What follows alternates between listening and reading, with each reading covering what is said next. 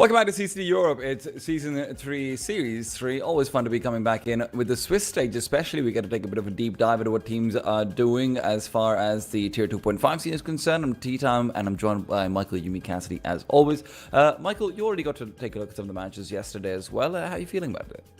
Yeah, I mean, just about as good as yesterday's matches. Of course, we got to look at some of the 1-1 bracket games, and today we're going to be focusing on that as well at the start of the day. So it'll be nice to check in with these teams, see whether or not they find themselves closer to those playoffs or whether they find themselves closer to demise within the group stage. It is kind of, especially, I think, a little rough for some of these teams that are floating and trying to gain some ranking points, considering some of the teams that actually find themselves in that 1-2 category. If you lose here, you're in for a worse time when you end up in that side of the bracket.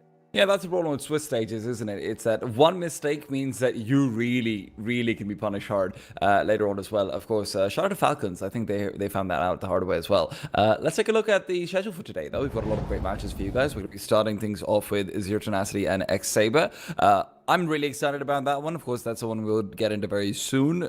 So maybe I'll skip the conversation around it. Partisan versus Favbet is following that up. Gunfire versus Dynamo Eklot. And Iberian Soul versus CYBERSHOKE. Iberian Soul voted fan favorites for getting a sticker because of how damn cool that logo is. Yeah, it's definitely an interesting one. And, you know, while we're talking about teams in the 1-1 bracket, those two games in the evening are both promotions through to those playoffs. So that will be interesting as well. So if you're keen, stick around for that. We've got a long day of Counter-Strike ahead of us, but yeah, that Iberian Soul team, people have been sleeping on it for a while because it's pretty good. They've done well in this Swiss stage.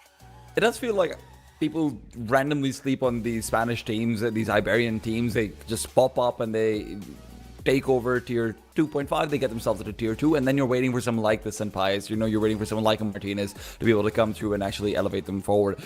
Maybe this is still going to be that season. Still, we're not talking about that. We're going to start things off with Zero Tenacity versus X-Saber. I'm excited about Zero Tenacity, Michael, because I know you know this, but I've been a big fan of Martin ever since the Fun Plus Phoenix days, and I really did feel like he was being hard done by not having a team for this long. I love this move for Zero Tenacity. I do think that this is where, maybe having a double support element between Avian and Simca was asking for a bit much, and Martin coming in should add a lot to the team as far as experience is concerned as well.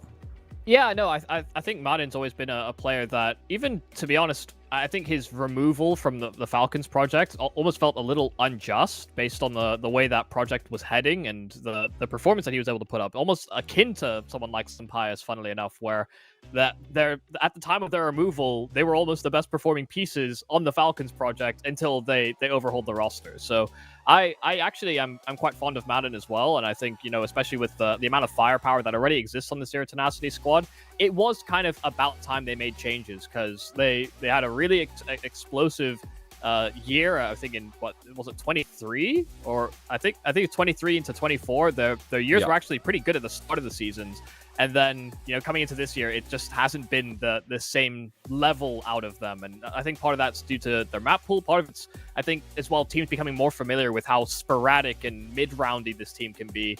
And adding Madden as an experienced head that can maybe shift up some of the decision making, especially on that CT side, I think it will serve to benefit Z10 down the stretch. I think as far as X-Saber is concerned, their roster is something that, maybe fewer people would be familiar with. Your Tenacity, obviously, like you said, so there's definitely been brouhaha around them about, like, hey, this is the longest standing core, 5 men together for 1,000 days right before they changed and everything like that. But why don't we take a look at the X-Saber side as well? Predominant familiar face that you also pointed out for me, probably going to be Naita, maybe Cricky for some people.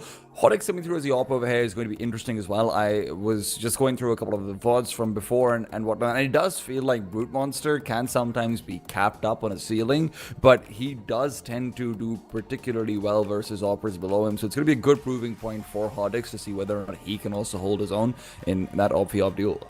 Yeah, I mean, this X-Saber team is just kind of a weird one for me, because I think as much as I like to watch the Tier 2 circuit and teams emerging, outside of once you get past, like, rank 100 teams, it becomes a little bit more difficult for me to have much of a weighted opinion.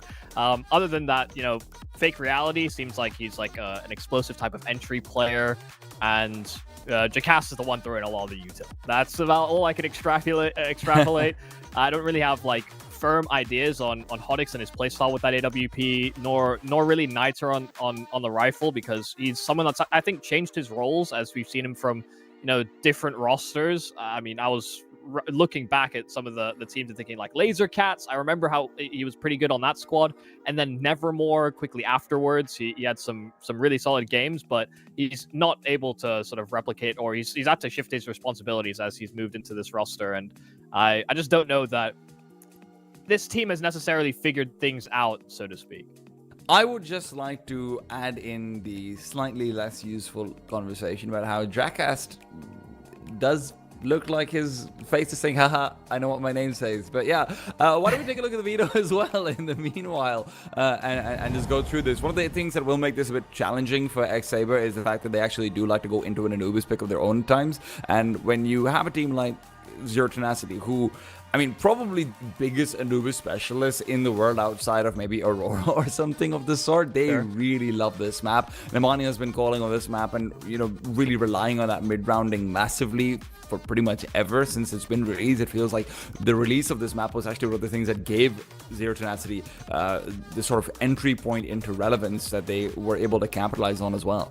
Yeah, I mean, it's definitely the map that has been their main hallmark, and it is largely due to Nemanja and his shenanigans. It's also, I think, the map that they just feel comfortable spamming when they're in the online circuit, just because they're so familiar with it that I actually don't know that they come in, particularly well prepped to sort of anti-strat another team, especially on that CT side. I just think they love taking odd timings, and they'll abuse you in ways you've not been abused on Anubis before.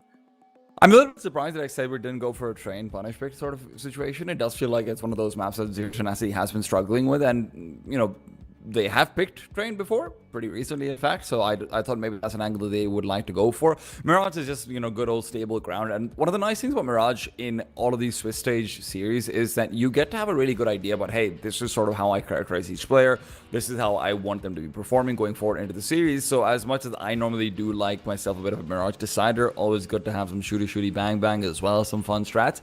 It's a very good tone setter as well within Swiss stages of CCTs and the like. Yeah, I firmly believe that, with the addition of Madden, as much as there's maybe been some difficulties for Zero Tenacity in the past on Mirage, this is actually a map I will expect to see dramatic improvements on with Madden and the sort of impact that he can have. So it, just has very stern decision making. Mirage can be one of those maps where you fly kind of blind sometimes on CT sides. And I mean, especially when we look at them on T, I don't expect to see any difficulties breaking into rounds when you've got the firepower you do on the C10 roster. So I think it will really come down to CT and how varied they can be in their setups, and whether or not Madden can actually have some of that more sort of higher end influence in terms of the temperament they display on whether or not they go for pushes or hold util for late rounds. That's the extra polish I'm hoping to see from Z10. And as far as X-Saber is concerned on the Mirage side, all we can really go off of, like we mentioned, is largely the stats. We've probably seen a couple of these players here and there. Nader should be getting aggressive on that CT side with Rifle. Hopefully you're going to see a lot of setup coming up for him. And Hodix will always be critical in the AWP. When the Train Decider comes down, if the Train Decider comes down, I don't think we're going to be able to give too much of a characterization of X-Saber on that, but hopefully we should be getting an idea of how things are going. And if we get to a third map, we're going to be in for a lot more information as far as that is concerned. We do have a head-to-head graphic for you guys as well, though. We're going to take a quick look at that in the meanwhile. Michael, what do you think about this one? Nemanja, obviously, big highlighted player. It does feel a little bit unfair to see him on like 2,200 kills, but it's also just a reminder of how many matches Zero Tenacity plays. And while I'm sure that Cricky is probably playing a lot of matches himself as well, it's probably not always in HLTV officials, things like that, lots of open qualifiers, etc., etc. X-Saber, this side is on the verge of putting themselves in that, grinding contention, but they're not quite there yet. Yeah, not quite a CS fanatic, Cricky. He's done his best to, grind along with the team, I'm sure, but you're right. There's quite a few squads that we have within this CCT that are just grinding hard to try and get as much VRS as possible. Also, just to try and get as many reps as they can. We've seen many upsets when we get to these S-tier tournaments, especially the major, from teams that are kind of currently engaged in the rat race. That you sometimes think that these tier 1 teams, when they're going event to event and they're traveling all the time, they maybe sit a little too comfortably and maybe don't prep the best for these teams that are a little bit more sporadic or are going to be far more anti-strat heavy than they actually get used to going to those big events. So I'm not surprised to see that Z10 are still engaged in that rat race the same way. Well, listen, we're going to go to a bit of a quick break as we're trying to figure everything out on the server as well. We'll be back very soon. Don't worry. It'll be just a bit. See you guys in about a minute or two.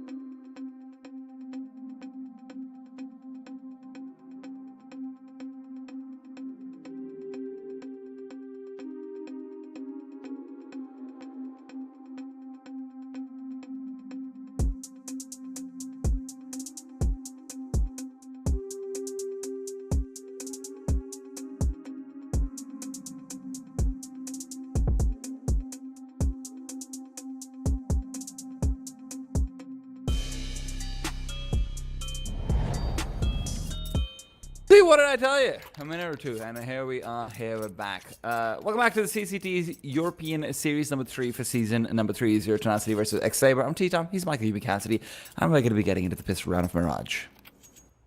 Yeah, keen to see how this one goes. I think, especially with the expectations of the Zero Tenacity roster, or the hubbub around them in previous years, less so this year, you would expect them to kind of breeze past a team like X-Saber, but hoping that they can punch up and prove to be a test. Avian is waiting out for the quick push through from the Palace waterfall. He's missing a lot of shots, not great. Fake Reality is quick to punish. Cricky does much of the same. And Zero Tenacity, who was set up for success, but tripped over their own feet. Yeah, that round sucked. I mean, nice exec from X-Saber and good punishment on some of these kills, but you see Zero Tenacity just whiffing everything. I mean, Avian has effectively 2 free kills. He fires off 5 shots from behind and doesn't connect. If he gets that first kill clean, there's another. I mean, the players from Ramp and Palace just were not looking at him. It really could have turned the round entirely on its head. It's not like Zero Tenacity didn't have chances, but X-Saber, they punish those mistakes and get themselves into a very comfortable pistol. This is a force buy for everybody but Brutes, of course, the AWP player, so saving that extra money for their first gun round. I will say, Michael, 2 players having black avatars on this minimap is going to get confusing. Oh, I mean, you should have seen some of the games yesterday. There was all 10. Well, you're just gonna have to remember where players are. Oh God. Gotta love it. Well, yeah, speaking... I hate that. I actually hate that. Hodek's not feeling too good about it, but now, a couple of ATs around him is going into 2 deagles. Now, they do reveal themselves, opening up the smoke. Hodek is going to be spotted. Madden takes him down. And he's got to go to recover the weapon. Crikey, in the meanwhile, realizes too late that Nemania's pushed through the CT smoke. That leaves things into a 5 versus 2. Nader's trying to take quick control over this B bomb site, but the long range Mach 10 is hardly going to do a good job over here. Brute Monster finishes him off, and that leaves Fake Reality here to drive him off to pieces. Had a great pistol round and a great shot in this one, but nothing beyond that. So, 3 AKs and a Galil taken forward. Why the hell not? I don't think you understand how upset I am. I do, actually. From the missed window smoke to an HE bouncing from the right side. And then looking left, yeah. And staring left. I can't believe that. When the viewers heard you say that, they're probably thinking, "Oh my God, why did they let Nemanja flank?" No, that's not that bad actually. The HE thing was interesting. I maintain, especially when you think about Counter-Strike players, when you see a bit of splatter on a wall from you throwing an HE or for seeing the trajectory of a flash or a smoke, to be honest, Counter-Strike players are actually very good at deducing where things are coming from and sort of diagnosing what the problem is going to be in the round. And then I see rounds like that, and I just think, am I wrong? There's so much evidence to support better decision making, and X-Saber just get destroyed. Maybe I'm just giving these people more credit, but no. Yeah, to be fair, over-glamorizing, perhaps. It is one of those things where I think for a team like X-Saber, you're going up against a known team, quote unquote, in Zero Tenacity, right? Careful now. Don't get taken down with the Deagles. Your comms are probably going to be a little bit worse. You're probably a little bit more nervy. You're probably a little bit more worried about everything. And in that process, you will have more mistakes. And some of them will be egregious naturally. Yeah. Kind of tragic that they have such a great pistol. And then they've now had pretty much back-to-back rounds where they get completely barrel stuffed. A couple chances to take some players down. But no way really into the round. Some good fighting there from Zero Tenacity. Even if the bullets aren't all connecting on these first bursts. They're fighting together at the very least. Yeah. Brute Monster was saving for an AWP, and he will not be allowed to get one. By virtue of staying alive and picking up the M4, I'm sure he feels very sad. Faster play out towards the A side seems to be the name of the game once again. Kyofo's here to receive. AK-47 at the ready. Drop downs will be coming through before the HEs can pop. And it is another clean round. Martin comes over, provides assistance. 5 alive all over again. Money, money, money. Could you believe this team lost the pistol? Yes. Because I saw it. Otherwise, probably not. It's just, I mean, it's so crazy because, winning the pistol and then losing the second round is obviously bad. But winning the pistol and then losing the second round where your opponent takes 4 weapons out of your hands. And they're all rifles. Yes, I mean, it's just free money. It's actually, Zero Tenacity are up a devastating amount.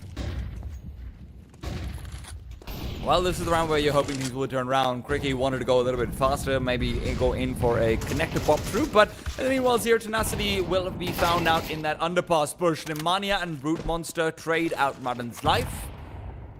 And that underpass bush, maybe the real success was just having Martin to be baited. Yeah, all these 3 players remaining on X-Saber as well are so split from one another. So it's not like they can easily transition off of that one traded kill. They can probe one side of the map too easily. They're in no position to trade off one another. So they will regather. Players seating positions over on B and middle. And I'll look to regroup with Jackass just chilling out in Palace. That smoke fades. He will have an opportunity perhaps to start peering through jungle. Perhaps get a sightline or some information on one at the very least. He makes a jump inside of Palace, though, which is a little peculiar. Something that's, I think, narrowly within earshot for Kyofo. It was definitely heard. Kyofo starts to call players over. Matter will be playing first contact, though, going out into a main, looking out towards that little Nico angle, though he's going to miss it. Matter tries to clear out Sandwich instead. Are we having another 4 alive round? The backstab's coming in. I mean, things are going from bad to worse, and, well, at the very least, Hodix will get one more. Small consolation. A little sad there for the flank. Killed the player in behind. There's an AK, but he shot it away with the Galil, so could have been 3 AK saved. Wow. Instead they have an AWP, so hopefully not too much of a difference. It sounds like this way it can give you a chance, maybe, you know, Tech 9's, Deagles, AWP on the other side, just freshly bought up. Maybe you can make a faster play out towards it. Beeline for B. That's why they call it a beeline. Incendiary will be interrupting them for now, and AVN is getting aggressive. They're coming through the smoke. Never a good idea. AVN doubles up with the A1, and that leaves Martin to play cover. And aggression coming out in the middle as well. In the meanwhile, Kyofo, rather Nemanja, be the one to take away Jackass' life. You can tell this wasn't just a clear decision that X-Saber had built in from spawn. They weren't expecting to get deep incendiary. There was a bit of hesitation on the deployment of the smoke. So much so that AVN not only gets that deep incendiary, but that is able to jump up via van to the end of the apartments. And had they had that built in as the protocol from the start, they could have potentially hit a timing where AVN is sort of caught in transition, but simply is not the case. They hesitate. And well, Hodix does get at least 1 kill via this Deagle. Second onto AVN will not be quite so simple. And it's a struggle, but he does actually wrangle an extra frag. Some decent damage, all things considered. That is still another Z10 round.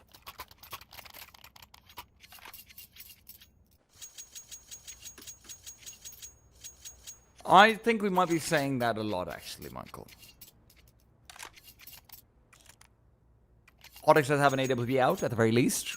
Got a pretty decent spawn out for A as well, so if you want to see him make a play, this would be the time to do it. Matter and Hodix both looking to get a little bit more aggressive out towards A main. Now, this is where, if you can find yourself that first kill with a boost, that would have been big. An opportunity for sure, but one that has missed out. Nemanja will be counting his blessings.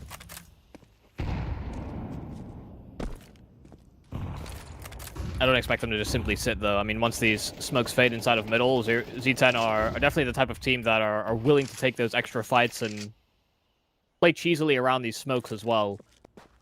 But, I mean, they've been playing, honestly, fairly standard. Outside of the second round force and the way they tried to aggress, nothing unusual from Z10 in how they're reacting. Like Saber are not stretching them thin enough.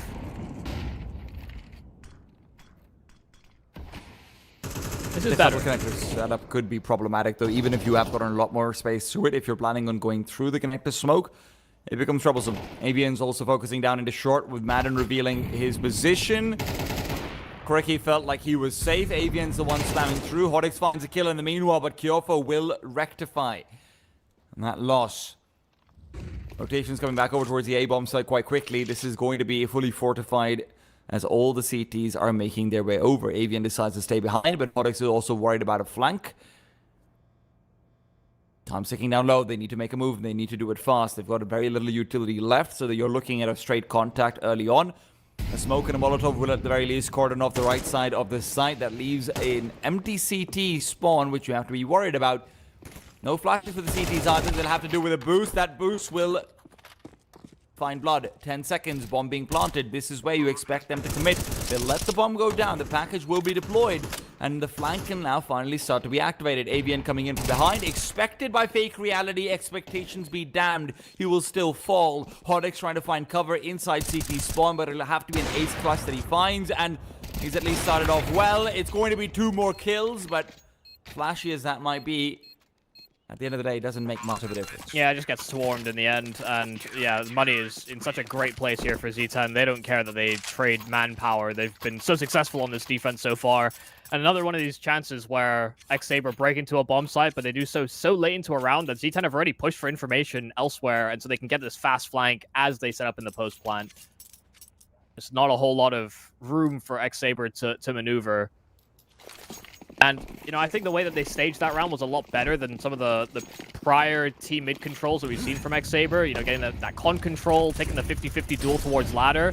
Definitely see it having more merit, but they're just losing a lot of these straight gunfights. And it's not having an extra layered flash in middle. Brute will capitalize on a secondary kill. It was Namanha that struck first. Well, but he struck him down. He's been struck out as well.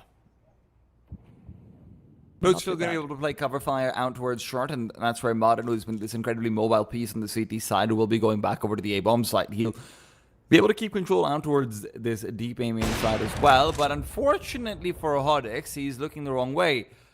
Maybe he was hoping for a little bit more cover from Nader, but not the easiest kill to find. Yeah, the thing is, when Brute's crouched and not on the tiny lip, it's actually impossible for Nader to have covered him, so a little unfortunate.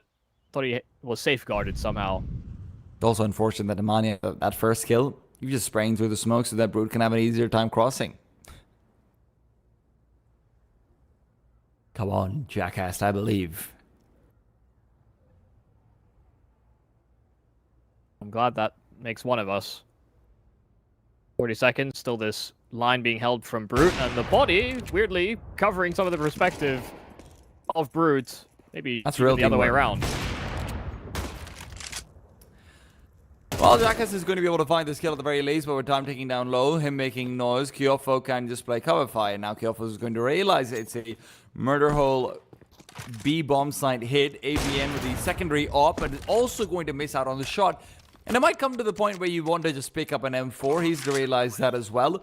1-on-2, Jackass has a real chance of a hit. Takes that first duel, almost gets himself back in cover, but almost isn't enough. Yeah, I mean, a curious decision there from Brute. Basically almost gives a chance for Jackass to come back into the round. I mean, he had, what, 25 seconds by the time he makes the bench jump to window. He has a player that's looking to reinforce short. They actually didn't need to show urgency to keep him pinned in position. When he's in a 3v1 like that and he has access to spawn, the 8 player can, you know, play inside of connector if he so wants to, and you can just play for the retake. But, you know, Brute almost gifting an opportunity there for Saber to have a hero moment via Jackass.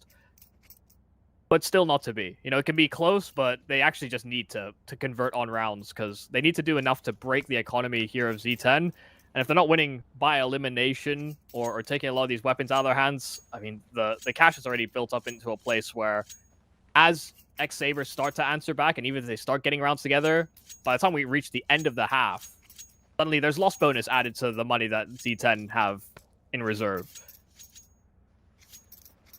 Yeah, they're pretty minted for the rest of this game. As long as they're not buying into double ops.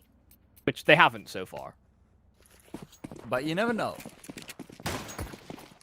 At some point, you really want to. I think it's just inbuilt into every Counter-Strike player on the CT side. I've got so much money. It feels like a waste not to.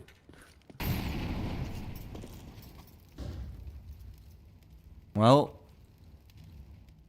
But now X-Saber are looking to set up for a more A-sided execute, by the looks of things. They're hoping that one smoke into window is going to be fully respected. No information plays out from short will be taken. And listen, it's working out for them. Now comes up the utility, though. It's going to be fast rotations for the CT side. Zero Tenacity are in position. Flashes overhead. But these flashes are very early. They're not going to be able to go through in time. Everyone is going to have full visibility on the Zero Tenacity side. And as now Fake Reality goes forward with the bomb, it is fully isolated still. Gets the kill on Nemanja, and that is important. Nemanja stays alive. And if they want a chance to contest it, they'll have to come through maybe an HE to pop open these smokes or something it. But the only one with it is far away. Nemanja and AVN still find two before the bomb goes down, and Brute just covering off CT spawn. Now, Fake Reality closes the distance. Nice to see that, but unfortunately, he loses his teammate in the process. 35 seconds. Is he really trying to go back to B? Even if he tries, I mean, Nemanja is playing so far back, just worried about the prospect of Fake Reality playing close jungle and trying to find an avenue to be that way. If he taps that bomb, I mean, Nemanja would be close enough by that he can potentially deny that plant from going through. And at this point, he has to start realizing that as well.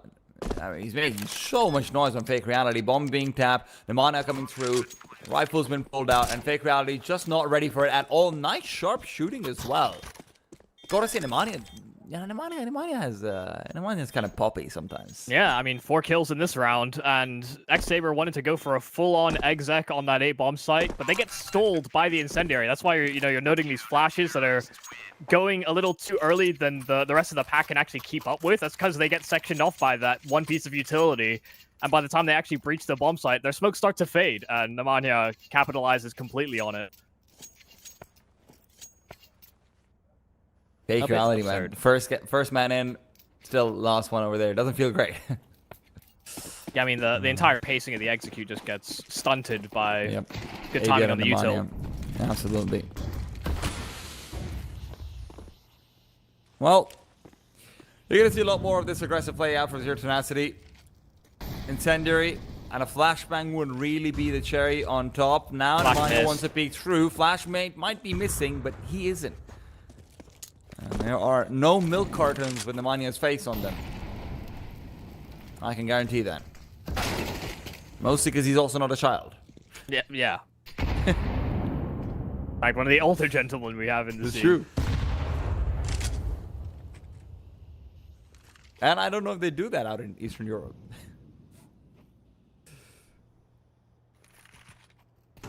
Look, this is a very good position to be in. Cricky's found themselves an advantage as well. And with another duel being taken, Nemanja taken down, AVN wasn't ready for Nader.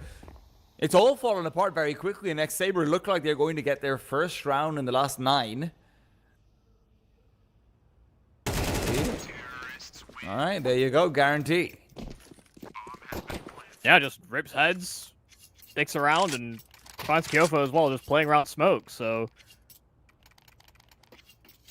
Don't really know that there's a whole lot to say there from X-Saber. They go into their mid control, and while they wait in the mid round, Zero Tenacity try and be a little bit forward and aggressive, and they get their heads ripped off. Can't say I blame them for trying to go aggressive. They've punished X-Saber a number of times before, doing that exact same thing. So it's just an instance where it goes the other way. It could serve to push Zero Tenacity back from going for the more aggro moves, but Madden decided to start underpass, and while he goes dink for dink, the AK will be better.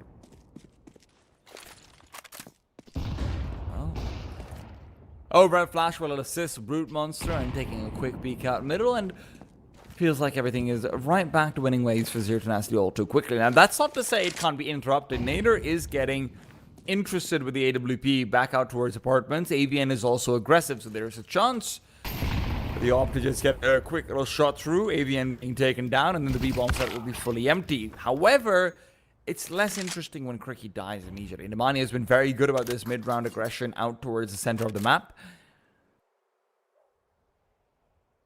And he will maintain. Yeah, I think that smoke was imperfect towards the bottom side of Con, so there was just a small gap Nemanja used to his advantage there. The smoke was about to fade, and you saw there was an attempt to cross behind it. Jackass will still throw some presence inside of middle. He is the one with the bomb, and with Nader on low HP and an AWP, Yeah. they don't have a lot of space. So this is a decision to save, it looks like. They have money to buy in the next round. They definitely do. Maybe a conversation to be had. Guys, they're kind of having their way with us. But what do we do? Yeah, it's just, I mean, this is, we'll be under no illusions. I think we tried to, talk about Z10 and maybe the expectations players like Martin coming into the roster that he will have and that the team will have in terms of, building upon the successes that they've had in the past. Whereas for Saber, they've not quite figured it all out. They're a team that's up and coming and hoping to make waves and make strides, but every lesson has to be learned the hard way, especially when you're in a competitive environment. I think they're learning lessons currently. Well, Brood Monster's going to find himself the first kill. That doesn't mean Nemanja is going to be deterred. Cricky thinks he's found a little bit more space out towards him. And little does he know that the captain of Zero Tenacity and the AWP are still sitting behind smoke. So, question is, does Nemanja still peek? Yes, he does. And Fake Reality is there to punish. Be a good timing here for Martin, though. I mean, he's hovered around inside of window. And Nater, just caught a glimpse of him, I think. I mean, you saw him turn about and face, ready to snapshot in, but Martin finds good timing just as he mounts the bench. Another kill will fall his way. Already 2 for Brute, and him spotting a player inside of Palace. A couple more swings at it, but a hard target. Oh, then it becomes easy. There she goes. Only Fake Reality left. This is going to be a 10-2 for Zero Tenacity. Look, I know I said that Mirage is supposed to be giving us a characterization of Saber. I hope this isn't it. And hopefully on this, CT side, if they're able to win the pistol round, if we can get a gun round or 2, we can get a bit more of this situation where they can wait for their duels to come to them. Zero Tenacity across a lot of this T side, feeling very confident, taking a lot of control. Modern changes up his positions like 3 times, 4 times across this entire first half. Nemanja is consistently getting aggressive. Brute Monster is asking for flashes and grenades and, going for all of these extra plays. It's hard to play up against a team that is better than you and knows it. Yeah, it's also, I mean, when we look at some of the past run-ins that Z10 and this core has had in the past, I mean, we're looking at 13-6, 13-3, 13-10, and then a 13-0. All in favor of Z10. They are in a different league, and there's certainly a lot of catching up to do if they ever want to come out ahead in this head-to-head. That core in Nater, Hodix, and I think it's Jackass from their time on Nevermore to then transitioning into Saber.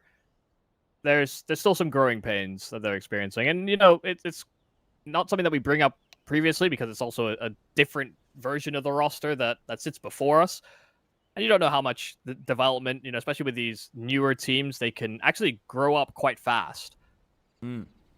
But that has unfortunately not happened here for Saber in this particular head-to-head. Not yet, at least. Not yet. One of the other things to also just keep in mind is it's a bit of a disservice sometimes to just say, Tier 2 Counter-Strike, because of how vast of a field it is very often, right? I mean, there's always teams from the Tier 3 that are popping their heads into it just now, and anyone who's wondering, hey, how do you differentiate between Tier 3 and Tier 2 Counter-Strike? I mean, for me, in my head, it's pretty clear. Tier 3 teams are the ones who have to come through open qualifiers every single time. They just started to make it there. Invitations are few and far in between, and they're making their way up. But when you start getting consistently invited, when you start getting, consistently in contention for, like maybe a playoff of a CCT, maybe if we're disappointed that you didn't make a playoffs of a CCT, that's where I think you maybe have crossed that bridge. Wait, so you're calling NIP Tier 3? I've been calling NIP Tier 3 for about 5 years now. That was before the open qualifiers. I had to stop. I had to actually sit down and be like, okay, you know what? I need a characterization. I can't get away with putting them in the same category as people like me who don't go through open qualifiers. Yeah, I mean, yeah, I have ambitions for that roster, but it's it's hard. It's hard out there. I mean, when you start from nothing and you're grinding your way up, it's hard out there. Started from the bottom, now we somewhere in the middle. Actually, pretty good job. Good job, guys. That's one of the hardest gaps to cross over in Counter-Strike these days. So we will be crossing over to that second half as well, and maybe CYBER can impress us with the pistol.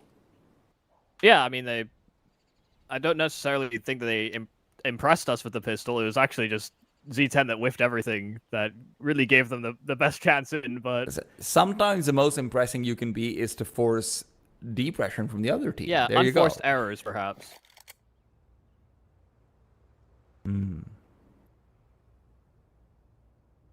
I certainly got a lot to answer for. They picked Mirage, and so far they've been getting destroyed on it. It was either this or Anubis, I guess. Well, like you said earlier, I mean, they also like picking Train. That's true. At this point, though, we're firmly on the Mirage train, and there's not that much coal in the engine left. CYBER better start burning it, and fast. Can they get some miles on? It's going to be a three-man start out towards the B-bomb side, expecting Zero Tenacity to go for Yeo Faithful. This Rush B? Maybe? No? Okay. Yeah, they're sort of playing 3.5 B at the moment, with Hodix still hovering around inside of the ladder room. He even tried to go through into from ladder to window, but kind of glad he didn't get caught just sitting inside of that hole. Minus will manage to find Nader early on. With them, they've got full access out towards connector. Hodix is not going to be able to take the peak. Of course, with his position initially revealed, he wants to take the duel versus Nemanja. That's a duel he loses. So CT is now really the last line of defense for this A-bomb site. Long-range fights with the USP are always fun to attempt, but only if you can actually get the kill immediately. Now, trying to retake, a little bit tougher. I mean, they still have a kit smoke available here for Jackass, but they're really going to need enough space to try and get that one on. Smoke pulled out by Jackass. He loses his teammate behind him, and there's a whole lot of missed shots. And not all misses here for Z10. Great round from Nemanja. I mean, 3 kills from that P250. Finds the 2 kills in middle. Finds 1 as well after the plant. Yeah. He calls and shoots a great game. No doubt about it. Telling you, man. Part of me did want, when we initially saw, oh, hey, Hooks is not going to be there for G2 anymore. Part of me was kind of thinking, I know this doesn't make that much sense, but it'd be cool to see. Get that Balkan super team together. It's just, I mean, his calling style it just won't work in Tier 1. I'll be completely frank with you right now. That's what everyone says until it does. I guess. Quick push up with USBs and they're dead. Mac 10s always have a fun time, and Brute Monster is one wheeling it.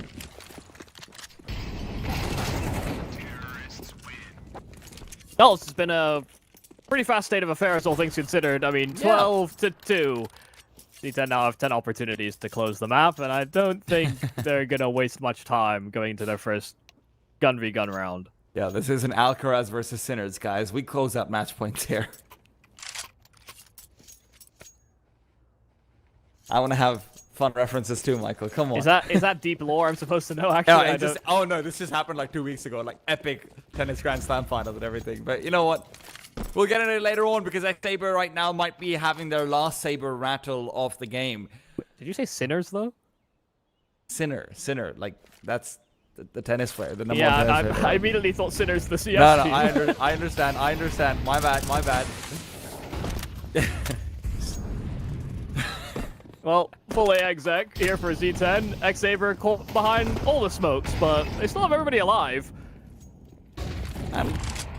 Look, Fan positions will be held. It's not a plant for default, unfortunately, so the plant will be going down. X-Saber can't do much about it. Are there going to be any flashes to assist Brute Monster getting aggressive? Maybe it's not needed. He finds himself one traded away. There's 3 more players where that came from. That's a lot. Pneumonia on Mountain already taking a knee. That leaves Avian and Kyofo in a very tough situation. At the very least, they do have a bit of a crossfire established, but only one of them is a real threat. Nice first kill from Avian, and they're still not on the defuse. Avian finds another one. He's done more than his job, and Kyofo will finish it off 13-2, Michael. I didn't think that one was going to go the way of Zero Tenacity at all. Yeah, every round is losable. 4v2s or not. I mean, a good retake attempt at least there from X-Saber at the end. But, I mean, they struggled throughout this game, and that did not change as we had to see these winning moments from Z10, many match points that they could play with, and even if they let that one slip, probably wouldn't have lasted much longer. I don't even really know what to say. I mean, some fundamental errors being made by X-Saber in this game, but you see just how unrelenting Z10 can be at certain moments as well, how suffocating they can be in the way that you establish map control. It's kind of become a part of their hallmark, and when Nemanja is having a good game, that's typically very reflective of how the game is going in general. It's always a good time to see a team like Zero Tenacity feel like they're the, just a massive favorites. They play such a fun brand of Counter-Strike whenever that happens, and that's exactly what we got to see. Now, that's not to say that's the only time we'll get to see it. We have another map coming up immediately after this. Anubis is a map that X-Saber are also pretty comfortable on. So, maybe despite Zero Tenacity using it as their home map for oh so very long, maybe we can still see an interesting comeback from the underdogs in that regards. Now, we're going to be going off to a break. We'll be back very soon with Anubis. Stay tuned, guys. Don't go anywhere.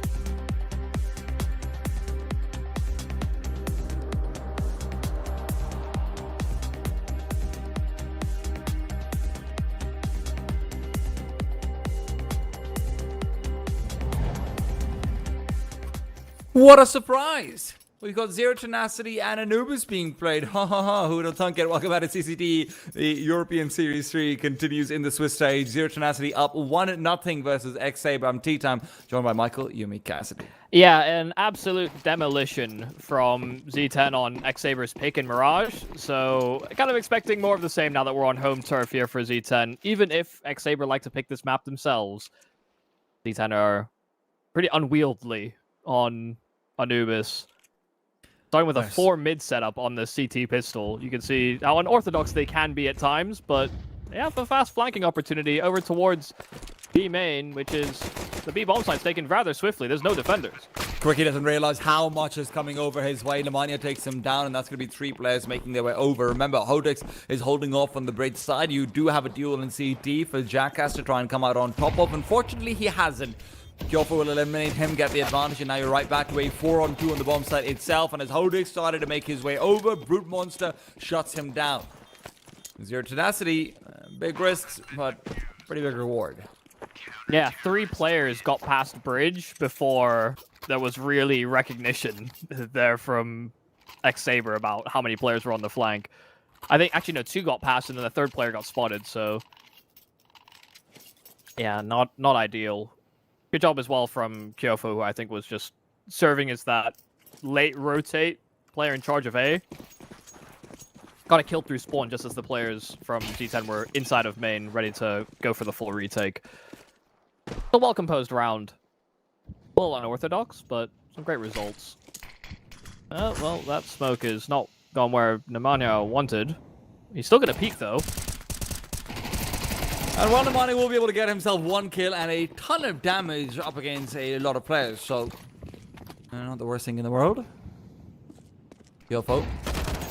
Never that much fun with an AUG when you've been flashed away from your angle and need to reposition. Not always the best weapon for the job, still good for the 1 kill, and Brute Monster can make his way over. Madden considers a little bit of knife action, but will decide against it.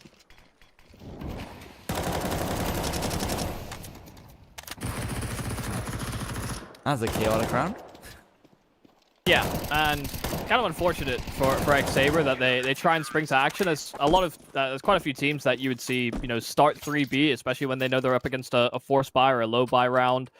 But not Z10. They split 2-1-2, and even though Nemanja dies, they run straight into that A play where they have a flash lined up from outside water, and they're hoping would just be that solitary defender that's either playing close main or, you know, could get overwhelmed trying to fight towards camera.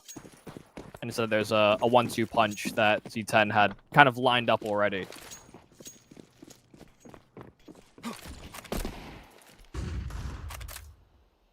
Now it's all about avoiding damage from the Deagles, and largely Zero Tenacity have been very good about that. Modern decides best defense is offense. And I like that decision. Seems to be paying off for him. I have to think this must be quite a liberating experience for Modern. You know, he's played on teams like Ents and like Falcons that at times were a little bit too conservative and could play very within a structure, especially on, you know, even these aggro moves. It would be very rigid, it often felt like. So a Z10 that are a little bit more liberal with who pushes and how and what timings you can take, the autonomy to make a call yourself. Yeah, it might be quite a freeing experience for him. I mean, I will always remember the Crystal setup Fun Plus Phoenix where Modern and Zen were sometimes just these insane pieces where, I don't know, you'd have strats literally designed to get Modern to knife out, rush with all flashes into like Inferno B-side CT. As he was a T side. He is a guy who likes to get aggressive, but I think he's been forced to or opted into making his game a lot more well-rounded, been very public about the fact that he said, hey, I don't want to be a star player. Even if I'm going down a level, I don't want to be a star player. I want to be a supportive element who can frag. I think that's where most of my value will be found. And in a team like Zero Tenacity, you know, which is strangely structured at times to enable IGLs and things like it, you can have interesting supportive roles.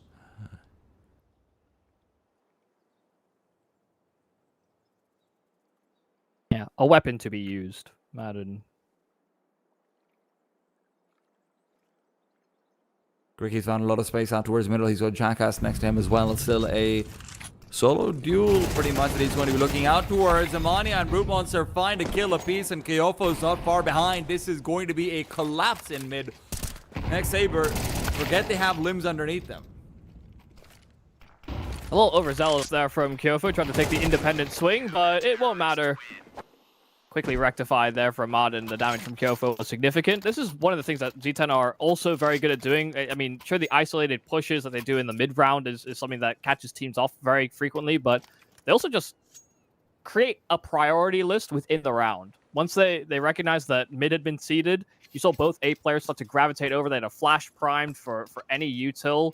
Even before it started bouncing off the walls, I think it's just nice that they see those fast reactions. That's why they're so comfortable, you know, snapping into this map pick in so many series, is that they kind of instinctively know what to anticipate and how they're going to react given those priorities in the round.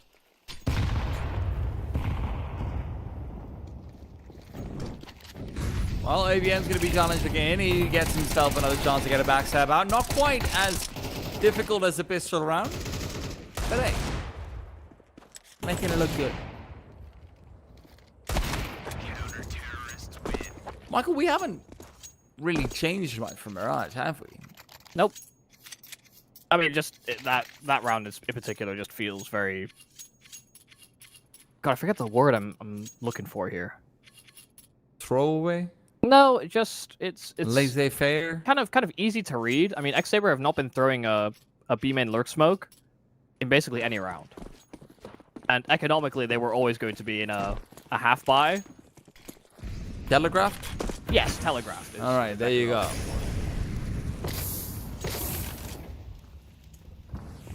But they have not habitually been throwing that smoke, and so Z10 react accordingly based on new util that's being thrown their way. Modern wants to get aggressive so bad. He hears this. He hears fake reality going through his Molotov, and Modern's not done with the one. 2 quick kills found, and like you said, Michael, liberating. Very liberating. Unfortunately, he's also had his co-anchor liberated. Yeah, down to half HP as well, and you could certainly do some encouragement, but Nemanja doesn't have a flash. There's definitely an argument to be made when you're on this low health that you can try and leverage that with a quick play. Cricky will go out clearing, but he'll go looking straight to dark where Madden once was, now no longer. In a jail, he actually loses Nemanja on the site, and as he tries to take an extra fight, expecting to get hard cleared, it comes back down to a 2-on-2. It's some good trades from Hodix to come out, but Kyofo wants to push forward in through the smoke. He's trying to line it up, but he's a little bit lost in the sauce, and Hodix is the one cooking this gumbo. Yeah, unnecessary risk. Brute comes in from behind. 7-0 so far. First kill will be free, but no, he won't collect on it. Hitting us with a little bit of that avian specialty. AK now recovered. Hodix has been low all round long, but honestly, these refrags out from B main, and then, you know, going into this quick little closer on the player pushing the smoke. Really nice round from him. Yeah, I don't necessarily think Kyofo had to make that move, especially when he has got Brute on the flank like that. And very quickly, you know, the plant would have been in, the bomb would have been elapsed for about 5-6 seconds by the time Brute got into a backstabbing position. Kyofo, all he had to do was either play safe or make presence. You know, either made sense. When there's smokes down, when there's a plant, you'll start to think about that flank. Usually when there's an absence of presence. Yeah, walking the smoke was a risk, so good capitalization. Nice chance for X-Saber inside of middle as well off of that boost, but they do get the space at the very least. You are having that space closed down on you because of this flank coming out from ABN, though, so if you wait here for too long because you're worried about the Brute AWP, you are going to have a knife right in your back. And ABN is priming that very knife up. First kill is good. That's honestly all he needed, but Modlin started to rotate back to middle as well. This call might end up working against him. They realize it, so Modern will be designated the mid player while rotations come out back to be elsewhere. This could honestly be a save call from Saber. I mean, they've lost both extremes. They'd have to re-clear everything in B. But if they find an attack avenue through middle, they could completely section off the two anchor players that Z10 have. But they need these 2 kills, and they need them quick. Well, they're going to find one of them, but they lose a lot of life in the process. Even just a bit of spam damage from Mountain would be doing it all. And, well, that's exactly what I was worried about. Kyofo now just waits. Cricky is a dead man. He just doesn't know it yet. And now he does. Knowledge is power, but not in this case. Knowledge is death. And maybe I'm missing something, but this is one of the problems with not establishing a default and having, I guess, tells of a default that you reiterate even if you go for round variations. Because X-Saber prioritized middle a lot more heavily, but Z10 took open space towards B, and I'm not sure if that was always going to be their plan from the get-go, but you know, I think the utility changed in terms of the initial volley that X-Saber implemented. See another round where they just deploy that B lurk smoke now, but that's only after the round has already gone by, whereas Z10 push it.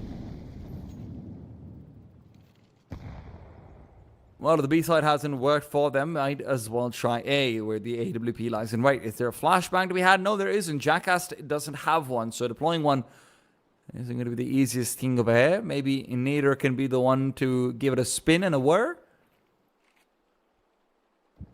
In the meanwhile, Madden starts to get aggressive into the canals. Maybe playing a role very similar to what AVN had going on for him before. Fake Reality looks like he's going to take a fully dry peek. The timing would be great, but Brute Monster is still allowed to re-scope up, and now they're coming through the smokes. Neither left alone, completely isolated. Cricky's found Madden on the push, but there's more where that came from. Nemanja also discovered Cricky, reading it very nicely, leaves AVN completely isolated. This island is feeling mighty threatening, but AVN is Jack Robinson coming through, makes his own raft. Gets himself used to the good old desert island life. And there you go. Well, I mean, Cricky had some great kills to find a way out from that A side to middle, but not going to be given much of a chance for more. The Flames were the ally of AVN, but they're his undoing at the end of the round. Nice 3 kills from him. I mean, I think the solid off angle, but even switching to the incendiary there can be sometimes questionable. You don't always necessarily have the space, but once he got that out of his hands, give himself favorable duels. I will correct myself. I said Jack Robinson. I meant to say Robinson Crusoe. My bad. It's okay. I don't know who you're talking about. I mean, I know who Jack Robinson... I think I know who Jack Robinson is. Jack Robinson isn't a person. Oh, there you go. Oh. She back out to Jackass. And Nemanja is there to finish him off. Modern, solid position to be nestled into.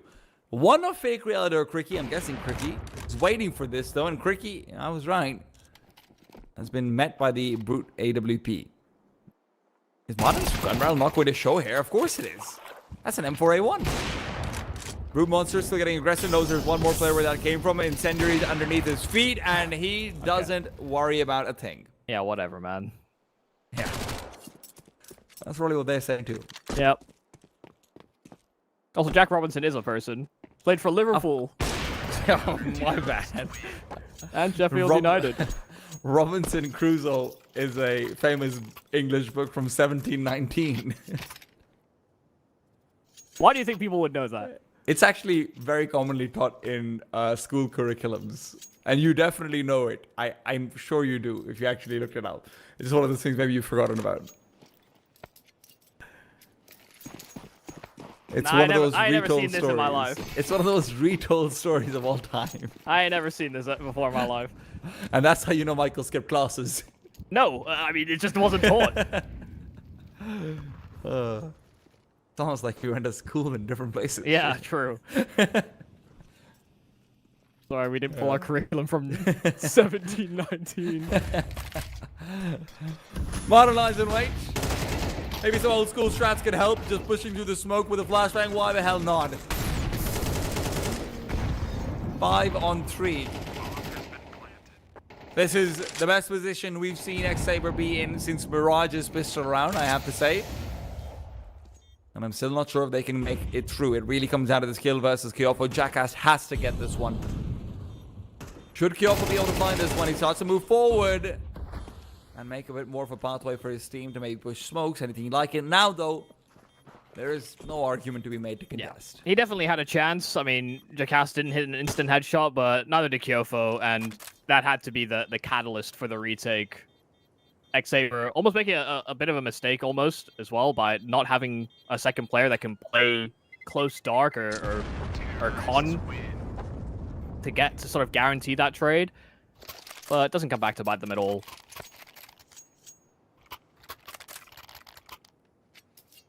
And so yeah, it's just kind of a quick B explode through that con smoke. Good news for them is that the flash hit on Madden, who was, you know, trying to body block the edge of the smoke, but when he was blind, he kind of didn't know how to react. He didn't realize he was standing in their way as well.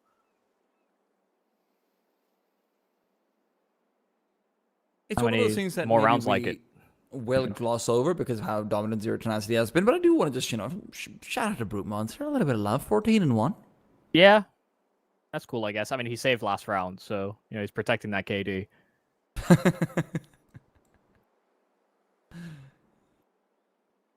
You think 14-1, you'd be more confident, but... I guess, yeah. Sure, man. Nah, conservative approach. I appreciate it.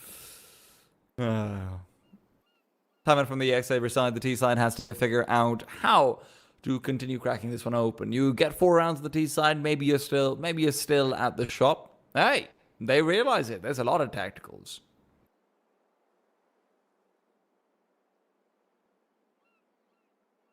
I really hope they get some return on investment for these tac timeouts, because I mean they're going to need a crafty solution to get themselves into a winning position. So far, the way that they've been trying to play out the early stages on this T side has been not very default heavy, but they're trying to prioritize a segment in the opening 20-30 seconds, and they're often pulling resources away from the extremities. I think Z10 are doing a great job of kind of reading the map and what util is being thrown each way and kind of figuring out where that target is and coming up with an appropriate response. So these burstier plays, these faster, more up-tempo movements that they can pull on this T side may just be the way to sort of get out ahead of that.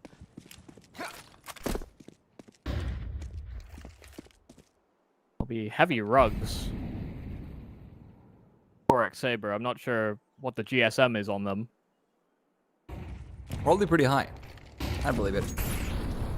Kyoffo's gonna go to Incendiary to stop anyone from running him down. He also follows that up with the smoke. Could look to reclaim territory, but decides against it. They've been disrespecting smoke before. Kyoffo lets Brute Monster play first contact. Always fun to let the Oppo go. Unfortunately, doesn't do much with it. Brute Monster shoots between players. Hard to do when there's so many of them, and there's overrun of the A-bomb side. It's worked out quite nicely. Now, the bomb's still yet to be planted. Those 2 kills will make it easier. Nader on the side, and there you have it. Xaber, another round on the board. Yeah, and another one of these quick bursts where there wasn't any early probing for middle control or outside of B there for Z10. Didn't feel necessarily confident to do so. I mean, it was silent all across the map. There wasn't a whole lot of starting T utility. And so Z10 don't find themselves in really ample position. Even Brute Monster, the way that he got to main was slightly delayed. Had to hit a quick flick and just didn't feel that comfortable between him and his sight manning, Kyofo.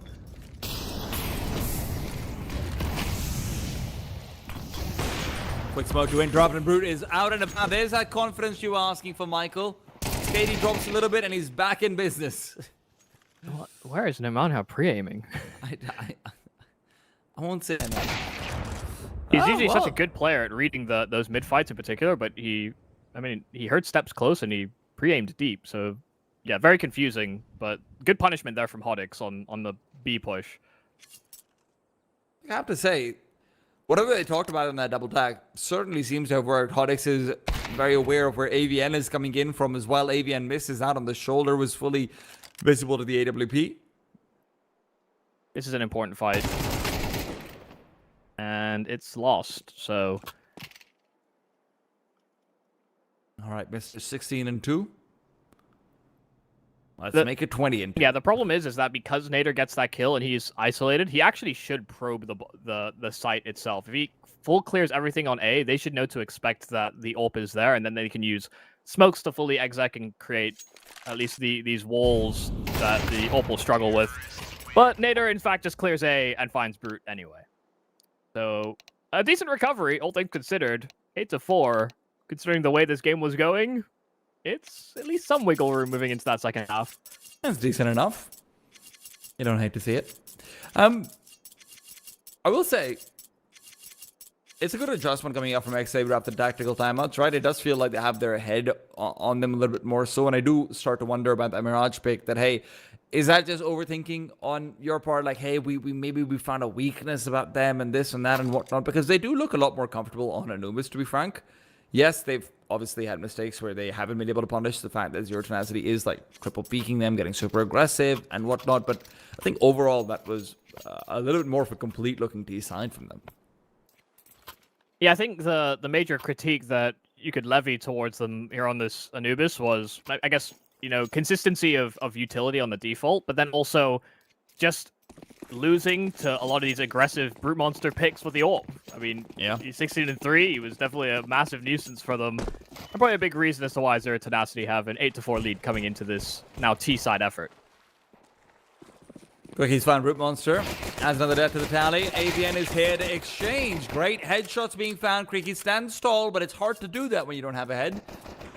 At least that's what I've heard. Oh, that's a really important kill to have found. No matter how, as he often is, just lingering inside of middle, catches a player on transition, and catches Jacast as well, trying to compensate for that lost ground. Only Hodix that remains, and that bomb has made its way straight to A.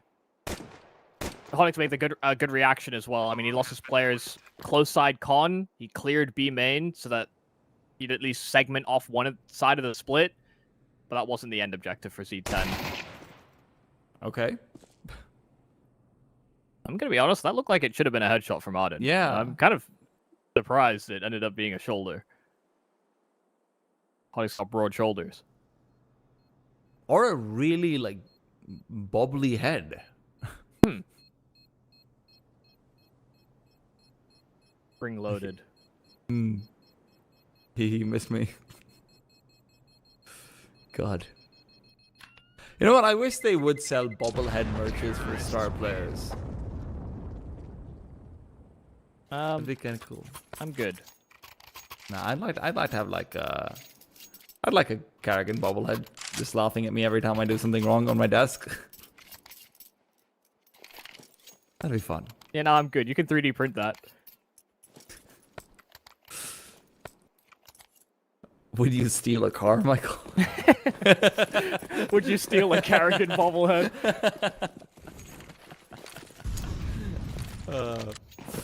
Fully got for X-Saber, and they are going to be looking to steal around. Getting aggressive out through A main with the help of a flashbang. It is Kyofo to receive. He's got the best gun for the job in the Galil. All 35 bullets primed and prepped. Buy some space out for Nemanja. Yeah, that's exactly the type of play I want to see from Extremity's player on a default. I mean, you get the early warning with the flash. He doesn't have to even spot check A main unless they wanted to dry walk it. Kyofo hears that flash, he just catches the first player and just immediately recedes. He knows his teammates have cleared some space towards middle and through towards that B-bomb site. And Kyofo doesn't overcommit, hunting the ecos, knowing that they're on USPs. Plays his life, plays position, makes it hard for X-Saber to overwhelm him. Yeah.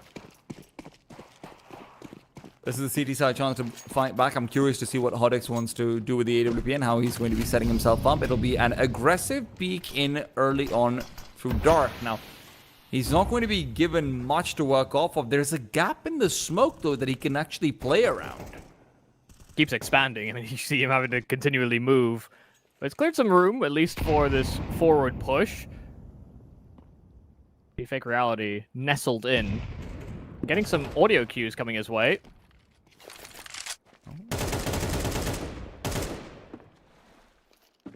The deep flash doesn't do too much. I mean, good for Fake Reality. Comes in from behind. Martin taken down. Nader also wants to take advantage of this extra chaos and make it actually a 2 versus 1. The problem is that Incendiary prevented that from happening. Kyofo cannot, however, win the consecutive single-man duels. This leaves the round pretty much on the shoulders of Nemanja. Hodix is in a great position to stop any aggression from coming through. The grenade also keeping them a little bit more honest. And as Nemanja starts to flank in, this is a waiting game for Zero Tenacity. They need to let their IGL strike. Quickie reveals Nemanja coming in from behind. No, he doesn't. They have absolutely no idea. And now Nemanja has positions on both players, but the T sides are waiting. 30 seconds and Hodix has to hold. It's going to be a smoke to be able to cover him off. Hodix should even consider pushing through. That's a deep smoke. And he even gets tagged through it. Neither, though, finds a critical kill. And not just the 1, it's the 3. Really great round from him, to be honest, in this one. Just holding his nerve from beginning to end. Yeah, and he was the one that was spot checking from camera to middle. I mean, he saw Nemanja running interference and trying to be this late mid lurk. So I'm really surprised that Quickie didn't turn at any given point to look back at Temple, but he's able to rectify at the very least. You know, overwhelms on the rotate and stops Z10 from getting comfortable at all on the B play. Just a small moment of miscommunication, but not something that's punished. The B burst. Fully flashed up. Fake Reality taken down. This is not looking good at all. Kyofo, the double back is going to be eliminating all CT presence. This has to be a safe call. I am sure of it. And how would you even try and retake this?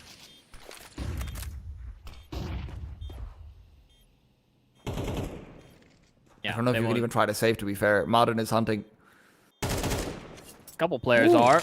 Nice kill from Nider, but you see Nemanja in a position where he might be able to snag this AWP. I mean, he saw him, and sure enough, gets his hands on a free orb. What a rat. Nemanja calling, guys, walk close B, go for the B bomb. I'm going to sit around middle and rugs and see if I can catch a player in the side. If you guys win, great. If you guys don't, I'm on the other side of the map and the bomb is nowhere near me. But creating an out at the very least. And this is part of what I was talking about with X-Saber on one of their earlier force buys, where they tried to go for a similar type of play, but they started with a B lurk smoke and had no presence anywhere else on the map. When you call it dry, I mean, if X-Saber aren't going to do anything on their CT side, we see a lot of teams be active on their defense. But if X-Saber play within the bomb sites, then you can feel very divided, very split, and those bursts become a lot more effective.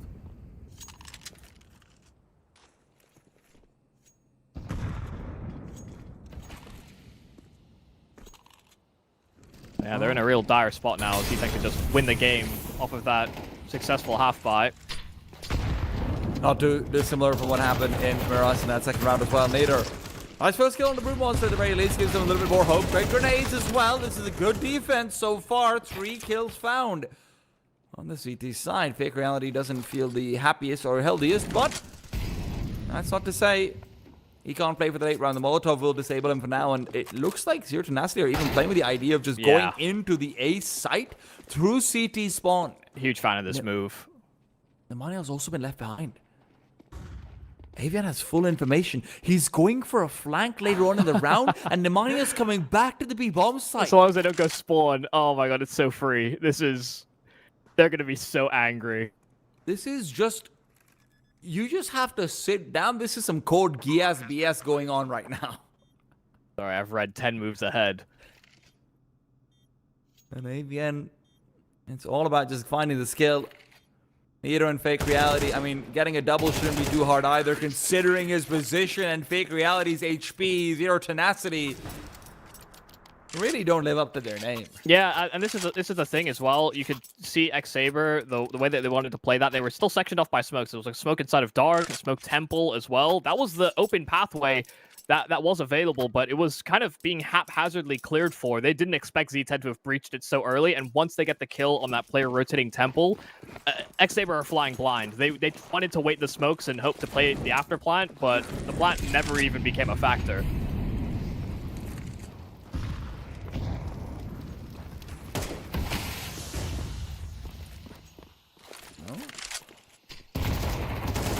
Jackass with the MP9 tries to find the duel while Nemanja deploying utility will take down Modern, but another attempt now made. The flashbang was perfect, but Avian is there to cover. Yeah, and Jackass didn't have the bullets. Now Avian, he's got the stones. I have to say that might not help him. Still, Nemanja, while running through the door, gets a kill, looks for more. Will not be found. There are better weapons to pick up than this, fake reality. A few littered inside of middle. Neither will grab his hands on that AK.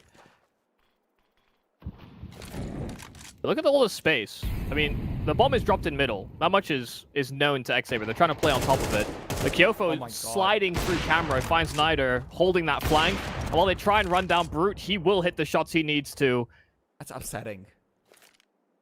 Step made by Cricky as well. I know where he is. And so Kyofo has him dead to rights. Z10, a quick 2-0 over X-Saber. I don't think we're surprised by the result, but Z10 getting away with classic Z10 moments. Look, we got some good stuff coming out from X-Saber at the very least in that. We saw some pretty good holds. Unfortunately, if you're going to lose that every 2 versus 3 and 2 versus 4, you're not going to see much more coming off of it. At the very least, it's not Mirage. I will say, obviously anyone looking at the scores is going to think, well, this was pretty one-sided as well. And you are right. Zero Tenacity was pretty dominant overall. But I think we saw some good stuff from Nader. I think we saw, a couple of good runs from Fake Reality and Hodix as well. Generally speaking, more promise shown than map 1. Yeah, I think that's the thing. We've seen, I think, a bit of a deterioration of Z10 in terms of the results that they've posted online. And some of that, I think, is actually teams recognizing that if you're going to punish them, it's actually, like, up-tempo plays. And I think if X-Saber, that was probably the most successful they were throughout this game, is when they were going for those faster-paced plays and calling things from spawn. And I almost wish they lent into that more, considering they just kept getting picked apart in their defaults throughout Mirage and Anubis, respectively. These are both maps that I expect Z10 to be good at by the end of the season, and, even going into the next season as well with that Modern Edition. And, that Modern Edition, I have to say, working out pretty well for them overall. Feels like he's quite comfortable in making his own plays. And where you're saying that, hey, maybe teams have been getting better at being up-tempo, that is where a player like Modern, we're looking out towards him to add that extra bit to their philosophy. Maybe, either by making his own plays, either by reading the map. And across both maps, I have to say, one thing that I'm very happy about, and admittedly, look, it's pretty one-sided, right? Zero Tenacity is a much better team than X-Saber. There isn't really much of a question about it. But even over here, I just like to see that Modern's being very mobile across the map on the CT sides. He's changing positions a lot. He's going for his own aggressive plays. He's going for information. He's also playing supportive at times.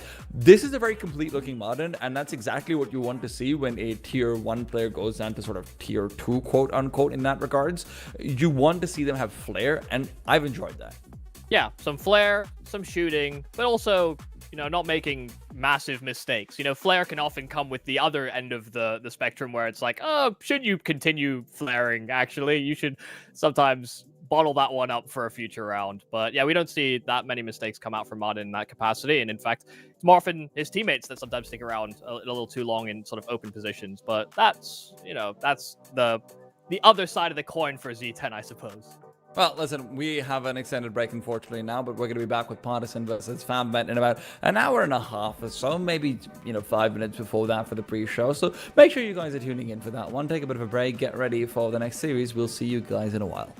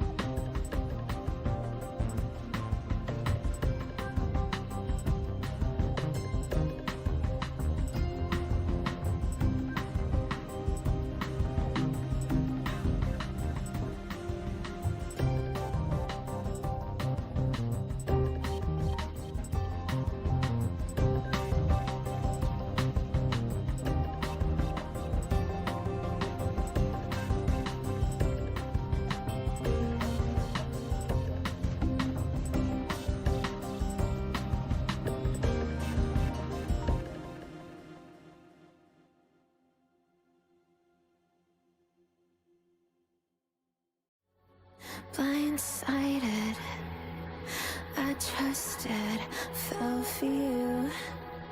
What a stupid thing to do. Blindsided, high hopes, but they fell away the moment you lied to me.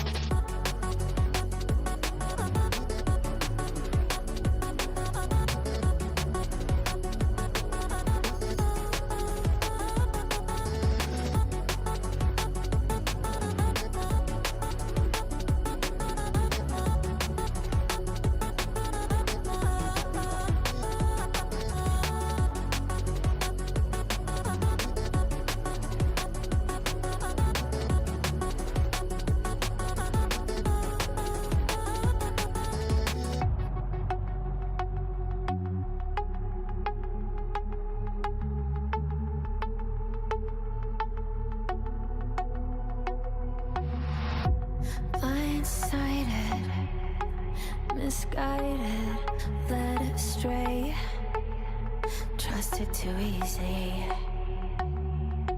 Blindsided, strung out on the smallest string, had me questioning everything. I don't know where I am now. Pedestal I had you on is crumbling down on the ground. It was all illusion. Where do I go now?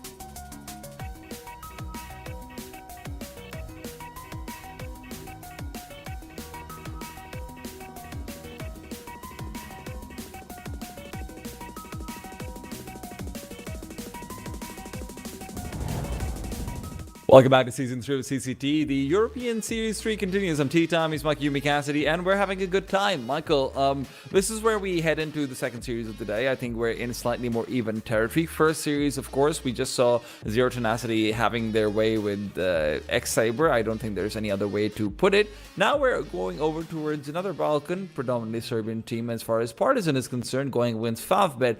How are you feeling? Yeah, I'm feeling much better about how this game should play out, especially, I mean, when we looked at that X-Saber game, I mean, we were expecting Zero Tenacity to really show that they were a level above that squad, and they did exactly that. So when we look forward to Partizan and Favbet, I mean, these are two teams that are both clamoring for basically similar positions in the world of Counter-Strike. I mean, at the moment, they are encountering very similar opponents. They've encountered each other a couple of times in the past few months as well. And for them, I think this is going to be a much closer game, and I think it'll be harder to forecast how the game will play out. And look, this is where I'm also interested to see whether they can keep up their form from the last series. If you guys weren't watching, then first of all, you missed out. But secondly, Partizan actually came second place. It was a surprise second, beating people like Paravision, doing really well overall. And it's their latest edition that's helped them a lot. But before we look at the rosters and maybe expand more on that edition, why don't we take a look at today's schedule? Because there's been some Counter-Strike played and a lot more to come. First of all, we started off with Zero Tenacity versus X-Saber. I think X-Saber would like to forget about that one quickly. Now we've got Partizan versus Favbet, as we mentioned. And then we're finishing things out with the 2-0 side of the Swiss Gunfire versus Eklot and Iberian Soul versus CYBERSHOKE.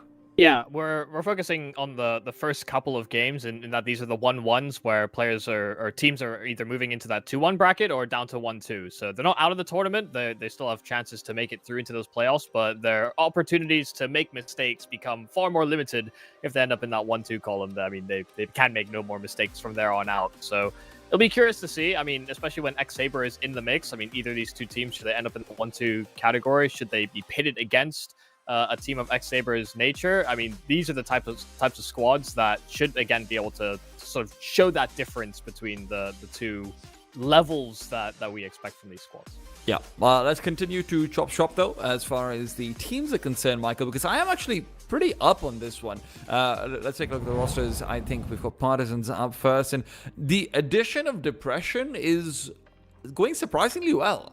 And listen, I didn't think I'd be the one saying that, but to be honest, it felt like there was this wave of academy players that were kind of left behind in a lot of ways, where, you know, they weren't really seen to perform and step up. I think Regali was certainly one of them, where it's like, hey, you can see the potential, hasn't really come through. I think Depression was another one, and he's been doing really well with this team. Yeah, and the good news for him is that he's kind of always competed within this region for him. I mean, so going back to finding his way back to a Serbian core is not sort of unusual, considering the twists and turns he's had throughout his career. He didn't actually even last that long in the Fnatic Rising project when it was a thing. So, I mean, I think he was only there for 3-4 months, if even that. But some people say, you know, Depression never left Fnatic fans. Yeah, well, they've been struggling in their own right, I'm sure. But Depression's been, I mean, he's been consistent. I think that's the big thing about him, is that he's never really hit the same heights as some of the other players from that Academy League. And so that's maybe why he did feel a little left behind. But he's, I mean, a solid sort of role AWPer. And I think we see quite a few of those floating around currently in CS2. It's something that Depression has had to become more astute and better at.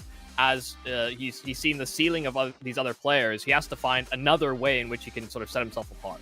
Yeah, I mean, honestly, I think even just going back to that last series and the performance and some of the numbers we saw from him, he might be at having a second win to his career with this home ground team, like you mentioned. I'm really hoping that they can continue to perform well, but on the other side is a side which has been together for quite a while, Michael. You were talking about this. It's Favbet, led by good old Bondik, man. Honestly, I'm so happy he's still in competition. Yeah, it's kind of strange to be talking about Bondik in our year of the Lord and Savior in 2025. It is quite peculiar that he is still floating around, but I agree. You know, it's nice that we still have these players that have so much legacy within Counter-Strike, and, you know, as Bondik has led many sort of successful teams and maybe hasn't been able to breach into proper tier 1 conversations in, I mean, coming up on a decade, really.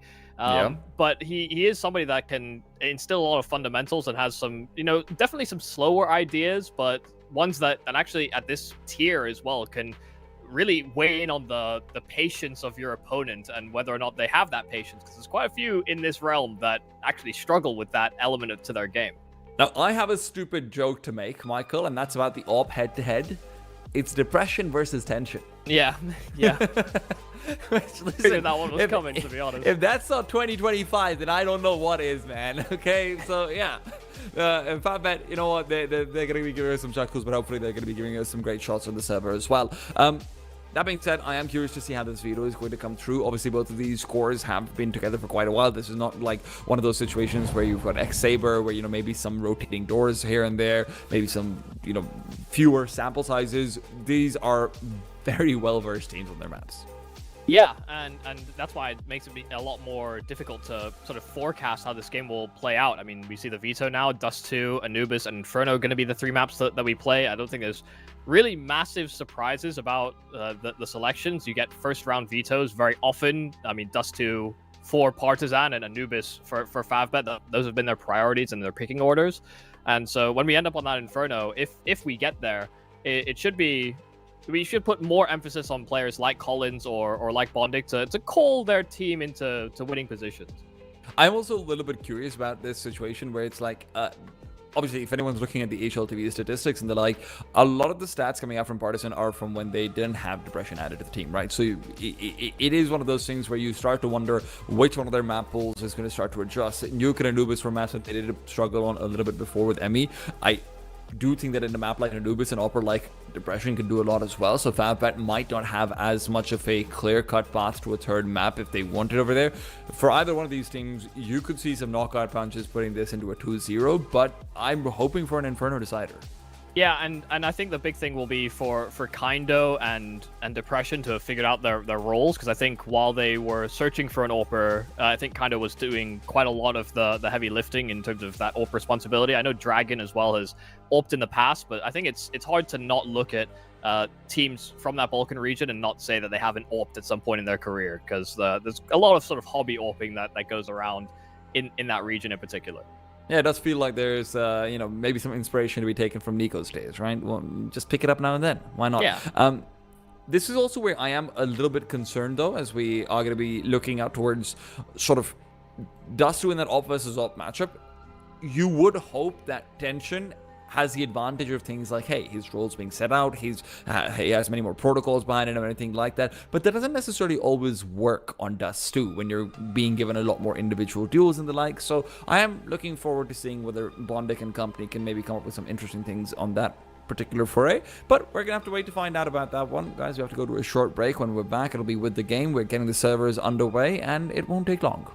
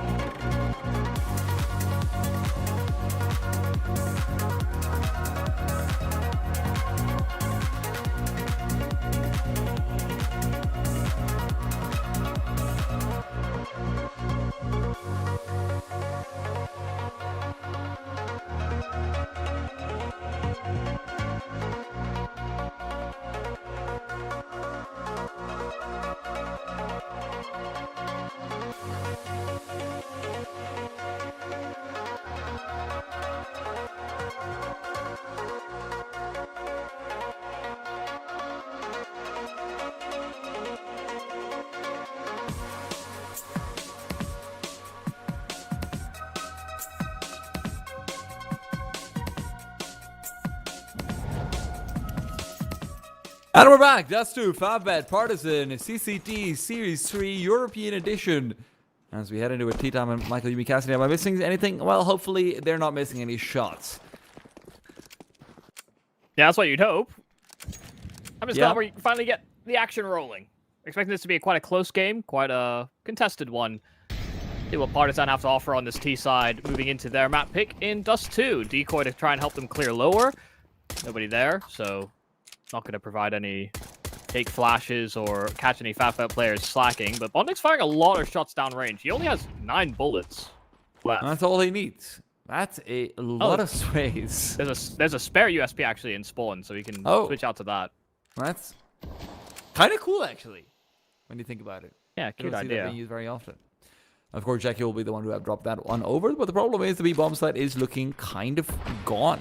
In fact, it's going to be a full retake. Jackie has to find a couple of kills over here, and he's good for the one. I'll give him that. But now coming out through the smoke when Collins is already nicely positioned outside towards window to play containment. 4 CT players are going to have to come in through spawn. Reroute back into tunnels, perhaps. No, they decide against it. Everyone is going to go through the B doors, Michael. They've got a singular flash. Bondik has that one primed and ready to roll. Depression spotted out, taken out. Collins and Vladen will fight back, but it's Collins at the back of the bomb side who's really providing that stopping power. And that's the problem with coming in with that quick flurry in through doors. You expose yourself to so many angles. Unfortunately, the gamble on the A site just not working out for Favbet. Yeah, and if it were a more conventional round, I mean, imagine that's a rifle round. If you're that solo anchor on B, oftentimes what you'll see is if they're playing close to those tunnels and they realize that they can get wrapped up the B ramp, very often they'll just force a duel towards tunnels or try their best to either tuck into a really safe position and hope to, I guess, pull the wool over the eyes of their opponent. But I think they came to that realization a little late. You know, Jackie probably should have tried to force a fight in tunnels and given another attack avenue back on that retake. But it was kind of damned if he did, damned if he didn't. The fact he got that 1 kill was more than you could really ask for, given the circumstance he found himself in, getting swarmed.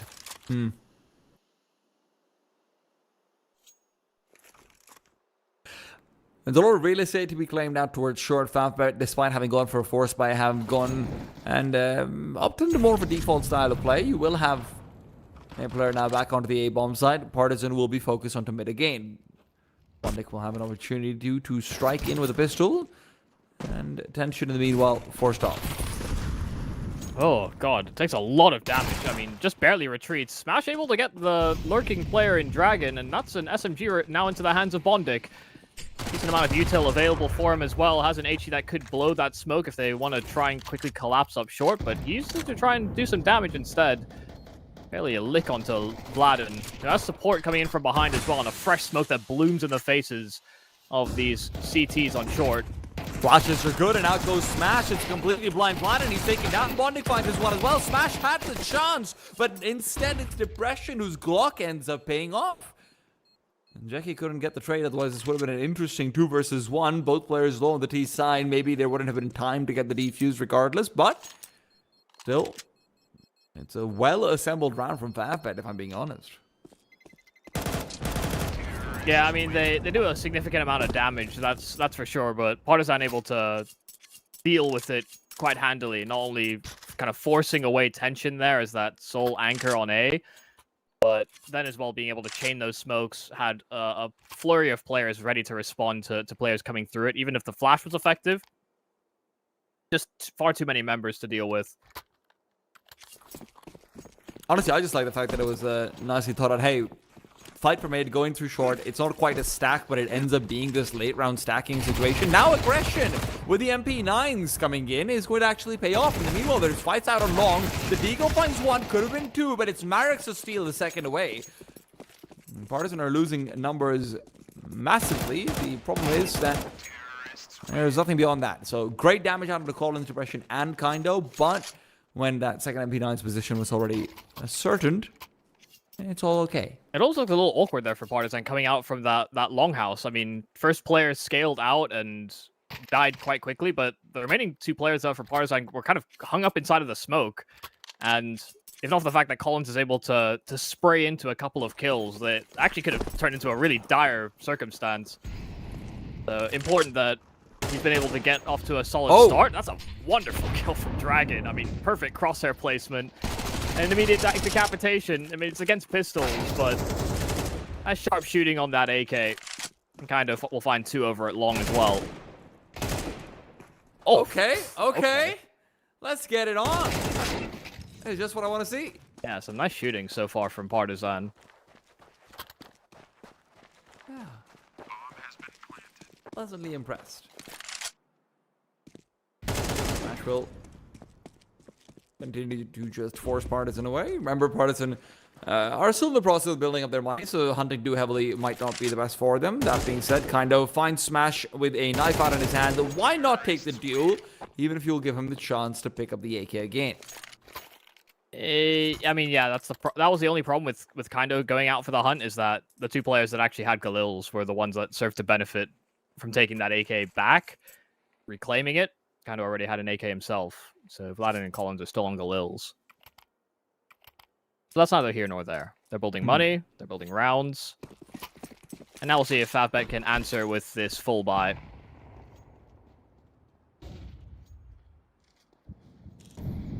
It is a lot of players out towards A long early on, completely abandoning middle, and because Partisan hasn't actually smoked it, they'll have a decent idea of that as well.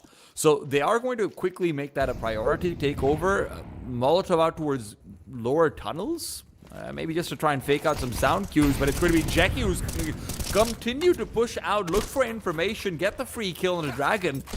Dragon was caught with his back turn, while Jackie caught with the utility in his hand. Vladin and Kaindo finding a kill apiece, and now it's time to split up the map. Mash has diverted from underneath the scope of the depression. He's starting to push through the smoke. He's going to be visible still. Great bathing. Isn't great screened at all. That aggression pays off, and now he starts to come in from behind, and Kaindo's completely unprepared, but the position is good. Kaindo will still get it done. The backstab is ready. He's expecting 2, but he won't wait for too long. The window player threat is still present. It's Bondik, and the Molotov forces him back. Oh, perfect awareness there from Kaindo. Catches him, and while he gets spammed right back, I mean, Collins plays up close and personal around that edge of that smoke. Tension is holding for it, but Collins goes out swinging first. And it will be a clutch that falls the way of Partisan. They were down that extra man. They were down on health as well via Kaindo, but that double kill brings Partisan right back into the round. Honestly, I'm shocked that Jackie's been given that kill for free after, you've got really good recognition on the Fatbet side that, hey, there definitely was only one player going out towards that B-bomb site. The fact that your first player out is, turning back, pulling utility, this and that, it's a bit of an oversight. Great recovery, though, I have to say, from Fatbet that unfortunately just can't be converted. Smash jiggling a little too wide. Collins was holding for it. And the Jackie Deagle is here, at the very least, showing some presence, but there's a pathway towards this B-bomb site. Kaindo caught by the flash. Will be an AK into the hands of Bondik, but the site has been seeded. All the meanwhile, is Dragon waiting for Marix to start pushing through. Bomb can be planted, but Jackie still gets the kill. In through the smoke, he's gone. He's disabled it. He's picked up a weapon as well. And with Vladin's position, no, Jackie swings out with the AWP. They should get on the defuse. They're actually hesitating. There's oh, wait, no no. bomb Actually, sorry, planted. the bomb didn't even go down. I'm sorry. Well, for sure that would have happened. Bondik spotted out Dragon as well. This round is suddenly basically impossible for Dragon. He thought he'd be lurking, maybe looking for cleanup, making sure that no one can get away. It should have been an easy peasy round. Jackie had something else to say about it. Saving makes sense here. Yeah, it'll suck given that they had a man advantage. They have the site for so long, and then they get destroyed by this sort of forward smoke in those B doors. Jackie's able to slide out and find one-on-one fights inside of the site itself while that bomb is getting planted, as well as a player that tried to run interference underneath, sort of on the platform holding window. Very, very... Honestly, just a great play there from Jackie to limit test around that smoke, given that this was a half investment round for Favbet. Could start to be a saving grace for them for this half. Yeah. That could be the difference maker. That one for the Partisan side feels like it was needed, even if you look at the 5-1 scoreline. Last few rounds have been touchy at times. I think when we look at these two teams, as much as I've kind of been, I guess, quietly keeping a sort of a curious eye on this Favbet roster. I mean, mainly for players like Tension. I'm not really too convinced by him as like a sort of emerging prospect. But players like Marix and Jeki have taken my attention from rosters of old, whether that's Marix with OG or Jeki and, you know, into Akuma or Iron Branch. Felt like an anchor that actually could kind of scale up as he got more experience. Yeah. Certainly felt that way. But they're definitely like a trial by committee type team.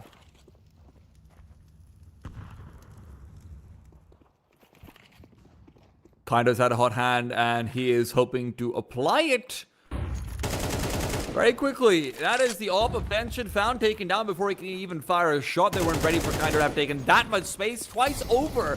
An opportunity missed, but still a massive threat established. Kindo is not stopping. And Vladin will push the limits, find an extra kill as well, just as they punch in those digits.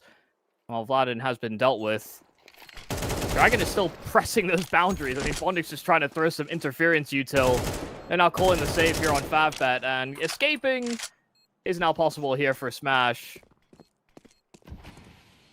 Honestly, one of the things that I have really missed about the Tier 2 scene is that it feels like we don't really get these like crazy, hey, everyone's just an insane rifler situations anymore.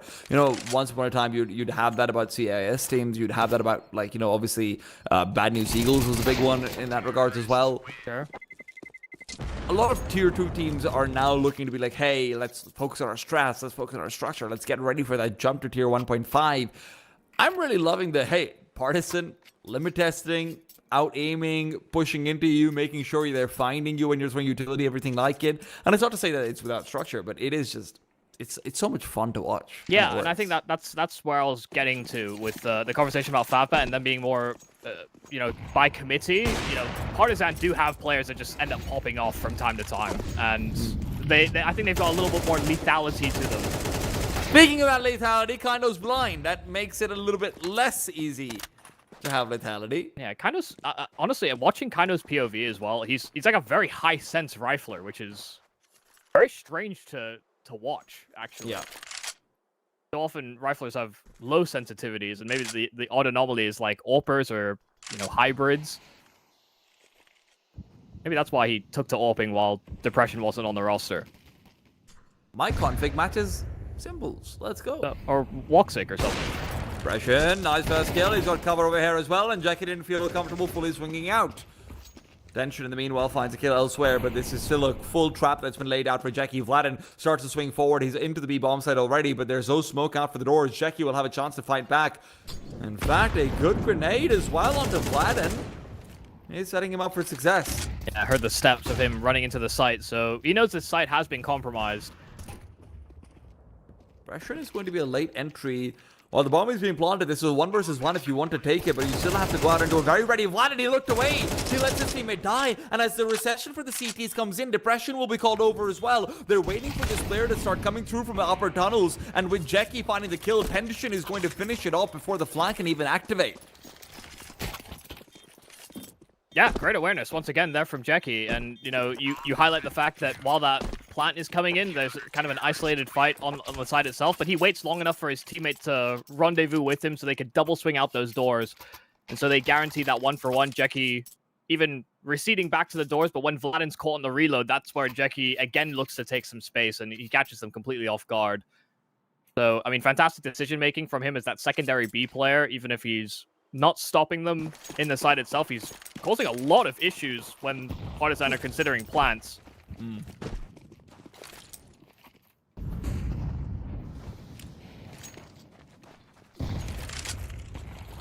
Now the money dries up here for Partisan.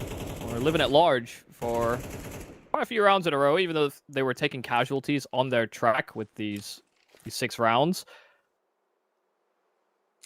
Jackie Head was felt just like spotted he above that smoke. had a chance with it. Maybe catch one off, but yeah, tough shot. I don't think he necessarily had the timing on the smoke down, because I think he maybe looked over it and then realized the smoke was fading. I'm curious about this long duel. It's going to be incredibly critical. Short might end up taking first contact over here. They're at least threatening it and hoping that it'll be distracting that car player. Tension is certainly zoned in, but out on long is where the first fight comes. Kaindo will find Marix and take him down. Now the A-side player's attention is split. They don't know where to look and they're being brought down. Tension, quick shooting, quick thinking, but not quick adjustment in the position. It gives Kaindo a chance to come out and double up easily. Is he pushing through the smoke? No, he decides against it, and that could be the wrong move, because now comes in Smash from behind. Smash made noise, plenty of it. This is just going to be one of those maps for Kaindo, it looks like. I mean, he's been ripping heads from the start of this map. I mean, he's 13-5 currently. That's a 4K that he finds in the round just gone by.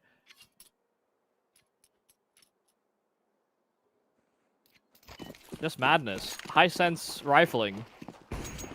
Headshot machine.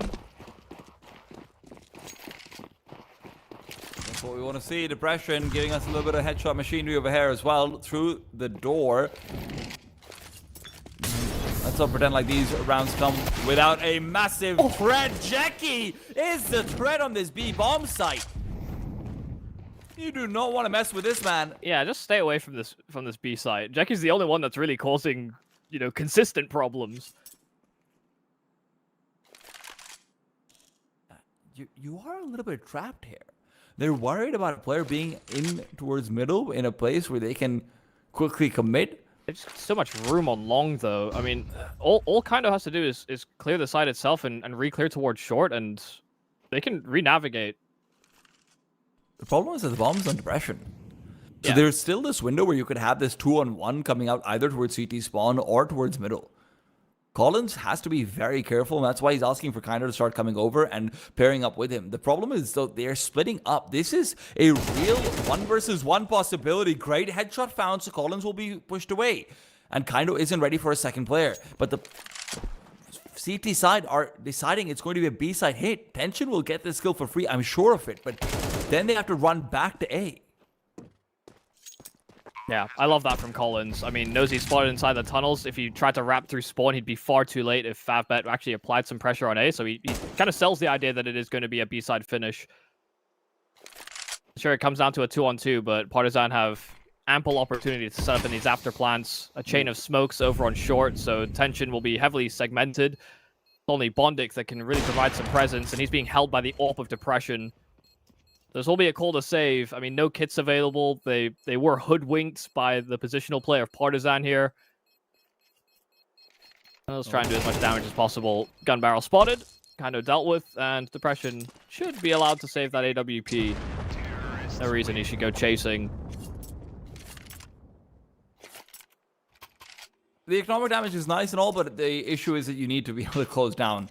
Jackie gives you those 2 big kills. After that, you see a way where this could work, but not being able to get that 2-versus-1, splitting up, going for these independent 1v1s. Again, it brings you down to this 50-50 call between both sides, and the information that Collins is giving them, this sort of false flag that he raises, it works brilliantly.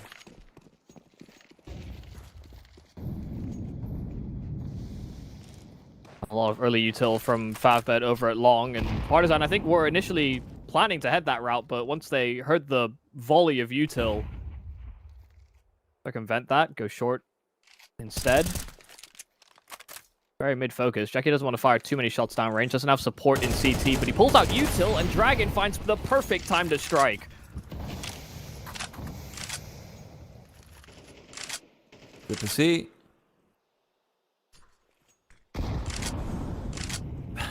Bit of a team night out on the Bondik is not going to be making him feel too happy. Dragon reminds him it could be worse. Could be an AK shot to the head. Smash and Tension will respond.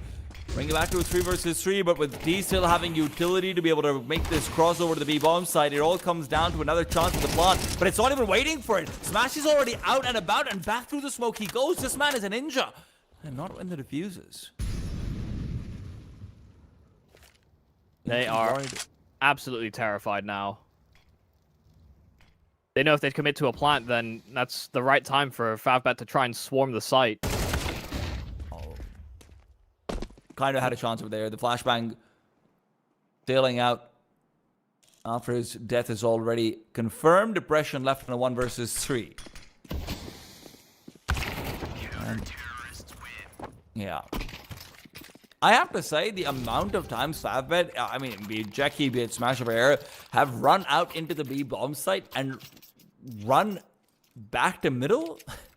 It's kind of nuts. No, I mean it's nice that they do it that way because they're really just using the resources that they have. I mean, there's a smoke available there for tension in that moment, and you kind of wait for the flashes to come out from CT as well. So he gets a smoke down, he uses that smoke to sort of mask his approach, and then he had the flashes as coverage. And once he got his kill, he knew that players were going to be recovering from that blindness. Just got his one and dipped right out.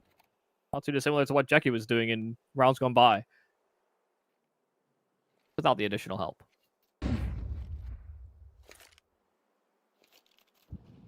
Full scale up through short is certainly a choice. Partisan electing to make it off the back of their poorer buy. Tension's in a great position to deal with this one. There's only 2 flashes out for the T side, so getting the full crossover is going to be nigh impossible unless they just get a really ridiculous shot. Now, that shot will not be hit initially. Collins taken down. Tension. First kill is all he's happy with. They have incendiaries to delay. Partisan not in the best of places, but Jackie should be in a difficult spot. That HE makes it a difficult fight, but he does end up winning it. Bondic still playing cleanup, and it's brought it back to a 2 versus 4. Kaino and Vladin fighting fast and fighting hard. Vladin now still alive, looking for number 3. And he will not find it. Favbet confirmed their 4th. Yeah, that worst case scenario would be if Marix died, because Vladin could have made this a whole lot more interesting. Jackie was low health, but yeah, a recovery here from Favbet, 4 at least within this CT half. It really did feel as though Partisan were just shooting better in this T-side campaign. I mean, they were aggressive. They were definitely hunting for those duels. They were going for faster timings that Favbet weren't anticipating. And it was only really when they tried to go B as consistently as they did that they encountered any sort of consistent difficulties. And that was largely due to some of the protocols that Favbet had, but also just Jackie and some of the shots he was hitting. Yeah. With the one round that they play towards A that they don't succeed in on the side of Partisan. And you can partially blame that on their buy. Yeah. Going into the second half, though, you do wonder if Favbet are going to maybe power up, right? Like, you know, as much as we're saying, hey, predominantly it's Jackie who's doing most of the work, Kaino has been, you know, he's not been alone, but he has been, like, really pulling a lot more than just his own weight in some of these entries, and how fast he's been in how much space he's willing to take completely on his own just with a flashbang to help. Yeah, he's been doing a great job. Might not translate to that CT side so much so. I mean, Partisan are a team that like to be aggressive, but you know, CT they'll try and aggro on timings. And I wonder whether Favbet will keep that consistently in the back of their mind, or whether they'll do anything to counteract it. Gonna have to wait and see, and kind of hope that Favbet can get the engine roaring on a few more of these pieces as well. I mentioned Tension making that B-Doors play. It was actually Smash, so I'll correct myself on that. But a couple of these players that are willing to make those plays to bring you back into rounds, that will be what's necessary for Favbet into this half, given the scoreline they encounter.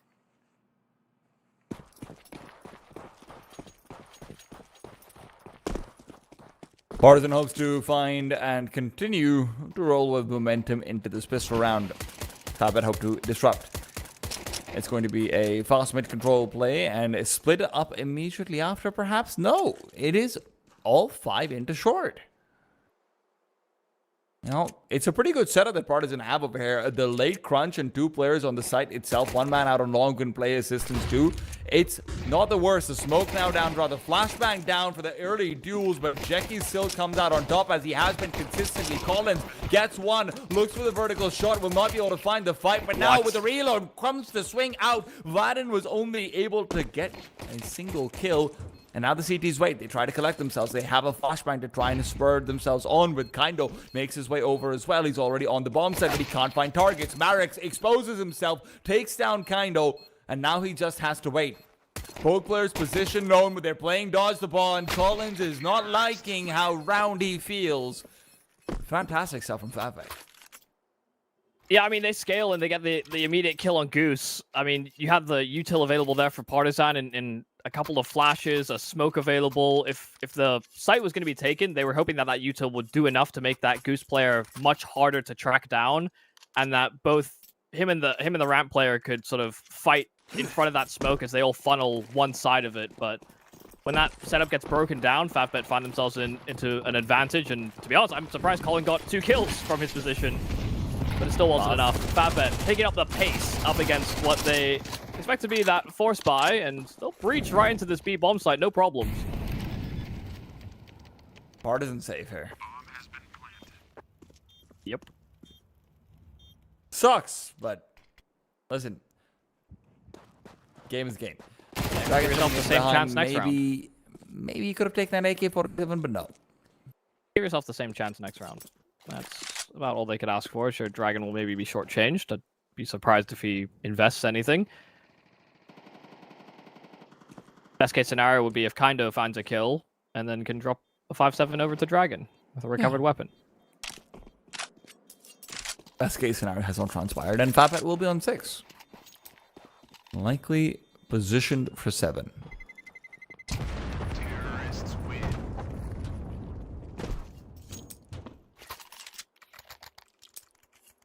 I appreciate the conviction they went through that round with, at the very least. Sometimes you can be a little too hesitant, especially when you're against scouts and 5-7s. You know, you could see stacks on long.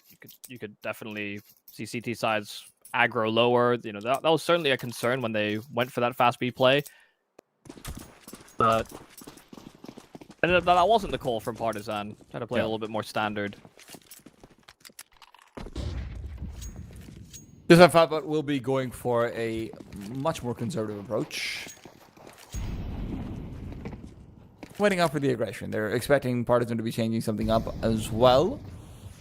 And honestly, Partisan are doing something very similar to what we saw coming out from Fatbot earlier on, which didn't quite work, where Depression got the quad kill out in short. And they're getting ready for the crunch into middle. That one flashbang that Collins has is all they will be able to use as an initiating device. Vladin is getting close. Dragon is pushing up. In through the smoke he goes. Dragon's taken down. If there was a time to strike, this would be it, but they can't use that flashbang. Collins is leading the charge. I'm not sure whether they were planning on that, or if it just ended up that way. It seemed like players wanted to fight, and then others were fleeing. Saw Kindo retreat from short, as his teammates were still holding deep positions and still fighting. Didn't seem like they were quite all on the same page about how they were approaching that. It did seem like you were right. You know, they kind of wanted to go for the crunch, but when Dragon got found out for free, it seemed like there was a half call to cancel and half to continue with the plan. Doesn't matter. That was kind of a throwaway round. I mean, it was the force buy from the round gone by, and now they're into proper weapons, all for Depression, M4's on the whole gang.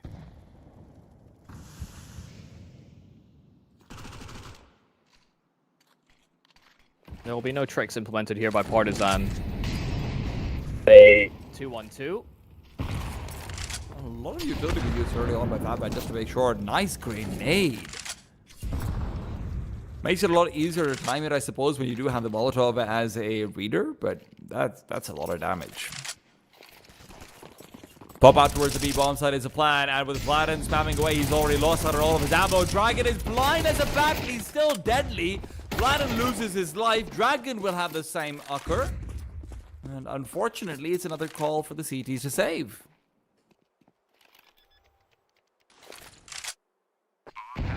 Yeah, I mean, just getting swarmed and caught at the wrong time. I mean, Vladin sending all his shots down range was far from ideal, especially when the pace of the hit from Favbet was never going to allow him space to get that reload out and have any impact. But a lot of weight on Dragon.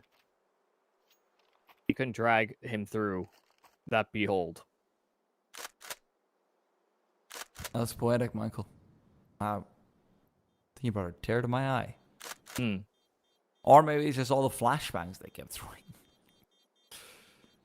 You never know. Fantastic start to things from Fabit, though, overall. They've had really good timings, even over here on the B-bomb side. Just, you know, using all of that early, the double Molotov out towards lower tunnels and towards short, obviously, just to make sure that there's no way to get reliable information into lower tunnels. There's no way to have anyone go for a mid-round play into the lower tunnels. Partisan have been forced to use a timeout. Yeah, I mean, understandably so. At the moment, Favbet are making some good calls. You know, you're right to highlight that, and it's definitely kind of leaning into the strengths of both the teams. I mean, from Partisan on that T side, it was, you know, quite a few bailouts, some good entry work, a little bit more pick based on the way that they were creating opportunities, whereas Favbet are collecting themselves at these right moments to spring in for quick execs. Minor differences. The early staging of the round is fairly similar, but you can see how stylistically the calling can differ, even if the success is the same. Yeah.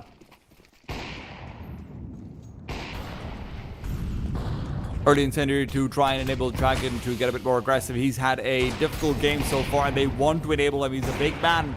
But right now, Depression is the one with the big guns and getting the big kills. Early double is responded on. Depression maybe blowing up more smoke than he wanted to.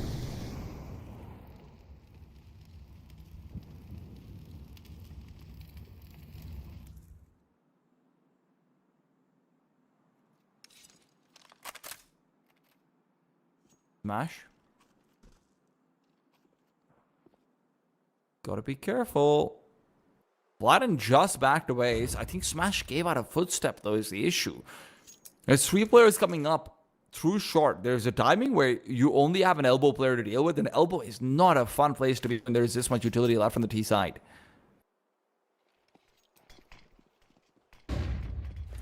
Collins not even looking for that initial fight. Dodging the flashbangs, using the incendiary. Great timing, going just buying time and space for the CTs. Is our rotating Dragon. Wow. Will find a kill right through the smoke. Collins will get a quick jump up as well through Vladin to help out, and there you go. I thought that was going to be tough. Yeah, all it takes is a couple of these fights to go their way down middle, and, you know, suddenly Favbet also have to just fight consistently back from that man disadvantage, and by the time they breach into that A-bomb side, they're just getting swarmed. I mean, Partisan had sort of already a bit of a cheated rotate, but they get there very quick to respond to Favbet. And they never feel safe enough to plant. They barely breach the site itself.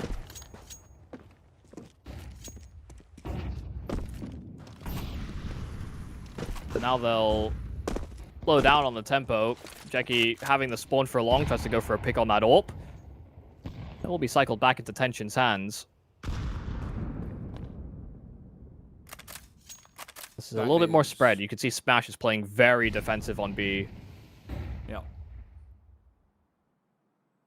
Dragon is going to be looking to explore out, and look, he spots the head, but that's bad information. He doesn't know how close Smash is. He's going to be expecting that outside B player to be all the way far back. It could end up being a 2 versus 1 double swing that he's just not ready for. Now he realizes it. Now he has to recede. This timing works. Yeah, it's perfect for Dragon.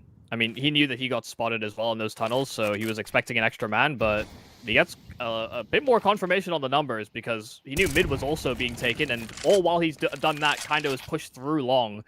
So they've got a pretty good assessment on the resources being set up here by Favbet, and the timing, the lineup for Kaindo is perfect, and even a 3rd kill found onto Bondik. No time for a reload. He tried to switch for that AK, but a little out of arm's reach. The bomb dropped and spotted inside of middle, 4-on-2. Favbet could even opt to call for a save here. What an incredible play made over there.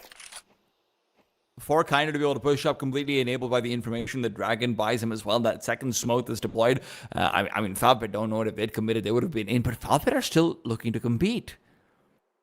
They don't really have much money. 12 seconds of just hiding Yeah. short. I was worried about that for a second, but no, you're right. No, but the great round. Obviously, spotting out two players out towards the outer B tunnels this late into the round, that's a great sign that, hey, they're going to go for a crunch back into upper tunnels, likely with a player from LT as well. We've had that deep smoke. We can have this push through and start to get ready for the counterplay. Kindo's in great position. Fantastic lineup. Yeah, it's basically he has two lines of thinking. They're either setting up for a mid-B split, or they're setting up for a full B exec. And once Kindo actually clears everything in middle, he knows it's not a split. So knows to focus in on those tunnels. Yeah, it's very well assessed there by Partizan. Pass a play out towards B, perhaps with the AWP. Well, it's been met. Tension meet depression. One leads to the other, but depression leads in this one. Jackie. Early grenade. That's been eaten largely by Smash behind him more than himself. Smash is also then finished off by Dragon through the smoke, and Jackie's completely alone. Might have had a damn good hand of things earlier on, but he is not going to be even given a chance to fight here. CTs know it's all about delaying. The bomb is not nearby, and I do wonder if that becomes a factor later on in this round. Well, it's just a little suffocating, though, isn't it? I mean, Favbet are poking and probing. They're trying to take these bigger risks, and then they're getting wrapped on. I mean, Dragon was right behind Jackie on his short progression, and while he tried to pull back, gets caught. And yeah, the fact that bomb is so far away, the fact that Bondic is so low health as well, this could be another move to try and save, but you could see Dragon is still probing, hunting for this extra player, and the damage will add up onto Bondic. It's a little labored there from Dragon. He does pull through. Open Marix's possession should see the light of day into the following round, but it's another shutdown from Partizan.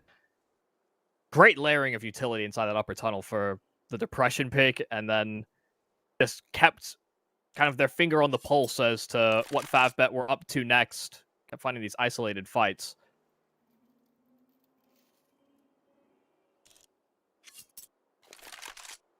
The long wait really doesn't feel good, especially when you see the time ticking down. You've been dinged, you've been eliminated. He looks for that loss bonus, and really, it's not very much. This is the time for Partizan to try and close. Yeah, as soon as he knew he got dinged, he wide swung because he would rather die within time, which is, you know, kind of a sad state of affairs. Does at the very least equalize their money, I guess, on Favbet. Not having to try and retain an ult for 2 rounds. Hey, you can just not have an op, I suppose, yeah.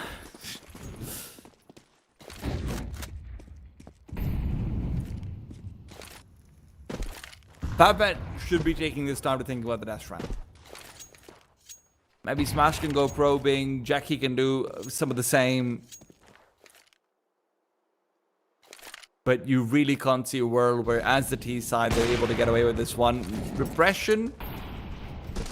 Difficult angle to hold on to, but shot has been missed, and Collins will be eliminated. Jackie is somehow a different player with the Deagle. That player is still dead, but he is different. Yeah. Still provides them with an opportunity, perhaps. A little weakness over towards A, but they hear that rotate through spawn. They know there's more here. That HE does a lot of damage. They tried to set up for a run boost. Poor guys.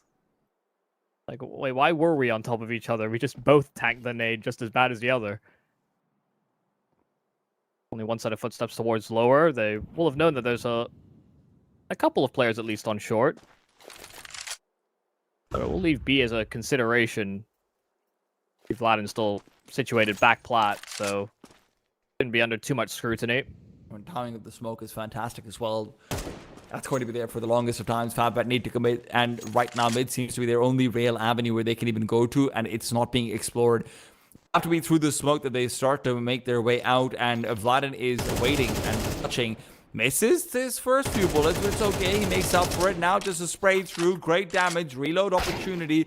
And as he repeats, that's where Smash is ready with the Deagle. Dragon. 3-man spray. Yeah, I mean, lovely shooting. knew that there was going to be some time urgency there for Favbet. Again, they wanted to die within that time so they can get this full buy. The all-out intentions possession now. But 4 chances here for Partizan to close out their pick in the series. You see, they're just a little bit more independent. I think Favbet are, trying to set up for trades, trying to play together as best they can. But a map like Dust 2, if you have players that are succeeding in those independent fights, the map shrinks. Pressure's in a great position, doesn't matter, Jackie. So damn sharp. Takes a grenade as a reward, but he's going to remind them he's got something a little bit more powerful than that. The taps from Jackie are brute forcing this map open. Yeah, giving them more than just a few chances. I mean, this should be an instant call to save here from Partizan, unless Vladin's somehow able to time a backstab or, whittle down the numbers, but there should be no opportunities for it.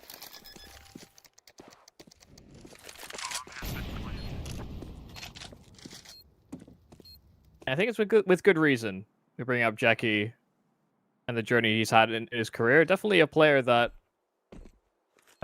can be sharp, but honestly, I think what attracted me to him during his limited time on Akuma and Iron Branch was just good decision making, usually. Yeah. It's the kind of players who you look at and you're like, yeah, you're definitely going to be an anchor forever. That's not a bad thing. It's actually really good if you can identify a sharpshooting anchor in like the tier 2.5, tier 3 space. That guy's worth his weight in gold. Yeah, it's a specialized role, and it's become more and more valuable as we've, the game has matured more as well. You see superstar anchors that, you're not expecting them to get more than like a 1.05 rating, but those kills that impact wins you games. I wouldn't say Jackie's necessarily been doing. Jackie's not necessarily been doing, anchoring. He's been trying to pry bar rounds open, so a little less his wheelhouse, but still good at it. Still got the aptitude. Absolutely. Aggression on mid will be quickly rescinded. All they've tried to do is set a depression for another duel versus Jackie. Now, he does dodge out a lot of that early damage. Jackie's going to be able to get away from most of the HE damage as well. He is in quick pursuit out towards short. Looking for another pre-fire opportunity. It is between him and Depression. 3 players out towards the B bomb set as well from Partizan. They are so concerned about another B side hit. They've been really trained by Favbet to be worried about those.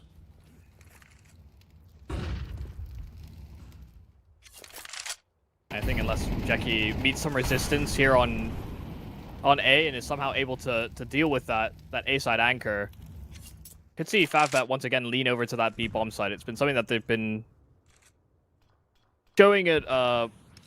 I guess they've been encouraged to go there a number of times, and they've found some great success. But Partizan had 3B, and they flash into that upper tunnel, so they're getting a lot of information.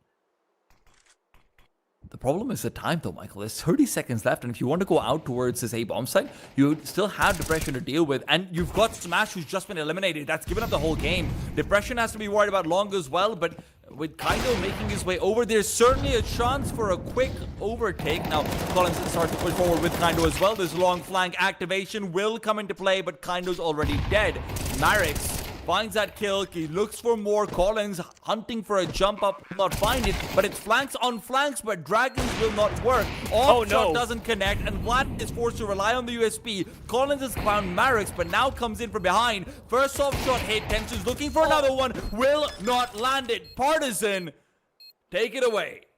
Oh my goodness. I mean, such a back and forth round. A number of ways that it could have come up in favor of Favbet. I mean, they execute the right site, even though the information was given away. Partizan couldn't do enough to sort of react to it in time, and there were a couple of shots that were missed, some critical ones hit by Partizan at the end there. I mean, kind of a sad way, I guess, for Favbet to lose it, considering that was a contentious round, and almost a situation where Tension could have won the clutch as well. So, I mean, a close game, and definitely what we expected coming into this series, but by and large, Partizan were leading from the front with how devastating that T side was. Players like Kaido really taking over within this map. Absolutely fantastic shooting, and maybe that's something that should have been expected if you're going to be confidently picking into Dust 2. But on the other side, we do have an Anubis coming over. We have to take a break before that, though we'll be back after just a bit.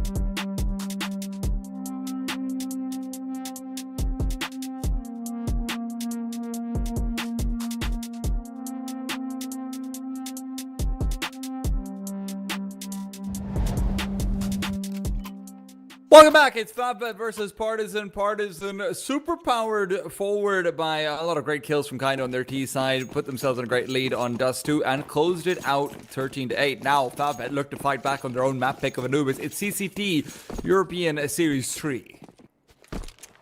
Yeah, and we're really hoping that FabBet show us what they're made of here on Anubis. Selecting into the series, that's fine, but Partisan, I mean, just seem the sharper team right now. So with that break between the maps, maybe FabBet have been able to acclimatize a little bit better into the series. A little jiggle here from Smash. Did have a smoke that he can deploy, but it won't bloom in time to actually stop the progression. Molotov lands at the feet of 2 and does significant damage, but Smash keeps fighting, and Tension able to find a kill in from behind. It's a bit of a brawl on this A-bomb site. Collins still fighting forward and finding 2. Marek finally dealing with him, but Kaido there to trade. 2-on-1 in the after plan, and while Tension tries, Kaido does deliver that final headshot needed. Great job from Collins covering the plant. I'll be honest, I don't know how that worked out for them. Bondic gets the kill while Blind Tension gets the addition as well. It's a 5 versus 3 where the CTs are being quick to rotate. They're in position to be able to collapse and take fights, not against a Planter, but against the players who are defending it. And Collins just goes to town. Yeah, I mean, ended up the highest rated player coming out of that Dust 2, even with all the good work that Kaido was doing. Collins was very steady throughout and pulls up in another big moment.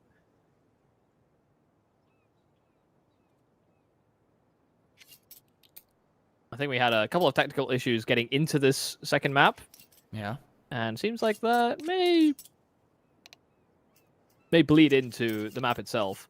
I heard the tick, so I'm not worried. Yeah. Yeah. Confirmation everyone's good to go. Of course. Very up-tempo round. Partisan were a little slow, I guess, setting up on that exec, but then once the execute was spotted, it just dove straight into chaos. Bonding on the CZ. I've been seeing a lot more CZs recently, and I'm gonna be honest, not a fan. Well, neither a fan of that nade. Kaido's just letting out some fireworks for Dust 2, Michael. Why are you such a hater? He had a good game. Let him celebrate. Fireworks cost $300. Oh my god. That costs a lot more. Smash is pulling out the 5-7 kills like they're nothing. Collins will be fighting back, very similar to the last round. 5 versus 3, you lose one immediately. Collins looks for more. Molotov to the back of the bomb site. Smash should be gone. And he will be. Collins, thank you very much. Turns out he is the refrag machine.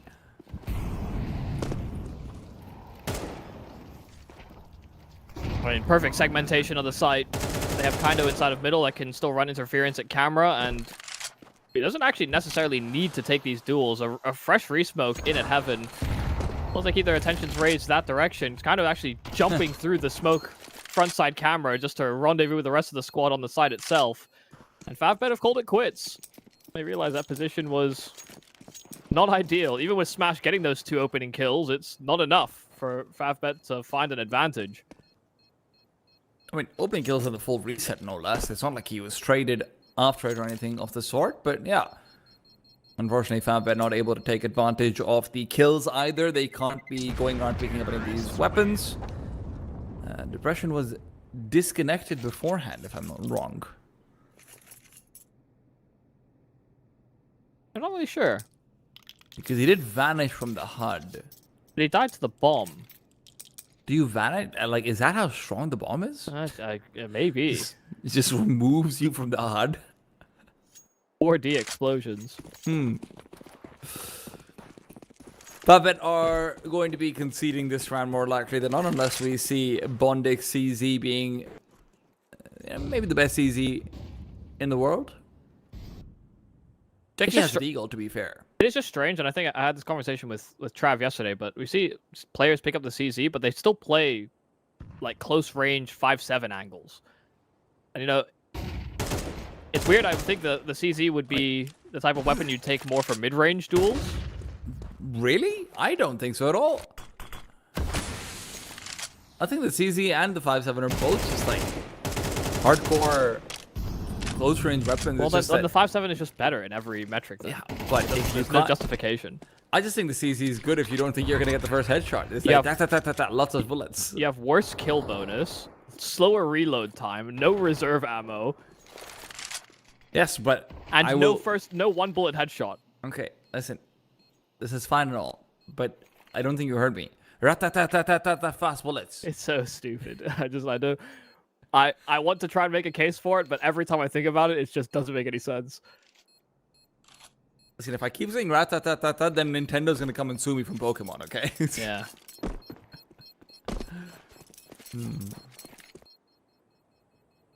No, it is, there are certain things that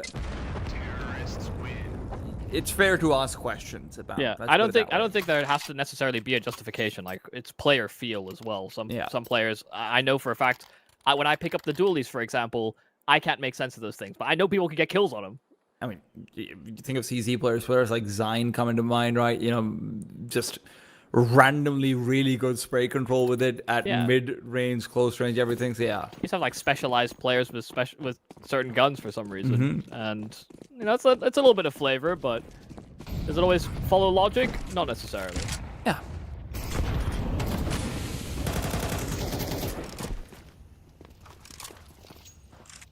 It is a very fortified B-bomb site that Partisan want to enter into. It fortified by their own Molotovs as well. Kind of takes a lot of damage.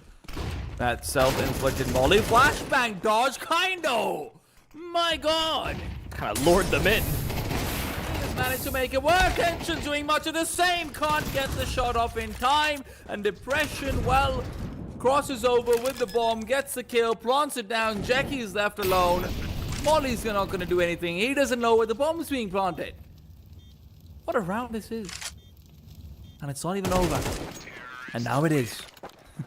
Yeah, Jackie was hoping that it was a default plan that Molotov would do anything to stop that 2v1 from taking place. But, I mean, great kills from Kindo. Great counters there from Depression as well. Got the Molotov back plat. It's able to fight forward, catches the rotate as well as that player on the back platform. And suddenly the position of Jackie was just completely negated. Kind of actually just had that round, it almost kind of griefed himself. His Molotov did not go where he wanted it to. He wanted to be able to peek behind it and deal with the player pillar, but it worked out better for him that way somehow. Sorry, Smash. They don't have another one. Oh, they do. I was rooting for you, buddy. They didn't have another HE, but they exhaust quite a lot of utility to make sure that Smash can't play close like that. Still, they're forced away. So it's a 3A hold here for Favbet. Only Max that's in charge of B. He has a chance over here to get a big multi-kill if he's able to strike out while Collins has the Molotov in his hands. But Collins will check. Marix will not be able to get more than just the one. A smoke back to Palace, and Marix, well, he was the only one with actual clear sightline. CTs will be late to try and come back to contest. Favbet at this point are also already using most of their utility. Bondage uses the last flash, but they're trying to clear out into darkness, but it's Depression from outside the dark room who's actually watching it. So, in the meanwhile, Tension good for the one. They're doing damage. You gotta give them credit for that. Partisan has been struggling economically. It's similar to what we saw from Dust 2, but it doesn't feel like they should lose any more players here. Not even sure that Bondic will be able to save, really. Smoke fades, and I'm not sure if his gun barrel can be spotted. No, not peeking wide enough, and the jiggles are not spotted. Well, he does get his one, but he does go traded. Depression 6-0. He did die to the bomb, so you know technically he's 6-1, but we actually don't count that on the scoreboard. Yeah. I think it will show up on his HLTV stats though. That he's 6-1. The ones that matter, right? Oh, it's just No, of course. interesting to note the discrepancy. I am actually surprised about how much money Partisan do still have, of course, after these last few rounds, but it is a little bit different than what we had coming out in Dust 2. They're still in territory where, should you win right now as Favbet, you certainly have a chance. They need to continue the spread going on. It's really just a distraction for the players to come out from dark. Collins already found the one. Barracks underneath the flames will be Collins' second victim. A smoke down gives him access to the bombs, and little does he know, there's a lot more fire than he was ready for. Yeah, that smoke did not exhaust all the flames in front of him, so it gets a little awkward there for Collins, but all 5 still alive here for Partizan. Once again, just this feels like a similar story to how Dust 2 really got off to. You know, just a lot of really nice sort of brute forcing from Partizan. I mean, they're organizing splits, and it's not like they're, you know, not playing together. They're playing a lot of these shoulder-to-shoulder moments. I think Dusty was a little bit more spread out, but I don't know, the muscle on Partizan is clearly a big difference maker. I mean, Favbet are getting chances to find equalizer kills or get one and then maybe go traded, but they're flubbing even those lines. Or they're just getting instantly headshot. Man, crazy that they planted on B and everybody on the T side, by the time the bomb explodes, is on A. Gotta risk it for the really stale, kind of expired biscuit. Just if Favbet only knew. All you needed to do was press E to win that round. Yeah. Yeah.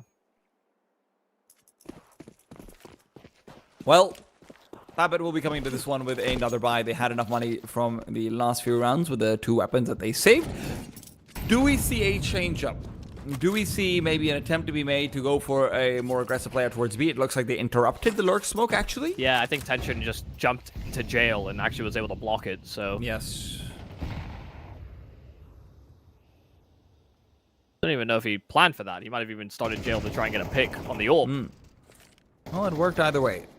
They're able to make sure that they don't put too much effort into trying to clear out the outside of B main. Outside of A main is where the action is truly getting primed and pumped. Favbet, if they want to discover this, the only real safe way of making this play is by trying to double push out from Kadal's and looking for a 2 versus 1. Smash, however, is not going to have that luxury. He's got Jackie next to him at the very least, so he's not completely alone. Vlad and looking out for the entry will be entried instead. Smash! What a performance! He runs out of bullets, and again it is Collins on the refrag, and he just doesn't stop! He just doesn't stop! And Tension's miles out. Plant in for Collins, but he can play so many different after plants. He will be shadow boxing, but he'll know it's against that AWP. You just have to stay hidden away. Collins is starting to be afraid. Legs been spotted. It's been called out by a teammate. Tension now realizes it. Around the kick he goes. Collins is turned away. He's overthought it. And despite Collins again and again being this ridiculous savior of the A site, they will not be able to continue their streak. Yeah, I mean, finally it's around that falls Favbet's way. And yeah, Collins, I think, just a little too static. I mean, without the mounted pressure, when he realizes against that AWP, he didn't want to just slow creep. You know, he would have wanted to walk in the after plant regardless. And if he tried to play towards camera or the steps, if he moved towards heaven, had Tension taken a route through storage, you know, he didn't want to give away a simple kill. But by not pushing for one of the retake avenues, he has to worry about all of them. Yeah. And Tension's able to find the right time to strike. Still not encouraging that it takes a smash 3K on that lovely spray and even the following tap when he was running out of bullets. It's good stuff. For it to then end up in a 1v1. He's been very good about dodging flashes whenever they're coming his way, actually. It's very rare that you actually see him blinded despite partisans throwing this much utility. Yeah, but I always find the A bomb site is one of those positions where it's actually kind of difficult to flash a lot of the angles on A. You know, if you throw them through the window, it only really blinds players at bricks and maybe heaven, maybe a player inside of the site. The pillar position is very infrequently blinded. Close tarp isn't really caught that often. It can be difficult, especially if you're trying to throw a flash as you're scaling. You can actually catch your own players fairly often, or you can get caught with util in your hands if you're trying to set up a lineup. So it comes with its challenges.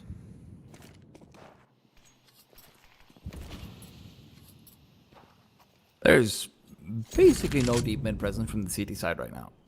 What a very shallow spot out.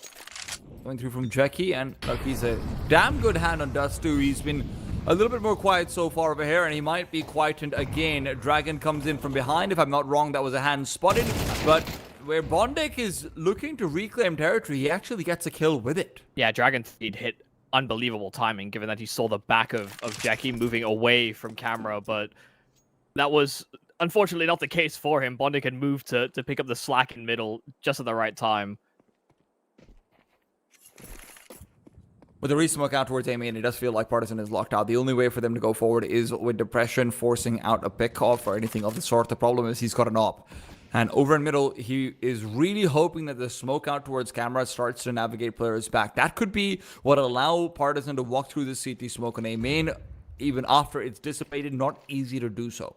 Like there are 3 players here on this A site. But it's looking like Fatbet may actually want to try and retake mid.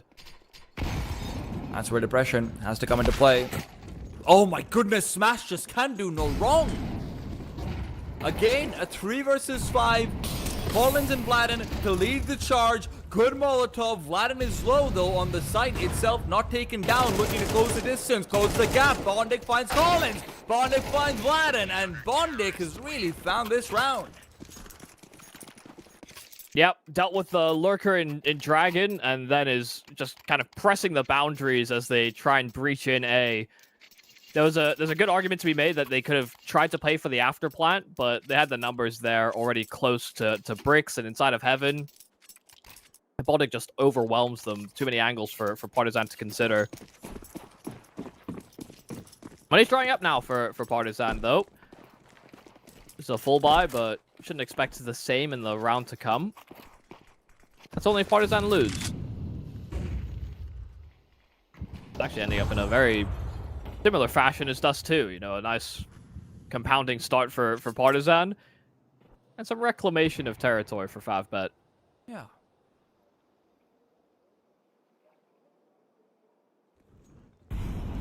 Favbet have an opportunity over here to really grind down the T-side economy as well. If there isn't a bomb plant and you win this one, you can look to fight for that 5-7, 6-6 sort of scoreline.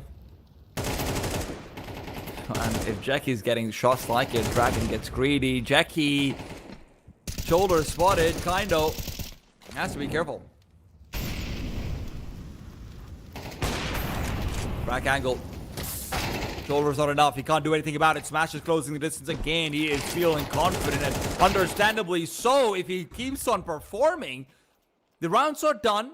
But the bomb hasn't made its way over to the A site. It has to be transferred by Kindo. And he's worried about a second player having come over from B, and he's rightfully worried. They're going to try and go B. Is anyone covering this off from CT? They've heard all 3 rotate. The op has moved away as well. It's dropped down to the boatyard. Yeah, they heard everybody rotate through to Beach House. Favbet are playing together, but the problem is that Partisan will have a player deep CT, so if they plant for deep CT, rotation avenues become a little bit more limited. You can make this 2 versus 2 very quickly with how deep Collins is playing, unless all of Favbet stay together. It will be going in from Palace. Information given over. Collins looking for backstab number 1. When they start to realize it's a CT plant, they will have to be worried about this possibility, surely. A Molotov down is buying time, the flashbang doing much of the same, but it's Collins who will miss an opportunity to take down tension. No one's turning around, no one's checking for this one, and it doesn't even need to be a strike from Collins. He misses it all. He misses it all. Oh, that is... I think that's a bit of a crying shame there for Partisan. They make the right call. I mean... kills out through A. They never figured out that Kindo had still kept his position inside of middle after, you know, a kill goes their way. I mean, they deal with depression on that AWP, courtesy of a couple of nice Molotovs. They think it's all good, and then all of a sudden they lose their A site defenders, and just that hesitation from Kindo, the fact that they're able to link up, hear these players rotate through spawn very audibly. They make the right decision, but they don't hit the shots. And Collins has been great. I mean, exceptional so far in this series. And for that to be the duel he misses out on is a crying shame. Rough. Because all he needs to do is get that 1 kill, and he can suddenly let Kindo play.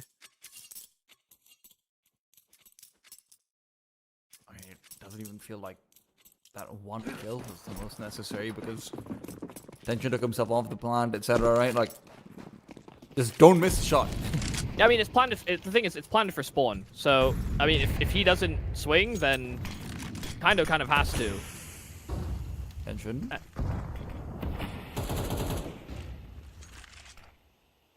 Vladen isn't peeking out just quite yet. That flashbang doesn't catch Tension off. Moving through the smoke, this should be a freebie. First one is there. Vladen can be actually find the refrag. Great job to punish the second shot missing.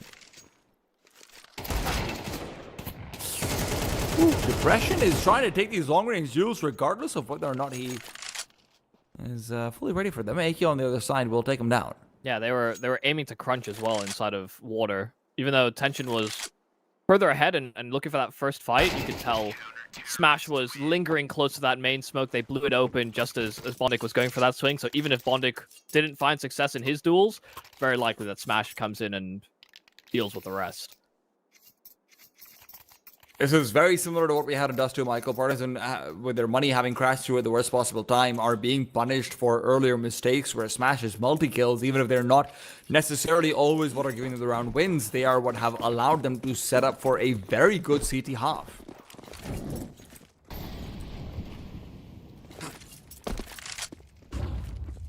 Only they won that 2v3, eh? Hey. That'll certainly help.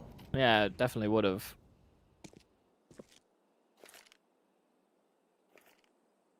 Oh, a risky move there from Bondik.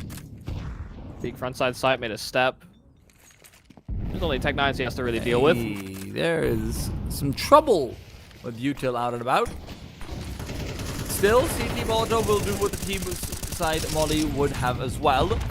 Push will start to come out from darkness. The smokes are down. The bomb should be plantable. Marex, however, is trying to play containment. Just don't give them Ninja. That's his call. And it's not a bad one, but Tech 9's close range, late fights coming in. Dragon comes out on top of one, but again, no weapons to recover, and it's all on a timer for Smash to get the flank out. There are plenty of kits available for the CT side. Dragon wants to make sure they can't be used. Dragon is the only one getting frags over here, and he's getting them all. Smash is yet to find out where Depression is, and with his position being revealed, Depression has every advantage, but Smash still gets it done. The reliable hand. That 8-side anchor here on the rotate. Smash another multi-kill. 12 and 6 as Favbet are recovering this half.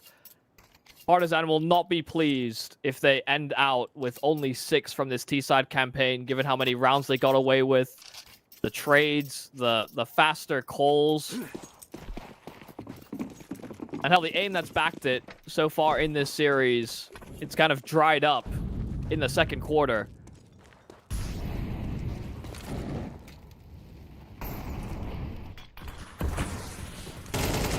Dragon's down and about. Immediate headshot. Really taking advantage of that form that he found with the Tech 9. It forces Favbet to start bringing multiple players back to fill Look at the limit testing over on B, though. Or on A. Rather, Vladen's walked right behind Smash, and his attention was divided. Enough. Bondik trades. But a surprisingly good hand as well. 11 and 7. His numbers have slowly been creeping up. I wouldn't be surprised to see a reroute. Yeah, but Favbet seemed to be expecting it. Yeah, Partisan have actually just pumped the brakes entirely. Just holding on to middle and hoping that Favbet hunt for info.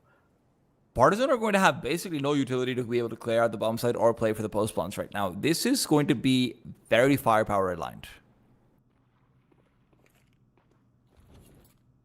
Well, they hear a player working through water towards close con.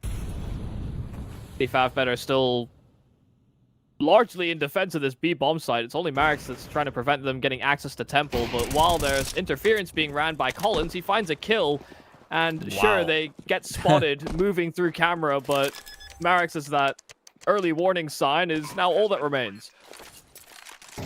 It's nice to see that, you know, the classic Balkan strat of Nico fake B and kill 3 players is still true. Yeah, I mean, another fantastic round from Collins. He's supposed to be the distraction. He kills 2 instead, so couldn't have asked for more. Well, 6 in a row was how Partisan started things off, and immediately afterwards, Favbet almost do the same. This is a great CT side, half of them, all things considered, and even if it was, any given day, 5-round CT side Anubis, that's pretty good. Yeah, I think it's a healthy place to be. Yeah.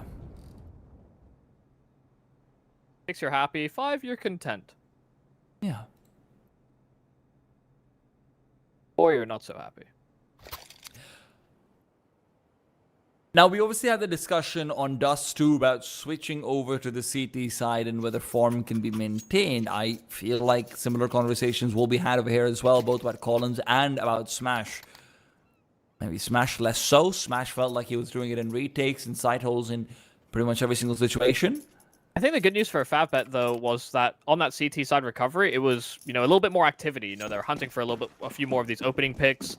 They were getting caught less on sort of the isolated hunts of Partisan. And, I think that's one of the things that will be transferable here for Partisan, is that I expect them to be active on that CT side right off the rip. I don't expect them to have to be encouraged to do so because things aren't working.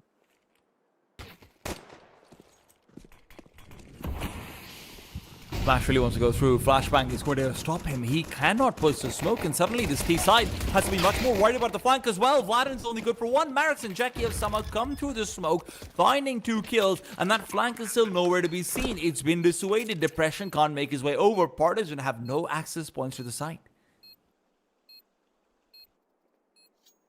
Well, they shouldn't save. But they're playing it real slow, and the fact they don't have a kit is not encouraging for this retake. Already half of that bomb gone. Depression, good first kill. Bondik trying to wrangle Depression on that flank. But a secondary comes out from the AWPer. Kaindo now closing the gap and overwhelming. Depression's found 3, and it's all on Jackie, and he can't do anything to stop it. Depression's on the defuse, and it will be a round that falls Partisan's way. That slow approach coming back on the retake is more than enough for Partisan on the pistol. That's wild. Like, I can't believe they win that round without a kid playing that slow. Yeah, I can't really either. Depression's 3K really making up for a few of the missed shots that he had in the first half that could have been difference makers for the T side rounds. I mean, if this is going to be the start of a really good CT side campaign, all is forgotten and forgiven. It'll still be a buy coming out from Favbet, though. It looked like Kaindo was going to set up for a flash there for Collins, and given that it's against the force buy, given it as a MP9, the flash actually would have been very well placed. Instead, they will just reinforce. They don't want to reveal too much as far as positions are concerned. That mid player can start to rotate over very quickly as well. If he doesn't go back to A over here, they'll settle into a 3-0-2. Collins still playing point of first contact. Grenade will reveal their intentions. A lot of utility, but it's not really finding damage. Collins playing in from behind the ninja pillar, and he is staying alive. Re-navigates to the back of the bomb site. The T's cannot cross over. Collins keeps on taking them down. Vladin now spotted, or at least sniffed out. A Molotov will force him into a fight he's more than happy to take. 2 for Vladin, 3 for Collins. Any questions about his form, switching over to the second half, have been assuaged. Yeah, I love that from Collins as well. I mean, it's just hyperactive. I mean, they pull incendiaries out. They segment the attack there from Favbet. They wanted to burst and split the site, but when that incendiary's down towards Con, suddenly it's a one-pronged assault, and then players are coming out deep towards Pillar, but a lot of the site doesn't get cleared because you're hoping that the Con players can relay that information to you. And just between him and Vlad and just dancing around the site and the smokes that are there as well. Didn't make it easy for Favbet to come to terms with the setup. Well, there's a lot of info already here for Kaindo. Clear things towards B. We've got deep control via Con as well to Canal, so they should know what's coming in this A-bomb site. Vladin set up with the flash. A couple of kills. In fact, make it 3 with that MP9. Vladin gets the most uncomfortable looking kills with the MP9 sometimes. Yeah. Like, you compare to what Smash was coming through with like the 5-7 and the M4, these really clean angles, double spray downs, that it's like 80, 80, 80, 80, 80, 80. And listen, it works. That's what the gun is meant to do. But it isn't comfortable. 10-5, Partisan. Excellent place to be, and if they win over here, it is going to be practically game over. FatBet are going to be eating grenades. That's not very nutritious. I'm a little confused by Bonding there. I mean, he sees the smoke, he stands right up against it, and then he gets HE'd, and you see him wiggle his mouse in frustration. I'd love to know what he was thinking. He's like, you know what, I'm just gonna stand here. Were they gonna boost the smoke? If they're planning to boost it, I understand. Especially with tension behind him on that orb.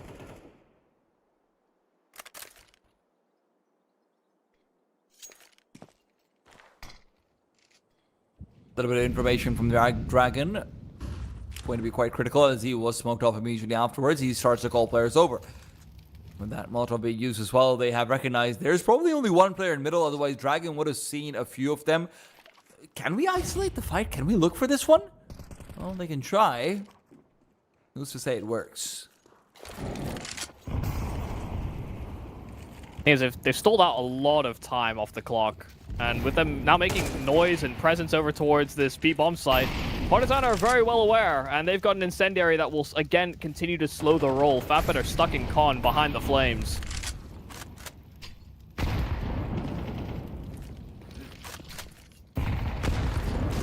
These grenades are not looking good.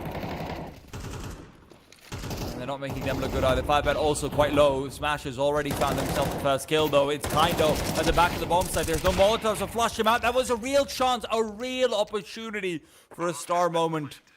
But instead, he'll have to rely on Dragon and Vladin. Smash is playing with fire. Keeps on exposing himself. He realizes late, but still on time, that Vladin is coming in from behind. Yeah, Partisan are going to be kicking themselves again. I mean, they stole the util. They stole with their util so long that by the time FatBet actually breach into B, all the smokes are gone. There's not a single smoke on the site. I mean, they sectioned off the entirety of the back of the bomb site by a smoke left and right, and they couldn't get out con. They couldn't get out main. It was far from comfortable, and yet they still managed to make it work. And I was really worried that it would just fall flat. I have to appreciate how much utility was available there for Partisan in that late round moment. But I'm actually almost surprised that there was like a hesitation from the 8 players to try and reinforce, given how much utility was expended. You didn't see movement from Vladin, really. I mean, he was still sat inside of A main as an anchor. Can understand and appreciate that. You know, you don't want to jump the gun, especially when the time is low like that. But that looked like it was kind of set up to be a Partisan round. And for FatBet, opportunities like that don't come often.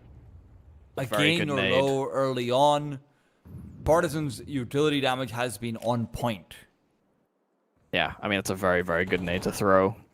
They were triple rugs, but Jeky's taking the head of Dragon, peering through that mid window. Vladin backs off because of it as well, otherwise he could have been in a position to be able to chuck out an incendiary. He's trying to go back and nade his stairs at 115.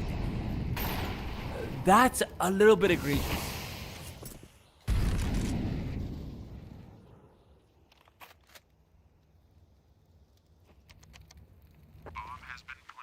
Boost up for depression if he's able to find a kill. Maybe there's still something to be done, but it feels unlikely. Yeah, safe call here for Partisan. I realize it's unconfirmed damage, but Partisan, I'm surprised Dragon goes out for a play like that into middle this early on. Trying to test a default over there. Jackie, great kill. Yeah, I mean, there wasn't actually presence in middle. I mean, he got picked by Jackie inside of water, so it's not like there wasn't the potential for that fight to fall his way, but we've seen some nice shooting from Jackie so far this series. Maybe he had some struggles here on Anubis, but I imagine it was a ripper of a shot. You'd think so. When you look back to those deagles that he was hitting.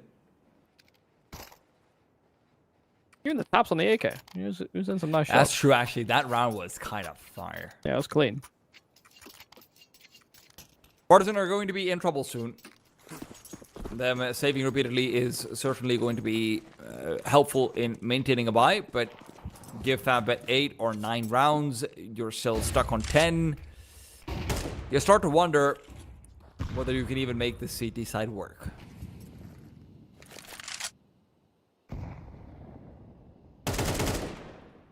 Top class will be far off. Depression is playing quite aggressively out towards Amy and waiting and watching for the crossover. Hoping he will be gifted a kill for free. Yeah, the flash will push him off though. So good diligence from FabBet at the very least, losing a lot of utility to clear out that A main spot. Will just be more composition on the default. Bondic takes some damage to the HE.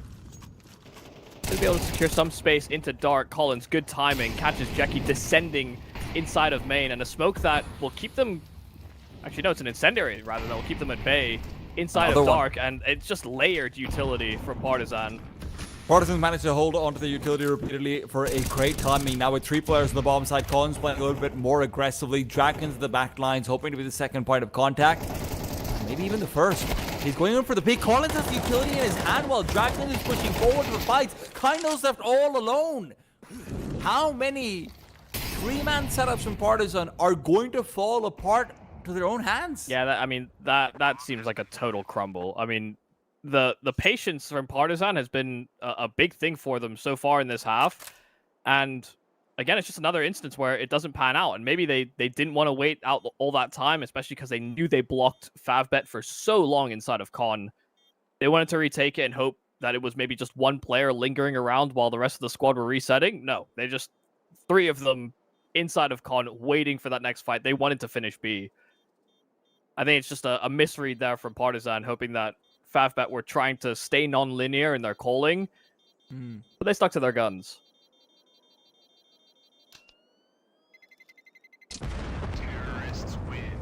God, they'll have another buy again. This is the thing. They're doing a good job out of saving a couple of players at the very least, but it just feels like you can't keep missing out on these winning opportunities. I mean, earlier on, obviously, it wasn't as egregious, but you're looking back to the round where Depression misses an off shot out towards the B-bomb side.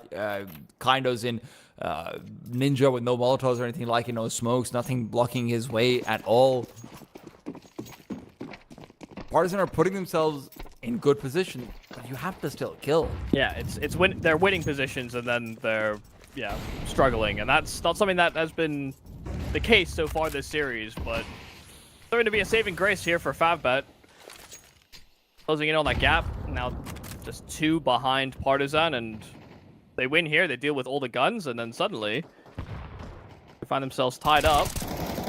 Great setup from Collins and Kaido. They read it perfectly, but Collins is still taken away. Bondic inside Dark has been an absolute menace in Anubis so far. A deep Molotov will this place Kaido right as he looks to reposition. A second one comes over. Maybe a mistake that Kaido can punish, but only a single kill.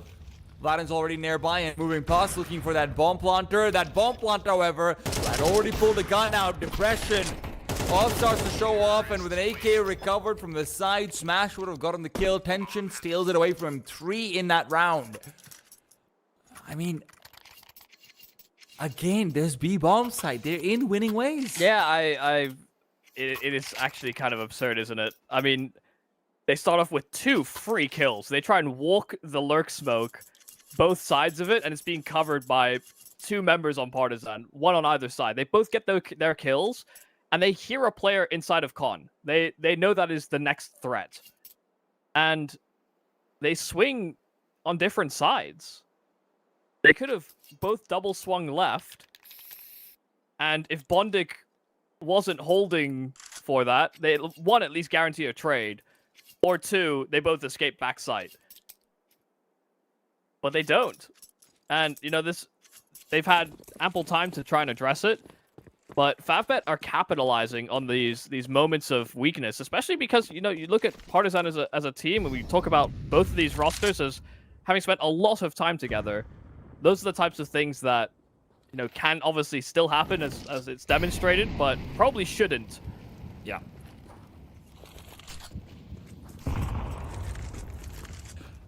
And Fabbat are going to be racking up the confidence. If we can win rounds like this, guys, we can do it all. Yeah, it's far from clean, but they'll be happy if they get the result. Collins isn't getting away there. Yeah, Nice not a lot first he kill could at the do. very least. So much util either side of the site. He had to keep darting between angles. And it's still going to be an attempted retake coming in through Dark more than anything else. Depression, nicely flashbang will be used. Smash will turn away, and Vladen takes that timing. Bonde created as well. Could this be it? Could this finally be that B-bomb side victory? Yes, it can! How is it that Partisan, in every advantage situation, will crumble, they will fall, they will miss shots, they will make mistakes?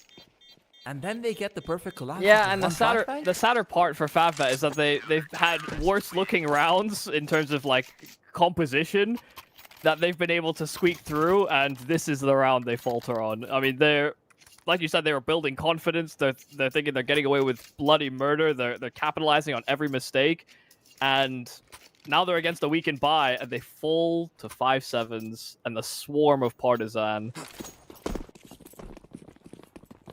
That will also be deeply saddening. And if they see this round without saving weapons, they'll have very little to answer and stop Partisan from basically winning the game.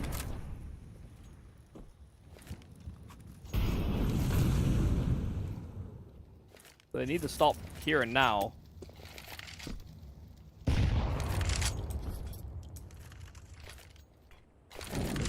Maybe just a blip in the radar, that's what you have to tell yourself. Oh, double native air is going to be really good. My god, that is not as good as I thought. Never mind, my bad, yo.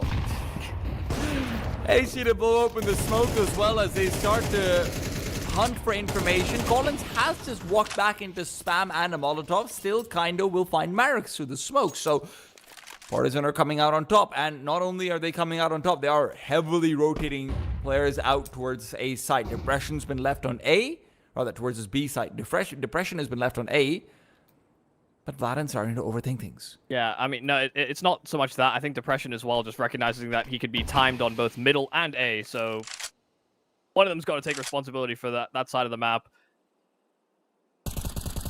They did cheat that rotation. They thought Favbet might continue, but 30 seconds left. Favbet do need to ultimately pull the pin on this. They have two Molotovs, two flashes, and a smoke. Smoke's been used to try and cover up that CT spawn crossing. Late player is going to be coming in as well. Collins taken down by one of those Molotovs. Bondic finds Dragon. These late round exits have been fantastic. There's flashbang. Every single bit of utility that they used there was perfect. Yeah, picture perfect. It's actually absurd. You have to save. Worthwhile. I don't even think Vladimir playing containment is a good idea. It's not the worst. I mean, they definitely know they did damage earlier on. And so you're expecting the perimeter to be quite large for Favbet if they want to hold onto these weapons properly. So, it's not the worst thing in the world.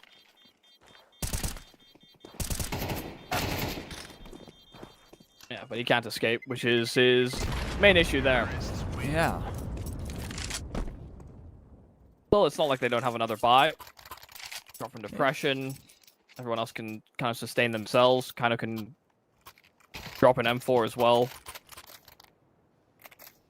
I do wonder if Favbet now change things up and start to look back over towards that A bomb site. This B bomb site, yes, it's been exploited time and time again, but surely at some point Partisan are going to figure out, or maybe they're not, but it's obviously a conversation you have to have internally on the T side. Some of these rounds are just so classic Bondic, though. I mean... Yeah. Flip side tactics all day. Yeah, I mean, long staging default into a great finish. Yep. They're not all great. They can't all be greatest hits, but he's had a lot of success so far this game.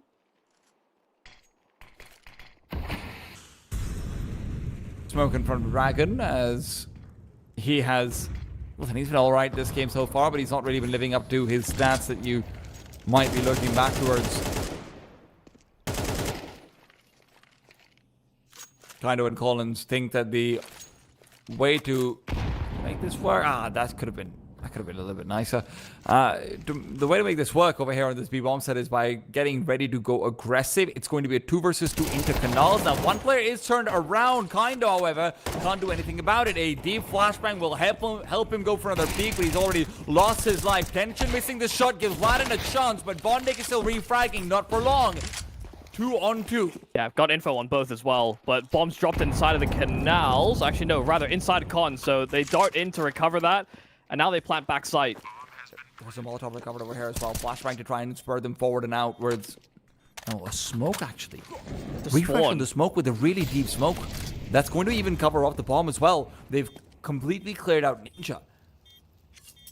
In theory, you can tap and try and go for the full stick. Depression will at least threaten that, but the problem is Marix was ready for that exact play. Jeky's going to be free-fired, but not taken down. Favbet again.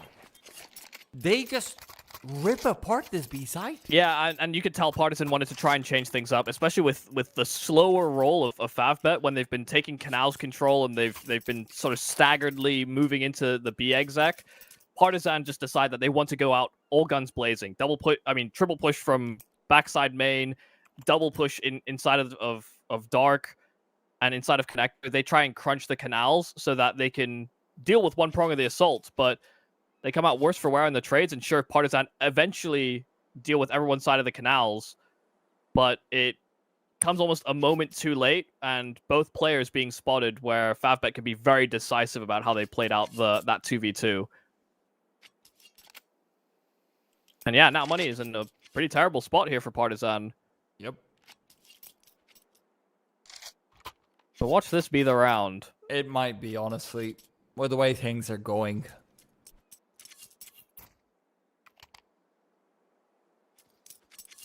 Watch them get, like, 3-man aggressive into middle and get 4 kills. Yeah.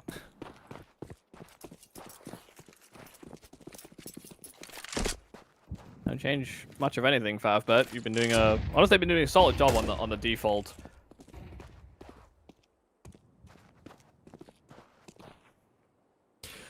Platin shaded past the deep aim in smoke to try and play aggressively.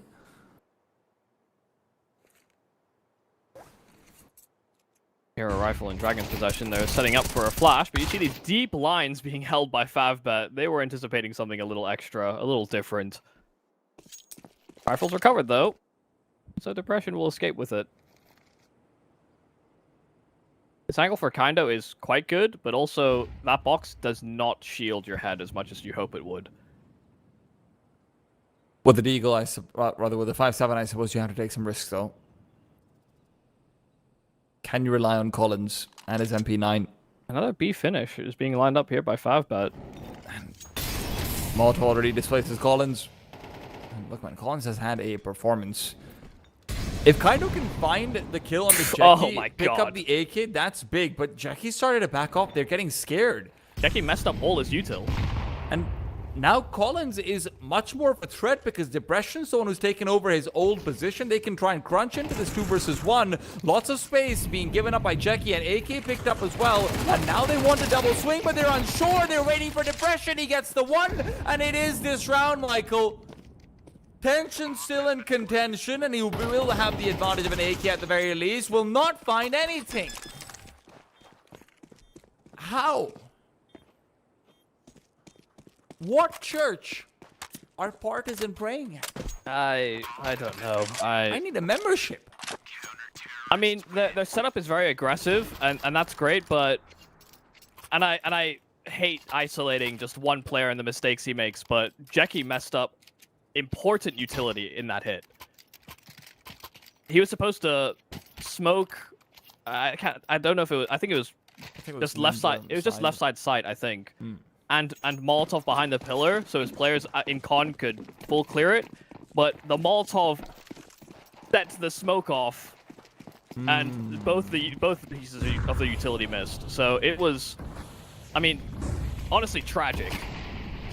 Not the worst thing that could happen at the worst time. Partisan now with match and series points. Pressure will not be risking off an off shot. He just backs off. Good boost under. Yeah, good boost on Vladin. Oh, he's making a lot of noise. To cancel. They were going to, and now Vladin's dead. Pressure will not be able to get the trade either. What a miss from him. And it was a double off setup on top of it all, so you have basically no way of retaking this in a 3 versus 5. I don't know what's going on in this game. I mean, these moves from Partisan are peculiar, a little strange, but a nice little change up for Favbet to throw some aggression A, considering how much B has been the target. 3 on 5 for this retake, and yeah, you're right to highlight the fact that that AWP was a factor, but it is swapped out to a rifle that was available in spawn. Well, small comforts. Oh my, they've incendiary themselves now too. We always wanted overtime. It's a clown show. This really is. Matches go out deep. The 10-second marker goes off for the bomb, and it will not matter. There is no chance for them to get even close to it. 12-12, and both of these teams need to take a minute and just have a conversation. Yeah, I would like for them to take a step back and breathe. Both of them. I mean, the missed util is one thing. The miscoordination or the comms breaking down is another. But then all of them compounding as this game has gone on further and further as well is just signs that we're losing quality here. You know, I think there were definitely at the start of this game we saw some, you know, aggression, maybe a little bit less organized quality, and even in this Anubis, I think there was some high degree of quality. But as we got closer and closer to the finish line, things just deteriorated so quick. It's like when you've got like a box of different chocolates, and in the end, there's always just this one kind left because that's the one no one likes. And you're like, you know what? I'll take it because at least it's sweet. And that's what it feels like. It's an acquired taste. But I started to take a perverse enjoyment in having this coconut-flavored chocolate that Partisan and Favbet keep giving me. It's just, yeah, I think there's a lot left to be desired from both these rosters as far as how this map has been played. You know, Partisan, great stalling, fantastic setups, and then just couldn't do anything with it. And then Favbet are probably just not happy with how messy everything seems to be, even in the rounds that they were pulling together on that T side. Doesn't help that the 2 rounds that they lost, in the past, 8 or something, were also the force buys. The only rounds that Partisan has won that weren't off the back of the pistol is with force buys in the CT half. Yeah, pistol first 3 rounds, and then yeah, you're right. It's just low buy wins because they weren't even full forces. Yeah, they were both half buys. Well,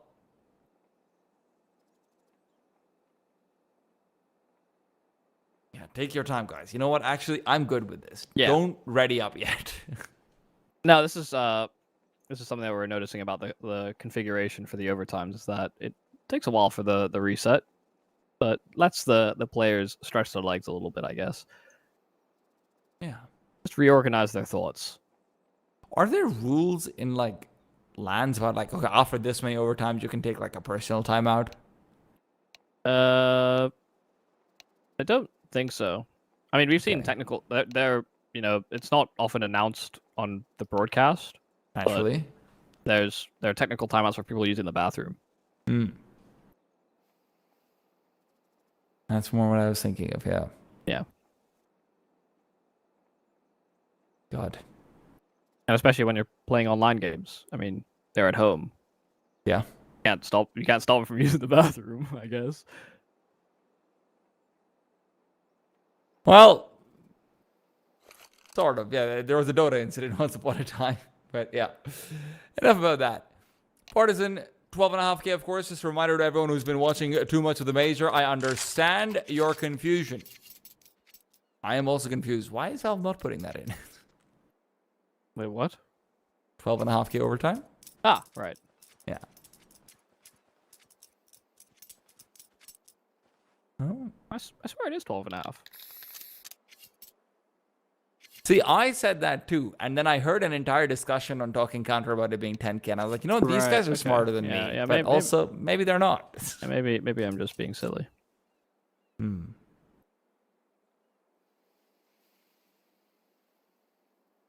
Well, it went from long pause into actual timeout, and that's because Smash wasn't with us, but he's now back.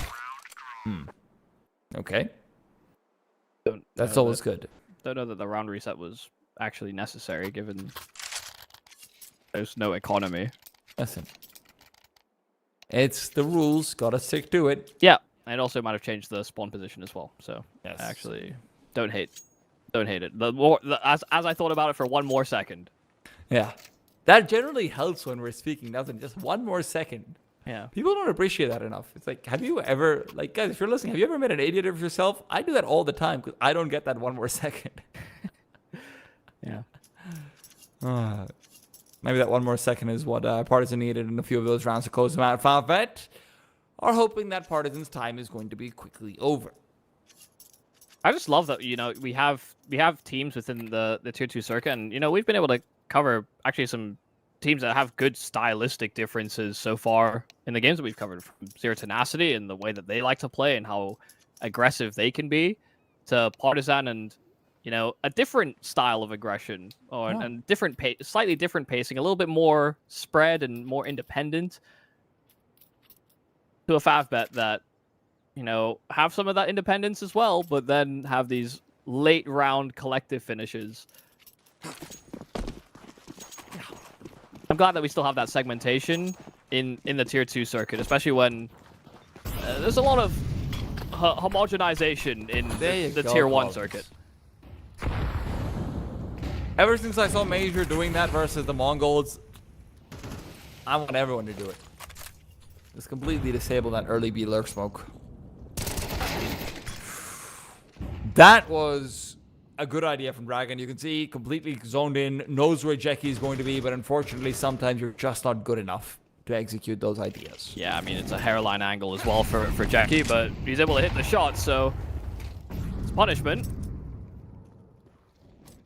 Some space to be taken inside of middle as a result.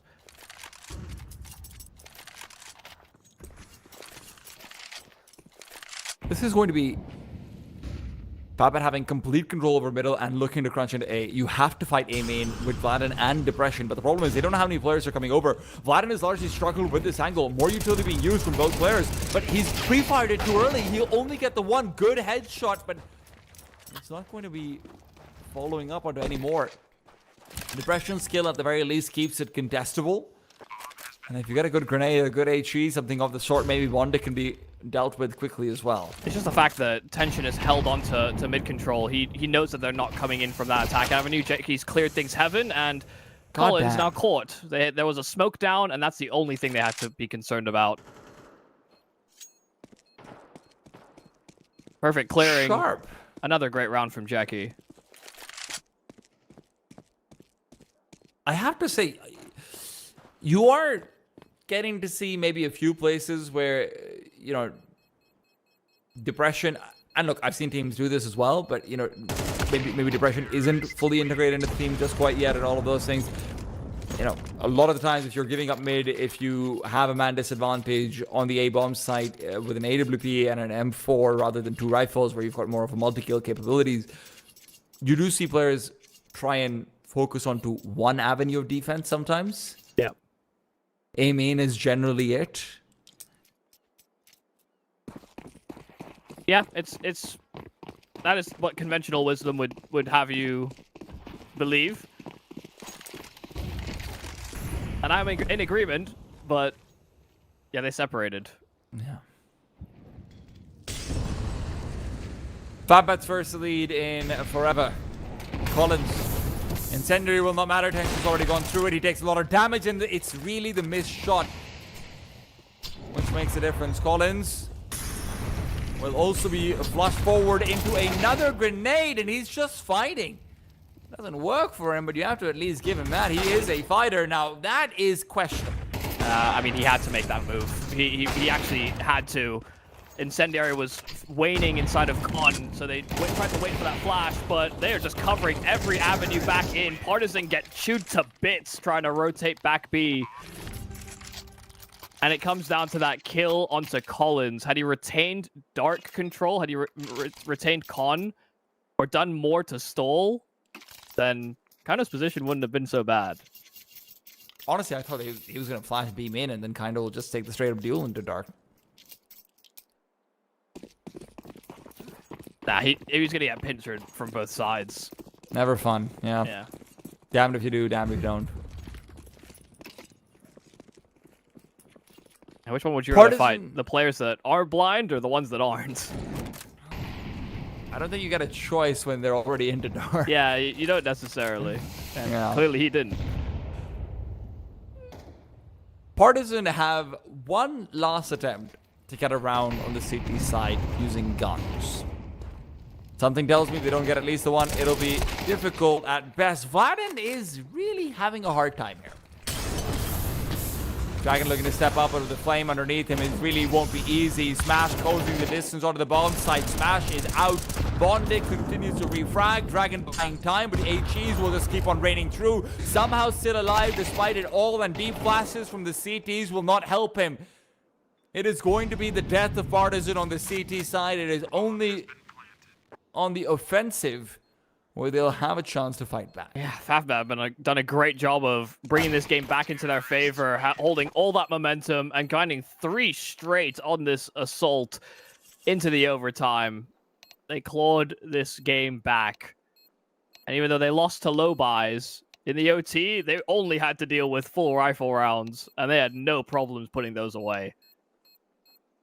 I have to say, as much as it didn't make any influence on the round, shout out Dragon staying alive for as long as he did as that anchor. True. Full metal jacket. I don't know how he survived all the shrapnel, the flames, the spam. And it was still all for naught. Guys has got a monstrous will to live. Yeah. FAFBet still able to run him down and deal with any help that was coming his way. So yeah, you're right. It has to be on the attack that Partisan finds success, but it has been a very deflating CT half from them. And so I wouldn't hold it against them if it affected their ability to perform on their attack.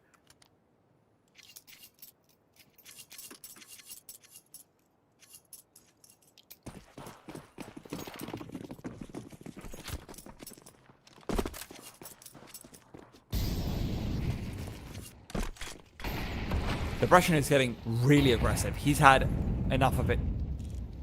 Bondic immediately flashes him off. He's worried if there wasn't that instant smoke being thrown out towards dark. He's expecting a play to be made for it. He backs off and gives it up completely. That does give Depression a good sideline. And Very with that, the sheltered on rifles will B, start to though. go forward. I mean, they're very sheltered on B. They're playing hyper defensive, and it's giving a lot of free space for Partisan where, in fact, the double swing from backside works in FAFBet's favor somehow. Well, maybe they're just better at fighting it. Tension is coming in from behind as well. Depression will be able to hit that close range shot, and Bondic's grenade will finish off Kaido. He's completely blind already. That leaves Dragon 1 versus 3. And I just don't see him being able to do anything. He's surrounded at all places. FAFBet will take it home, and frankly speaking, looking like the far better team on Anubis. They weren't for the longest time, but then eventually they were. I mean, they did definitely pick up the pieces, and there were some struggles getting engaged. It definitely was Partisan's game to lose at a certain point. They were getting away with, forced buy wins as well, and you thought that would be enough, but now FAFBet just kept going in with these late round finishes. They had a bit more finesse, I think, about them rather than Partisan's T side, and you saw them just completely roll with that extra momentum moving into that overtime as well. I mean, really great work. I mean, some of the, I guess, more star players did end up picking up the slack as well. Great map from Smash in particular, I think, as well. I mean, honestly, I was even impressed by what Bondic was offering, not just in terms of calling, but a lot of those mid-round fights that he's able to take. Even out in the first half of things, it felt like Bondic actually saved him in a few of those rounds. Otherwise, this could have been over even earlier on. So, yeah, great job staying in it this long. And they are still in this series, which is going to be extended further. We have Inferno coming up after a short break.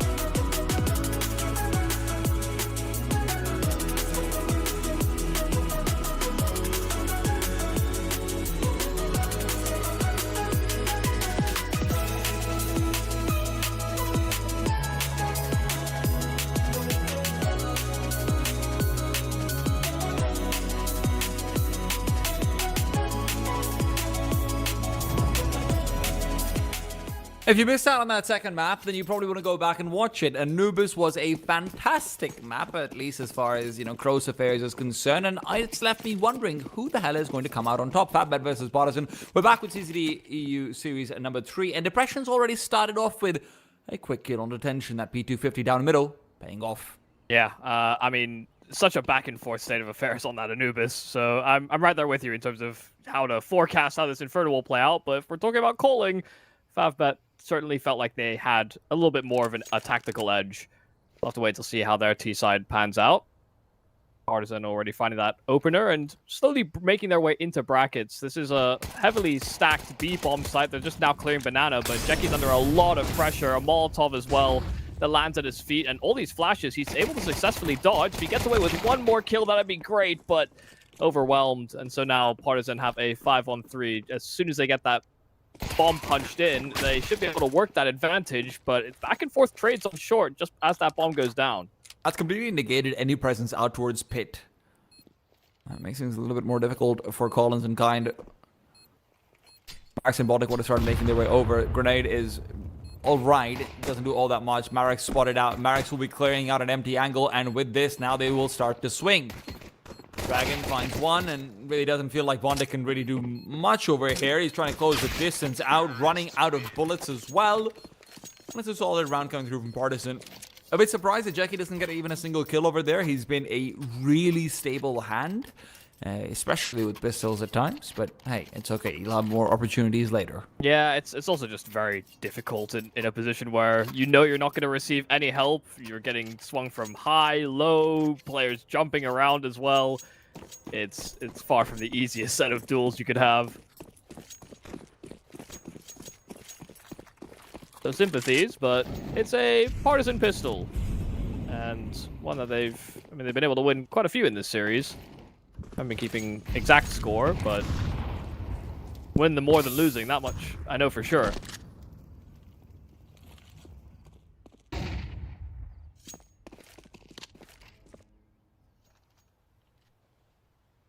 At the very least, it is only Bondic with the CC. That's what I was just checking right now. Like, yeah, he's just, he's an older player. Some habits are, you just have them.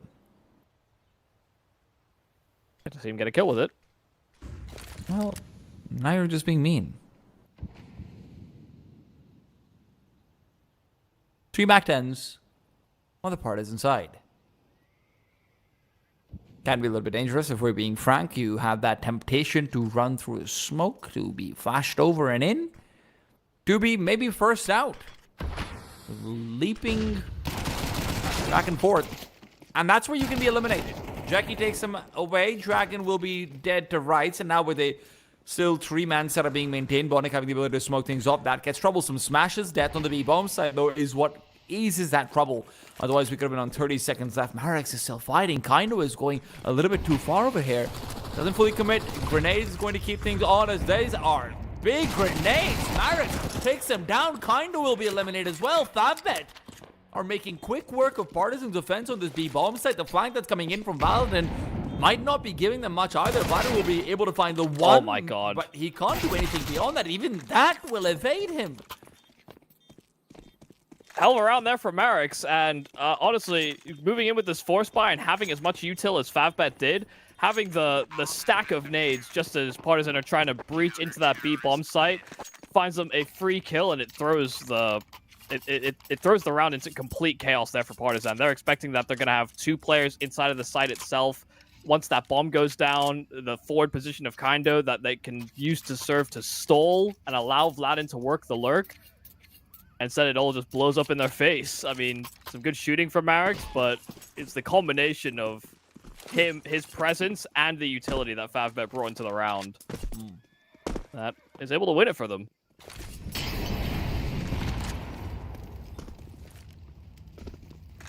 Partizan hope to fight back. A lot of force by wins in, rather half by wins coming out in Anubis as well.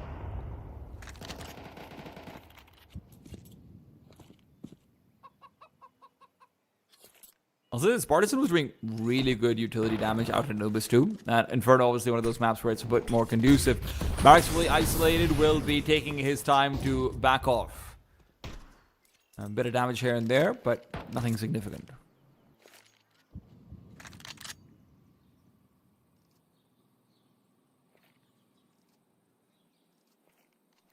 Vladin is exploring out towards A. Tech9 will not have a good deal against anyone, though. There's no one trying to play up close in apartments. So the B side is where we look to turn to. Collins and Kindo good for 1 apiece. And it all comes down to the AK of Jackie, rather, of the Galil of Smash, which we will wait for patiently. Flashes are there, smokes are not. Tension right through the one smoke that was deployed has already found a kill. Vladin never stayed around to try and punish these rotators, so Smash will have an easier ascent back from his teammates. He's worried about a player being close by, and with a double up at Coffins, he's fully wide swung, good for the trades, but Collins is unexpected. That Tech9 keeps him in play, picks up the M4. I don't know how many bullets are left in it, though. Deep incendiary, there is the kid. Jackie is gonna stick it. Nowhere for Collins to move past either. His HP is low. He knows there should be kits on the ground, but that round was already lost with that one incendiary. Still, great damage. Yeah, even if he tried to go through spawn, he'd have to be very loud, and it gives Jackie an advantage regardless of how that plays out. So very, very nicely played from Jackie in that 1v1. Gets that incendiary down and knows that Colin has to give sound cues away before he can make any rightful contest on stopping that defuse. Nice shooting from Collins, but not enough to recover the round this time. Had a fair few moments on that Anubis where on T side he was finding great trades and finding key kills.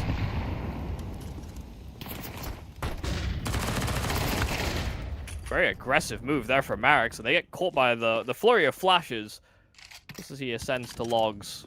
Collins losing a lot of HP for that duel, so he'll allow Kindo to wield the weapon instead. This is a full rotation coming out from Valbet over here, though, with 3 players ready and waiting. Lots of utility as well. Yeah, Depression showing a little bit of presence over in the apartments, trying to keep Jackie honest and hope that the rotates haven't been fully cheated over. Jackie's once again left on an island. There are no flashes. And Jackie is the multi-killing man. Flash of his own as he peeks out. He can't get the spray transfer in time. Kindo's punished him for taking that information, but Smash elsewhere will strike and drops the bomb as well. That delays the T side massively, and Smash is managing to do so even more. The flashbang is good to try and buy some more time, but nothing beyond it. Early grenade onto Kindo. Incendiary. Forcing him back, double incendiary now used. Neither one of them will be singeing him, otherwise we could have seen him being forced away from the bomb plant with how low he is. 2 players backed out off in pit. Depression is hoping to go unnoticed, and well, with Collins going down, Kindo is the one to get them all. 4 kills for the man. This is the guy we saw in Dust 2. Yeah, I mean, a fantastic job, honestly, from Kindo, not only finding those kills, but also recovering the bomb. You know, Smash was in a position where he could have boiled all the prospects of Partizan getting safe passage for that plant. And even in the 3v2, I think the communication does get a little bit strained. I mean, Favbet throws 2 incendiaries basically back to back, and it's a 3v2. They're staring, like there's 2 players staring short.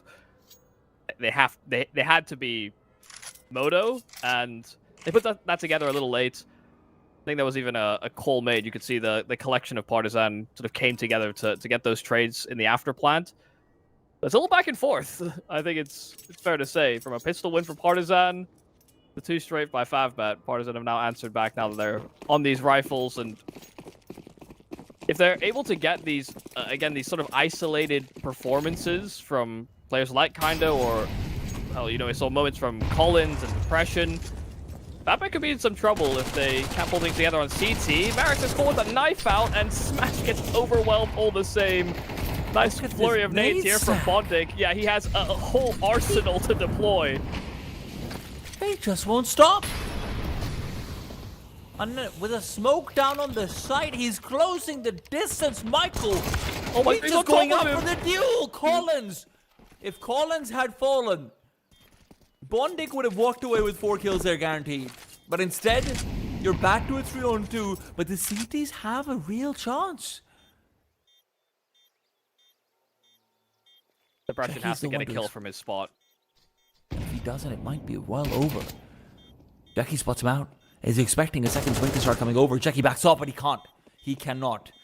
Time was running down too low. They realize that if Depression continues to play conservatively around quad box, then, you know, they're not going to win that round regardless. So, 3 on the board for Partisan. But this relentless grenade assault strat on B every time there's a half bite, it's growing on me. Yeah, no, I mean, to be honest, I actually really like it. I mean, that rotate, being able to just run into an HE arsenal that he can just effectively use as an incendiary grenade. I mean, it's a little slower, and the damage is a bit more sporadic, but it'll deter people from scaling. And if they don't, they get destroyed, so...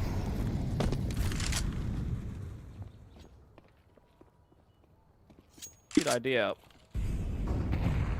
As is this hero rifle, but oh my god, the lineup is so unfortunate. Tension's clearing deep mid, and he's got a USP in front of him that he doesn't want to shoot, and well, Dragon was obscured by his teammate, unfortunately.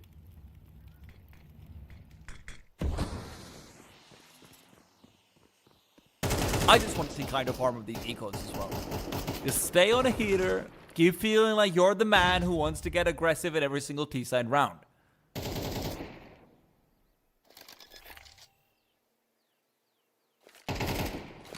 Does feel like it'll be just the one over here.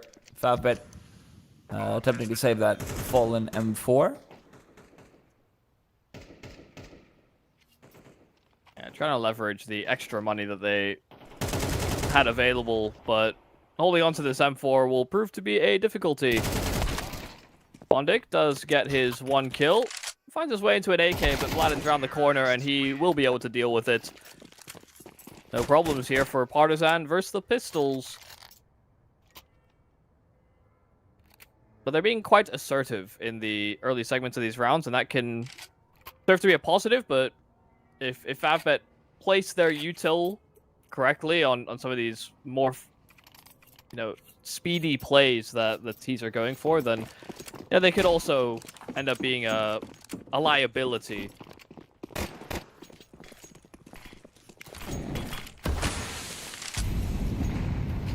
Molly's grades, the works being exchanged, but no real damage out on Banana. It's going to be another faster play called out from Partisan, just what I want to see.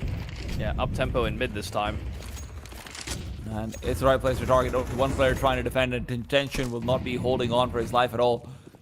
He might want to try and clear this out with the help from a flashbang from Jackie. Great flash, catches out too, but the Palmas doesn't reveal itself. Not feeling confident about any sort of multi-possibility. Bondic, way over, reveals position. And with incendiaries, you will stop them from progressing. You will not stop them from killing everyone on his team. And they will consider the save, but they are just unrelenting. And they're walking through smokes, and they're catching trades. Like, why do they call themselves Partisan? Clearly, it's the party is on. I've been trying to shoehorn that one. I know that one was awful. I hated that one. Oh man, it does feel like cause for celebration though, with the way they are firing. Yeah, but how can they be Partisan when they're playing so together? Isn't that what? Hey. Partisan is split, isn't it? That's Am what I I'm crazy? checking. No, Partisan is it is prejudiced in favor of a particular cause. You are right. You are right. Oh yeah, it's bipartisan, which is everyone together. Right. Yes, of course. Well, you know, you can't spell bipartisan without partisan. Yeah, that's true. I guess. Oh, that tension. Yeah, this is the, sharp shooting partisan from map 1. Yeah. The one that maybe we forgot sometime on the CT side of Anubis. Okay. Yeah. All okay, right. man. I'm in. I love that. Oh, hey that one though. The peaks and troughs of Counter-Strike. I love CS. Just hit the smoothest one-tap tracking shot and then whiff 15 bullets on a spray.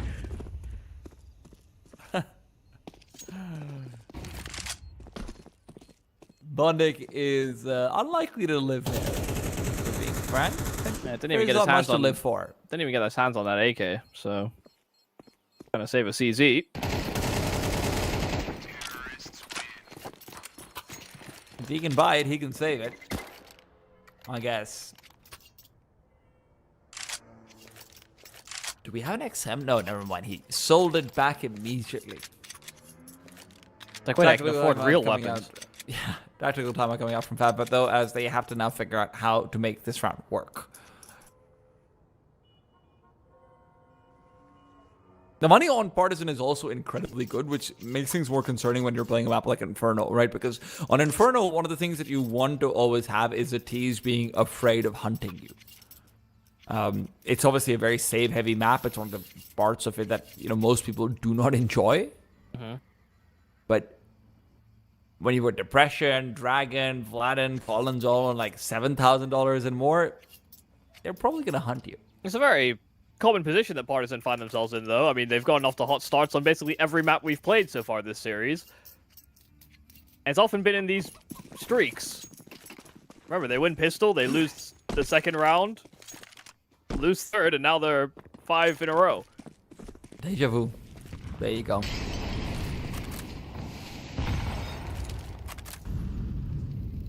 Apartments pop, perhaps. Well, they're certainly thinking about it. Short split could be the other alternative. Good timing with the smoke, but they're already starting to go over. Flashes will not catch Jackie. The second one does. Nicely stagnant, but they don't cross over in time. Still 1 for 1, and they're more than happy. How the hell did Vladin get that long-range kill with Black Hen? In the bomb site, tension's also just gone when he switches back out to the M4, and this is what I mean. They're going to hunt. Vladin is going to find them. Yep. As soon as they get into the 4v2, they know that Favbet are going to consider that save, but oh my god, they're hunting maybe too fast. They have vacated the site very quickly, and Marix is sticking around. If Dragon dies, if he runs the bomb, oh, okay. If he had ran straight to that side, he actually would have had the defuse. Here's what you have to remember. It's a Bondic team, okay? Flipside would never do that. Yeah. And when you hear them hunting so quickly, I mean, it's just a shame that he's not within earshot to hear them running down mid. Because if he knew, he would have gone for it. This does feel a little bit different to Anubis and the early start that Partisan got off to on Anubis, at least, as well. There was a lot of like 3 versus 5 starts that they were winning and whatnot. This is just your neck is below my boot. I think the real problem for Favbet is that the best they seem the most comfortable when they're playing 3B starts. And, the A bomb site is the one that's seen the most siege, but when they've tried to play 2B, it's, Partisan just take bananas so freely. So right now, they kind of can't address a problem without it causing another one. Partisan's calling has been very good to exploit that. Jackie's flirting. They push forward. There had to be cover. Vladin and Depression felt like they had each other. They kind of will at the very least be able to respond back over. Now with the 2 players behind double boxes, Molotov will force them forward, or in Bondic's case, backwards. It's a double up inside the Cold Zara box. Effectively a 2 versus 2 on this side. Flashbang forces them away. There's that CZ. Now there's that P250. Come on, Bondic, show us what you're made of. Kaino's low. He's going back for the mid fight. He's expecting this. He's reading it. The noise is made, and that's all that was needed. Well, they do lose to a half buy. And I guess it's all fair in love and war. What goes around comes around. Partisan have won quite a few so far in this series. Favbet, a light at the end of the tunnel. Now that they've won that round, they compound that into 2 more, then 5-7-half ain't too bad.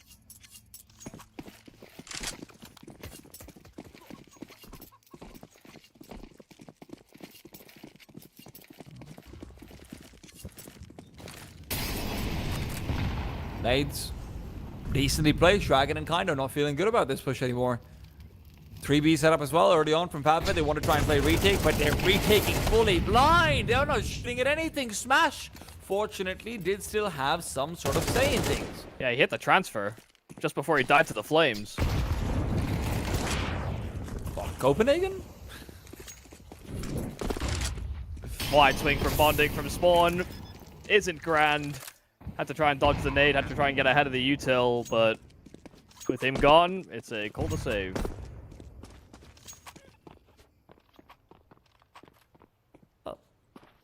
Depression is 3 and 4, by the way. He's just been largely unnecessary. Just vibing, man. Yeah. I'm hoping and you're calling all these up-tempo plays. Like, how am I supposed to get kills? Like, bro, I love standing in. Or alternatively, how am I even supposed to pass this trial? Yeah, I mean, why am I AWPing if we're gonna go for all these plays? Well, something to figure out. We are not going to have an AWP come out in this last round for the CT side unless Marix drops one. Certainly a possibility. Let's not, make a mistake about it. But 5bet are going to be crippled in one way or the other, either as far as weapon is concerned or utility. I just feel like Partisan are doing a great job of just calling circles around what Favbet's next plan is, because they try to be a little greedy this time on the banana resources, considering Partisan have actually been targeting A very heavily. And then Partisan find a great opportunity to come in with a little Molly flash combo at the half wall. So they're adding little bits of spice, a little bit of variety, and it's making Favbet very uncomfortable.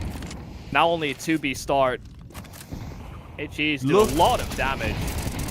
It doesn't matter though. Kaindo can only be taken down by one of his own, Michael. High explosions. Hey, there will be 3 players over here on this B-bomb side.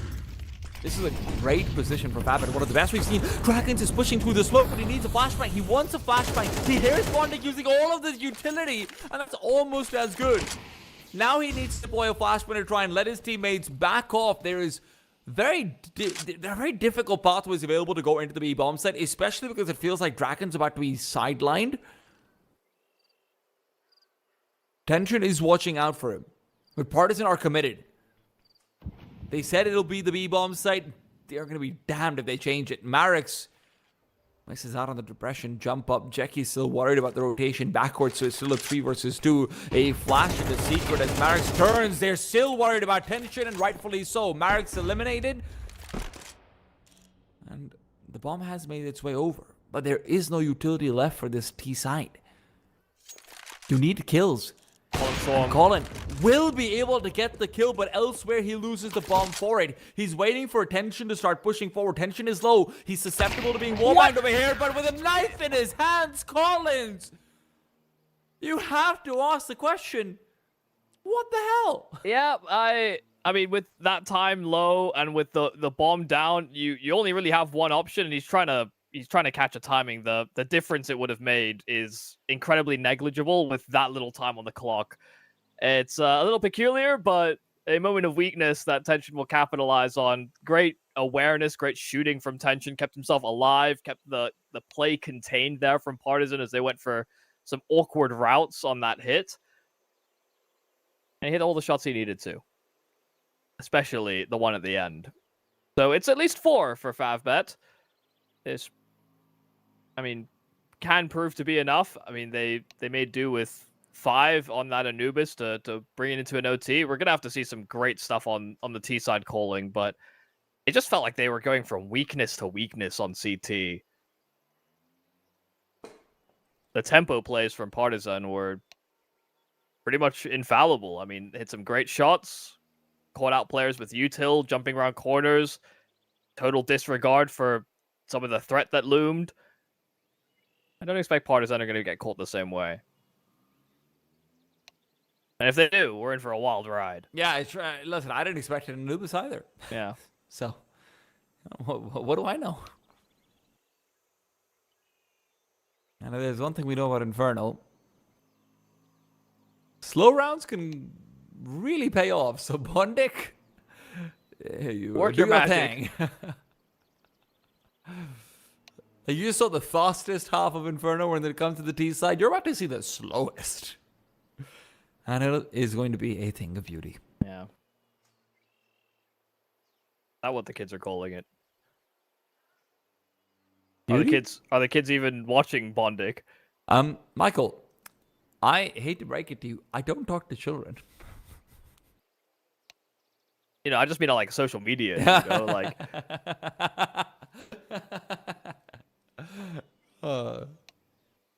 where are the Bondik TikToks? How funny would it be if in like a year or two, you know how everyone who's like, you know, maybe from a generation before starts catching up to new technology a little bit late. We're probably like 2 years away from like a cult following from like the old Flipside members and Markelov and Dozia and Bondik, all just having like fire TikTok memes. Sure, yeah. Or really good parenting advice. Yeah, I wonder how much Doja's still retaining his old nicknames. Some things you don't tell the kids about. Yeah, let's leave that one to the archives. Yeah, it's like 20 years down the line, maybe, 40 years down the line. Nowadays, you discover old photos of your grandma or something. You're like, wow, she looked amazing when she was young. That's insane. You know what? You're going to find Reddit memes 40 years down the line about your grandpa.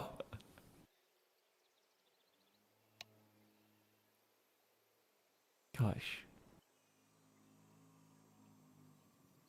Not something most of the players in the server will have to worry about, not until much later into their lives. Bondik's been around for quite some time. That's true. He's going to have to provide a masterclass in this second half.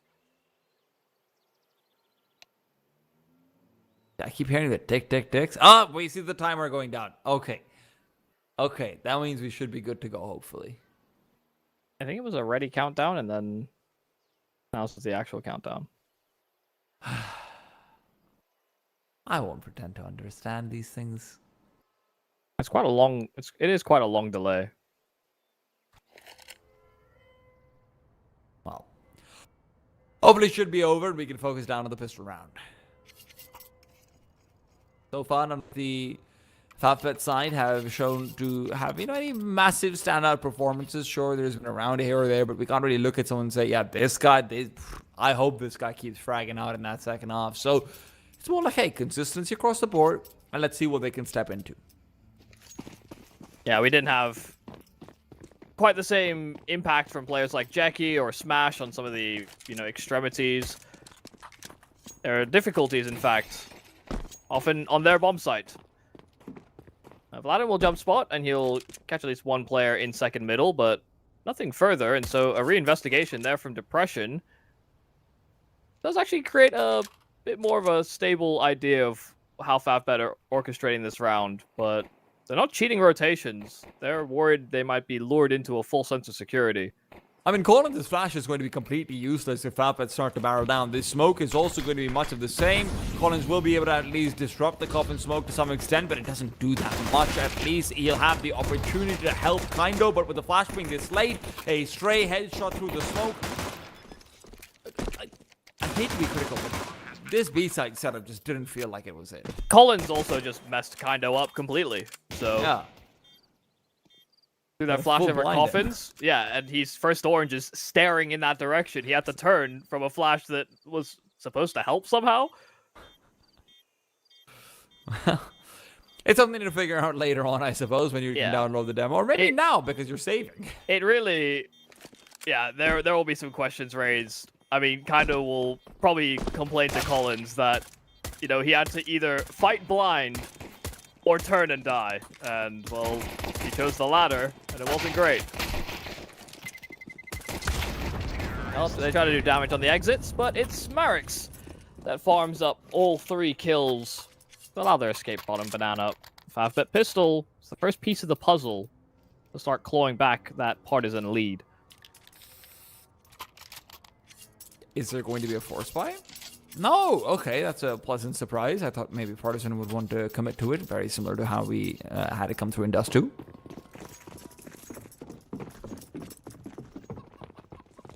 Maybe a little bit more of an aggressive round that they have planned out for their first gun round using fully rifles.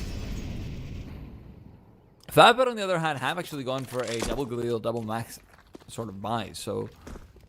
You know, even if you don't take away too many of these weapons, it's not the worst thing in the world to let them take them forward.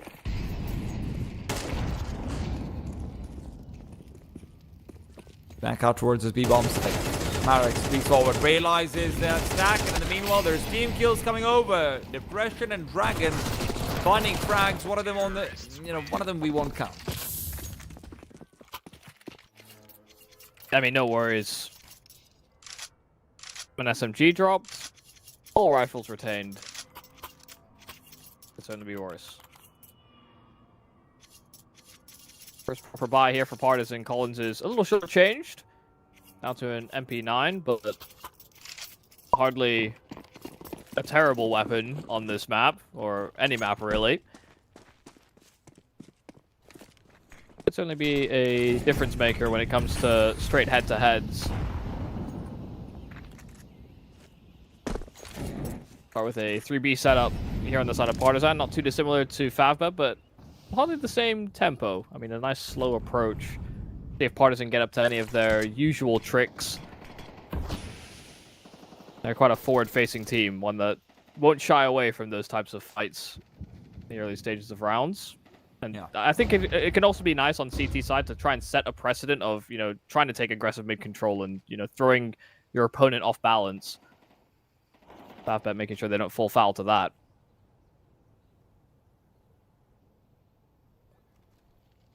Partisan, if they want to retake middle, have one flash to do it with, and it might not be on the best of players to have it. Ideally, Vladin doesn't want to reveal his position out towards the top of the balcony.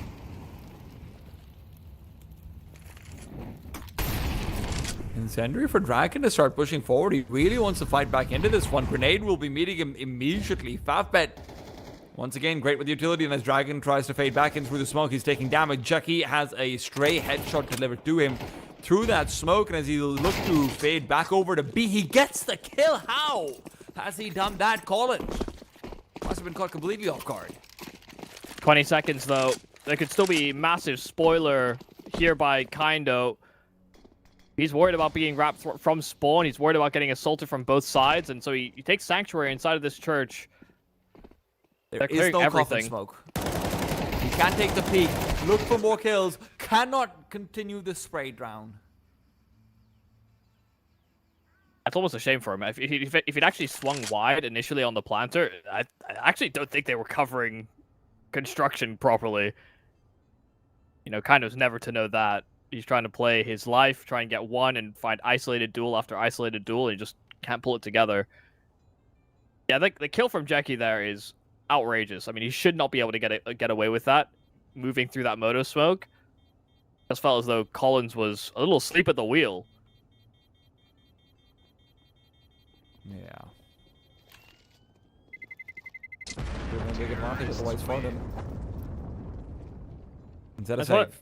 It's one of those moments, though, where, it could be Collins just looking at his radar or, not paying attention, but it could have also just been it could have been not communicated to him that was a possibility. The smoke is in an awkward spot inside of long that there's a player playing behind it. He's doing damage. He's fighting. It could be, for all he knows, on the rotation, it could be all clear.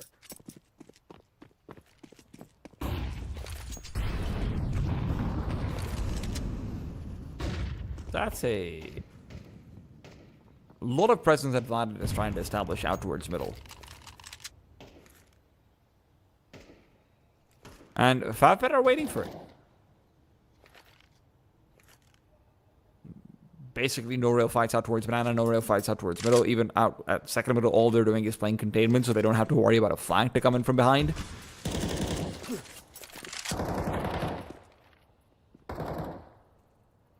Mid take being planned.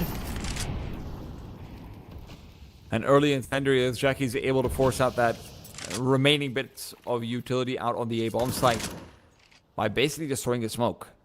FabBet are in prime position for a full execute of A.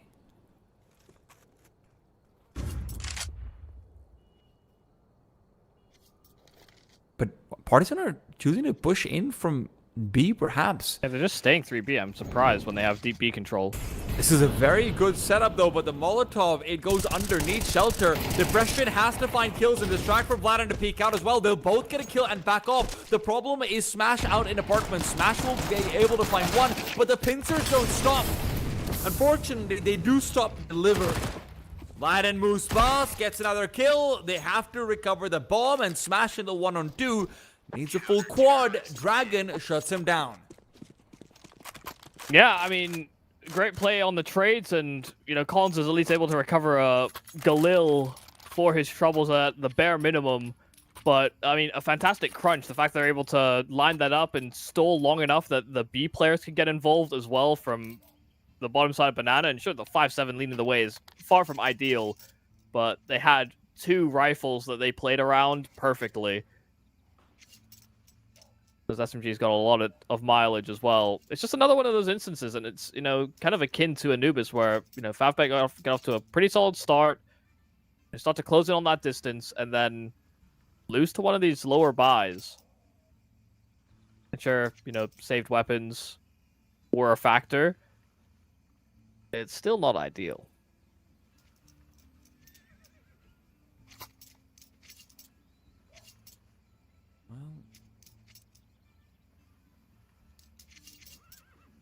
Up now out for Depression, Michael. Yeah, that's cool. Do you think he's gonna manage more on the CT side? You know, I have high doubts, actually. Been a rifler's game. Well, he'll start off with an angle down towards apartments. Even if they just want to use him to try and maintain this 2A setup that they have been having, you know, some success with. I like what they did in the last round quite a bit.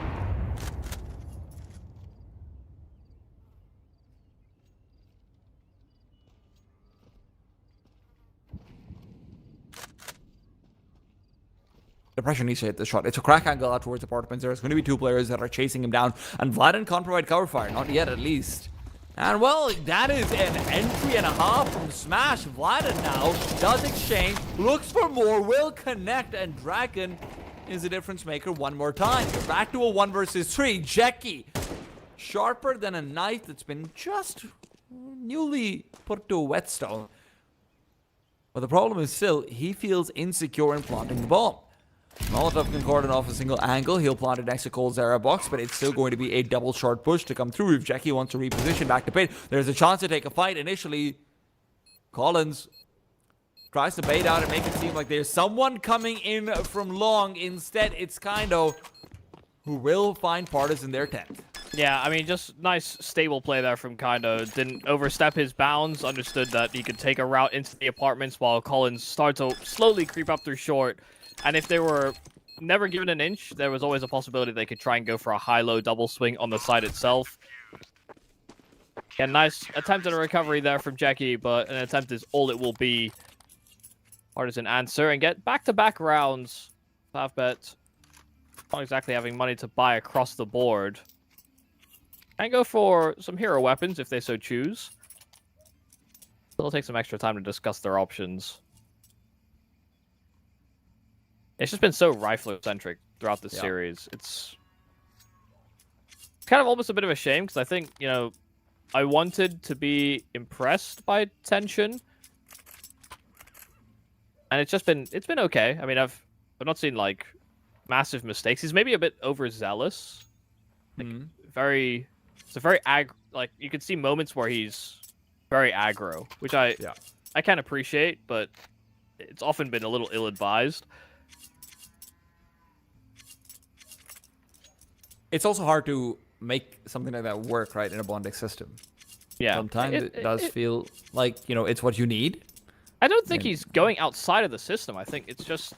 I don't know, he doesn't, like, necessarily have a proper place. Often facilitated for. Nice aggressive line down middle for Depression.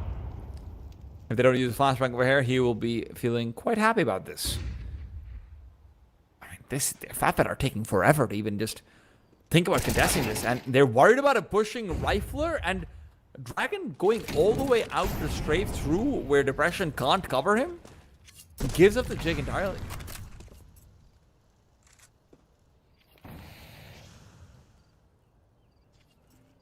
I wonder if they were hoping that Depression actually had sectioned off the entire right side wall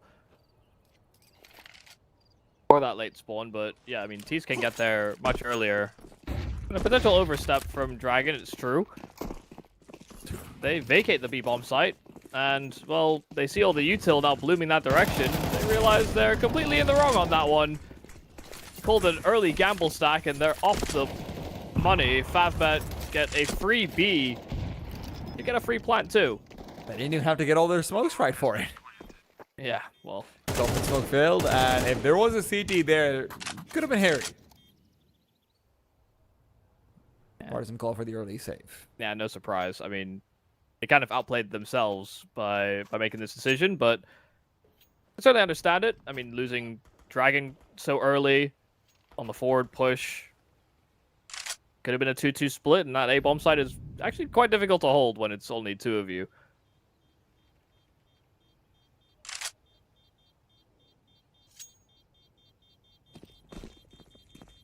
No attempt to hunt the weapons out of the hands of Partisan.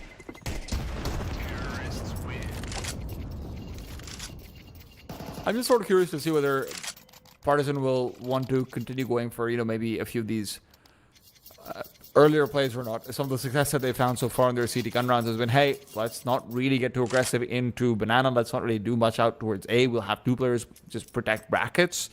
And maybe in the mid-round we'll figure out based on the information we're getting. It feels like it's a great counter to how Favbet have been playing a little bit slower as well. Yeah. Well, it's actually the banana aggression that's been working for them, is that they've been able to get deep control a couple of times and actually, you know, more easily cheat a rotation over if they so desired. Favbet, because they've been playing slow, have been kind of opting for more retake setups on Banana as a position. Great timing on the flash, though, for Marix to maintain some control, but Collins gets a trade. Barely survives the nade. It's going to have to be a two-man defense with this A-bomb side again, Michael. Doesn't feel like Favbet want to end on A at the very least. Rather, on B. At the very least, that's what it feels like. They do still have utility to be able to navigate over if they want to. And frankly, there are very few flashes available for Smash. He's not in a place to deploy them either. Going into the A-bomb site isn't the easiest without those. Did clearing Molotov. I'm not sure if Smash would have heard the scope, actually, on court, but very wary of the fact that Depression could be posted. And spotted. More misses here for Depression. A couple of chances that he won't get again. Timing's pretty low, though, and this is where Vladin is trying to take things into his own hands. A rotation over from Dragon will certainly be helping as well, but it's a backstab out in second mid that you have to worry about. Dragon, good for the one, good for the two, but the B-bomb site is once again open for business. A 2 versus 2. And Depression switching out towards Rifle. Vladin picking up the off for himself. I would love to see him on 1 as well, but maybe doesn't feel comfortable picking up an AK or anything like it when he doesn't have HP. Oh my god. Oh my god, the bomb's out of the open and he still doesn't get the kill. He shoots through the wall. Bondix in the 1v2. They've got flashes, they've got a kit. But can they make the crossover? Bondix found the first kill and back he goes. Playing the time. Okay. Depression recovers the kit. He's tapping it. He's sticking it. He's going all the way through. Bondic will not get the... And he won't get the stop in time. Oh, yeah, I didn't realize that there was that kit to be recovered immediately. Bondic, just a fraction of a second late.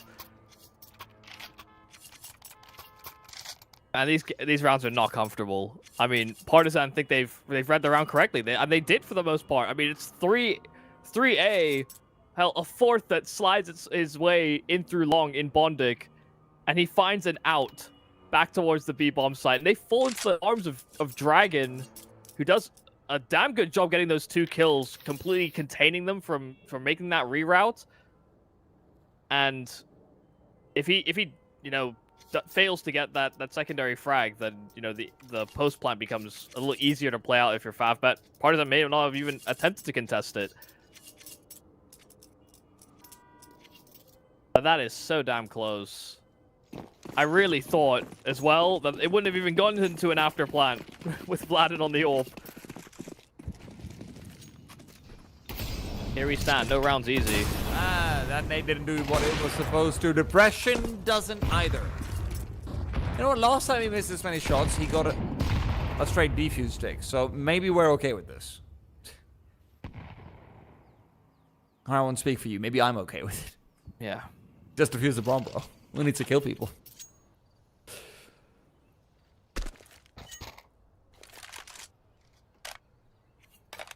Absolutely no presence out on banana for Favbet. Partisan has gotten banana control deep very often. This is not one of those rounds. And you can see how unstable they feel. There's a pendulum between sites, and it cannot decide where to swing. I just can't believe nobody's covering apartments at all. Vladin will have to. And he's realized that the player's already dropped down and under. Smash is in a fantastic position, but it's a longer duel that he needs to win. Motor Smoke doesn't quite bloom the way he wanted it to. Dragon will be able to take him down because of it. And now, as they continue to contest, there's 2 players inside short that the T-side know they haven't dealt with. Kaino's still here. Kaino still hasn't had Vladin be revealed, and finally when they get the frags they can make the crossover, but again another man coming in from short. The problem is he has an AWP. Dragon picked that one up from the ground, and Depression will now strike. Jackie's all alone. It's his old haunt from the CT side, playing in from pit. Rise and wait. No Molotovs, no grenades, no easy ways to flush him out, but Dragon 24 and 14 now. The CT side has been a real delivery from him. Yeah, I mean, Dragon has, you're absolutely right, you know, been lights out in a fair few of these rounds. And can you tell he used to be a main AWP? I mean, really nice footwork and a flashy, fast kill. Finds Partisan at 12, quick. I mean, this is a bit of a capitulation from Favbet. Started this T-side well, but Partisan have been the better team so far on this map. They've led in pretty much every single one of these maps, and it's been the tenacity of Favbet that have pushed this series the distance. They've not made it easy for Partisan. But finally, Depression hitting opening lines with that AWP. When Favbet were already walking into this buy with less than the ideals. What? Don't know what the communications are between Vlad and Depression there. Depression wanted to give Vlad the AWP, considering he was low health. Vlad didn't want it.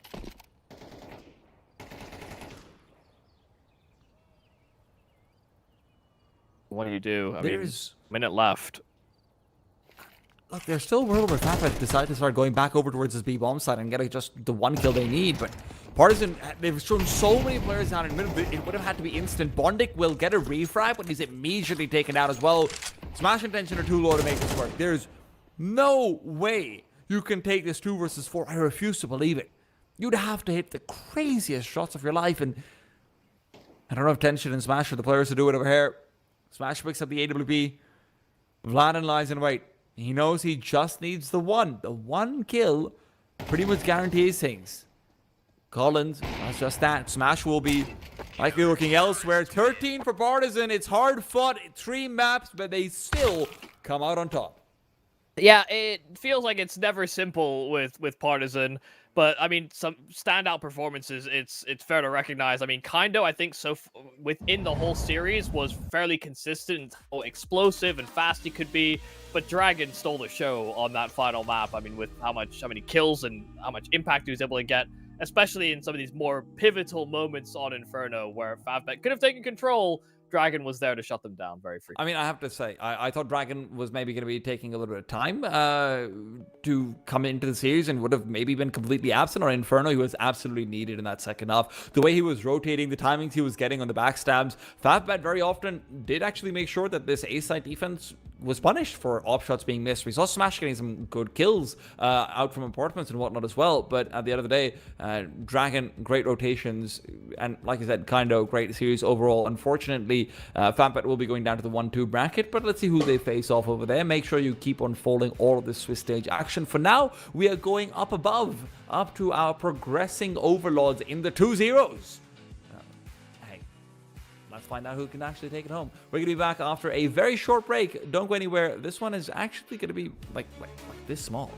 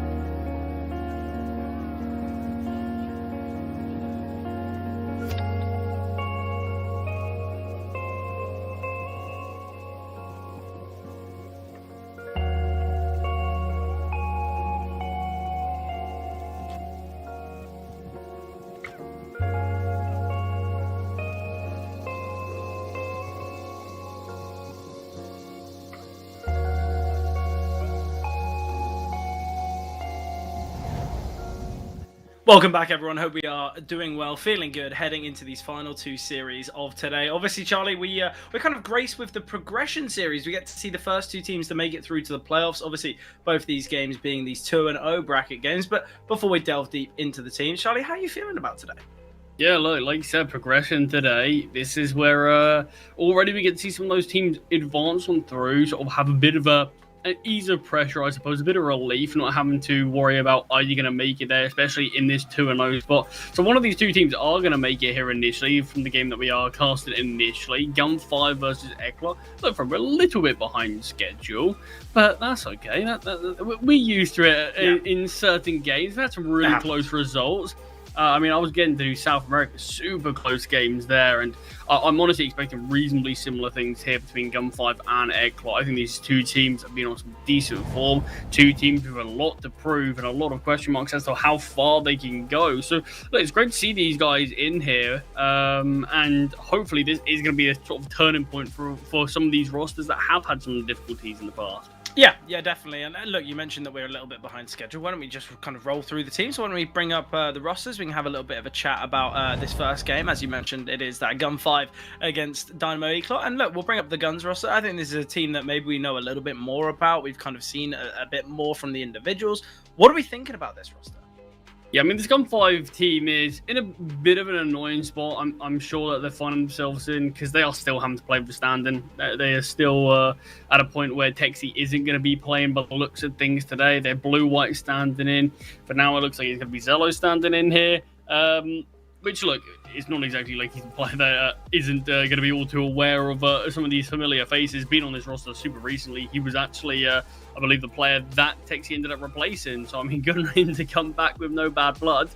But, look, I do think this Gun5 team, like I said, there's a lot of really good pieces. This has been a team that at the start of the year was pushing towards top 30 in the VRS rankings. They very much stagnated and sort of stumbled since. They've tried to make quite a few roster changes to sort themselves out, bringing in Fine Shine, and sort of a month later bringing in Lackey, and then just about a week ago bringing in Texi. So they've been trying to find solutions for this, and things haven't been quite working out for them. But look, this event has been sort of like they've been coming in with a different look entirely. Yeah. 2-0 right now, haven't dropped a single map so far. So there's a lot of promise to this team, and this is all off the back of having blue-white stand in for these guys as well. So look, these are some very successful results considering all of those factors. Look, I have to say, do you think James is going to be watching this one and saying, well, okay, you're our new kind of star rifler, we brought you into Paravision, you better do well while playing for guns, you better show what you're made of, kind of thing? Do you think there's going to be any of that? Because obviously that's the new team for Exilo. You said that we've seen the replacement, obviously, on this guns roster, and yes, don't get me wrong, I feel like certainly could be a positive when it comes to Texi, but yeah, I think for Exilo's kind of come back, and he does bring so much firepower, and I think that's something we will see today. Yeah, I mean, look, definitely could be certainly could be a bit of a possibility, but yeah, I mean, that's the thing. It's the fact that Gun5 have been able to go this far while sort of not being able to play with their full five. I think it does say a lot. But look, they're having a player who's familiar with the system, familiar with everything that is going on. So this feels like on paper, considering they're blue-white standing in beforehand, this kind of feels like their best chance to win a game, because it isn't exactly like that much of an unfamiliar face for this team. I mean, blue-white has stood in for them previously, but look, this is completely different. In terms of individuals that we are looking at, I feel like Feinstein has massively impressed me in the games that I got to watch recently. I've said it in a couple of games previously when watching Gun5. This was a guy that was brought into the roster and had some real difficulties sort of hitting the ground running, but it feels like these last couple of months is where we've seen some of the glimpses of the player that Gun5 opted to bring in and getting to really see what this team's all about. But Gun5 haven't got here to this point in the Swiss stage just by one individual. This has been a real team performance that has allowed them to come here. Yeah, just to note, obviously, how well Feinstein has been doing. In the event so far, he's currently 4th when it comes to stats, behind Grix, Notaneki, and Might. And honestly, I think Feinstein, it's just a 0.04 rating difference. It just goes to show how much impact he brings. But on the flip side, I feel like we've had quite a nice debate and a bit of a chat about this Guns roster. Obviously, we can talk about DNE, and I think a lot of people would be saying, well, they've made 2 recent roster changes. They brought in Spardaus and Aaron, and I think with this change, I think a lot of people have thought, well, okay, surely they're not going to do too well. Maybe they're going to use this event as a bit of a platform to I guess welcome these players in, see what they can do. I'm unsure. They've been playing with Kriaz in the last few games. Is it going to be Kriaz? Is it a stat? Is Aaron standing in? Is Aaron just a placeholder? I'm not. I really don't know what's happening with this roster. And I'm sure many of the Dynamo Eclot fans are thinking the same, because it seemed like things were looking pretty good with Mikey and the leave. So, thoughts here? Yeah, I mean that's the thing. I'm at a point where I don't know if this is going to be a full 5, if this is going to be similar to sort of some other teams that we've seen at this event, like Monty, where it feels like it is just going to be a stand-in for the event. I have sort of scoured some of the Twitters. I haven't seen anything confirmed in terms of players sort of set in stone them joining this team. So as of now, it feels like it is potentially just a standing role. And yeah, I definitely think, look, on paper, this does feel like it makes things a lot more difficult for Eclot. It does feel like it makes things pretty challenging for them to be able to come into this. But similar to Gun 5, they've still not dropped a map. This is a team that with players like Spardaus on the team, sure they had Krias previously, but it feels like with the standings, things aren't exactly being a huge difficulty for them.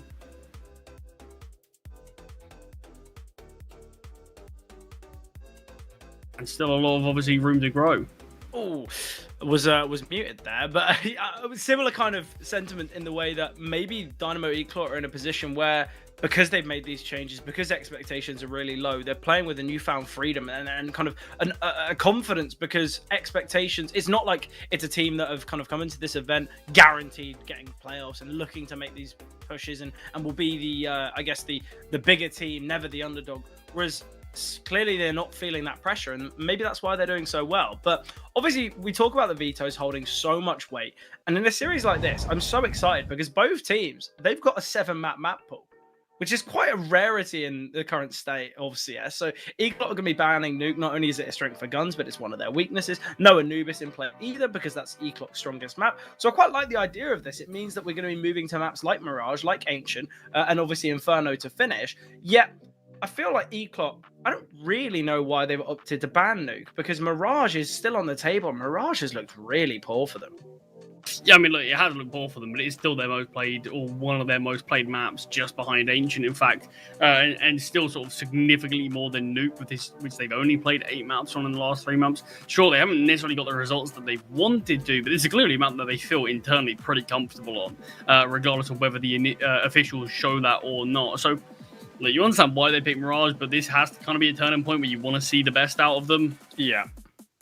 Just due to the fact that, sure, there's a great chance that even though Mirage is a map that they feel like is often their home turf, Gun 5 can pretty easily battle back on it. But on the flip side, you can say the thing for Gun 5. Sure, Ancient's been a good map for them, but it is also the most played map by Eclot, and it's been one of their better maps. So, look, there's a lot of intrigue, Fred. There's a lot of question marks as to where this veto could lie, but it feels like it gives both teams a lot of opportunities to take things and really see if they can be the ones to dominate the game. But Mirage is going to be underway now. We are going to be kicking things off on map number 1 of the series, with Gun 5 starting on that CT side and Dynamo Eclot on the T of their map selection. Yeah, honestly, I had to do kind of a double, triple, quadruple check, because I don't think I've ever seen a team's instant pick be their statistically worst map. Which is, I'm still kind of lost for words. I don't really know what to think. But look, if Dynamo Eclot surprise here and they do find victory, then I guess definitely got the chance to take Ancient. I'm just so stunned at the fact that this is their go-to, this is their most picked, yet by far their weakest map. I mean, that's the thing, though, isn't it? It's like I said, I think they do feel comfortable on it as well. When the fact that they are, well, it is Kriaz in the server here actually for us, but the fact that they are playing with 2 stand-ins as well, at least that's what it seems like currently. Mirage is a decent map to play with stand-ins. You know, you can sort of pug it, you can call it reasonably well, and in fact, it is blue-white standing in as well. Still, being caught off. Yeah, caught off guard there. Obviously, Kriaz was on Eclot beforehand, just for about, what, I want to say, was it a year? Was it a month? An amount of time. A time between a month and a year. Yeah. No, he was there for a whole year. Questioning myself there. So there's definitely going to be some synergy. Certainly can be seen, but the pistol round's looking good so far. Already, the bomb's halfway ticked, and it's a 5-on-4. Crazy scenario to be in. Lackey will take down Dieter, and now the swing from the P250 goes taken down. And a chaotic pistol that will go the way of guns. A very awkward pistol for both teams. Quite an awkward kind of pistol to see, because it's a 5v4 with only 20 seconds left. There's going to be so many kills coming through, but it goes the way of guns, obviously. Yeah, really solid aggression down towards ramp from the CT side to find that first blood, and then with the bomb down, there's a lot of space under the control of the CTs, and Eclot always felt like they were in a bit of a tough time just in terms of their own positioning, and given where the CTs really did reside, it felt like it was Gun 5's round to lose, and they weren't looking to do that whatsoever. Investment seen though from Dynamo Eclot, the consistency now. It seems like in every game you see, if a bomb goes down on that pistol on the T side, you're going to be getting a bite nonetheless. And I feel like we're seeing investments as well for a majority of the CT forces as well. You often see so many of these second round force buys, and feels like such a big nature to this game now. Yeah, not messing about. Just get the try and get the investment out early, and then it means if you lose, at least you can get the AWP out in that first full buy. But nice find from Fine Shine, takes down Kriaz. Gamma able to go for the trade there. Forzy just holding towards connection. Probably by the time that he could have found the trade, already a little too late. Fine Shine ready for Spardaus, takes down the second, 2-man advantage, and this really feels like it takes the sting out of this buy from Dynamo Eclot as they've got to try to maneuver their way towards A. There's already 2 players deep towards Ram. You've got Fine Shine who can be a quick rotation. Just 40 seconds remaining. Forzy and the bomb on its back. Well, Lucky's got the cross. This is the toughest part of all of it. And there it is. He finds the bomb carrier. Will double down onto Forzy's scout. Blue White can find. No casualties here for guns. So when facing off against the Eco in the next, the finances is going to be incredible. Honestly, you look at a round like that from Dynamo Eclot, you look at the investment and you think, okay, there's certainly a possibility. Honestly, I think if they B-rushed 5 Glocks, they could have got a bomb plant and a couple kills.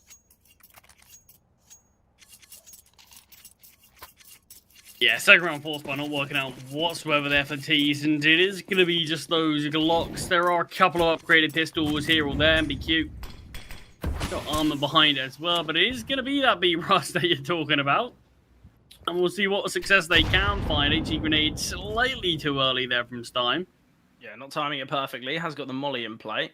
Lackey will be the one to gain this information once players step. Smoke coming through here from Stein, and this could be the go call from the T's. Honestly, they could just all look to play close. Well, Dieter's shortly got that information now. Bit of a spam coming through from Fine Shine in the attempt to connect into the kitchen, but safe for now here from Dynamo Eclot. Ooh, the timing on this HE grenade could be devastating. Look at that nade, softening up 3 here, and Stein should be able to find these frags so comfortably. Just going to peek on out. Spots out so many. He does have a molly and a flash, but Fine Shine just going to peek and come to his aid. TK coming through as well. Stein, I don't know why he doesn't just go searching here with the MP9.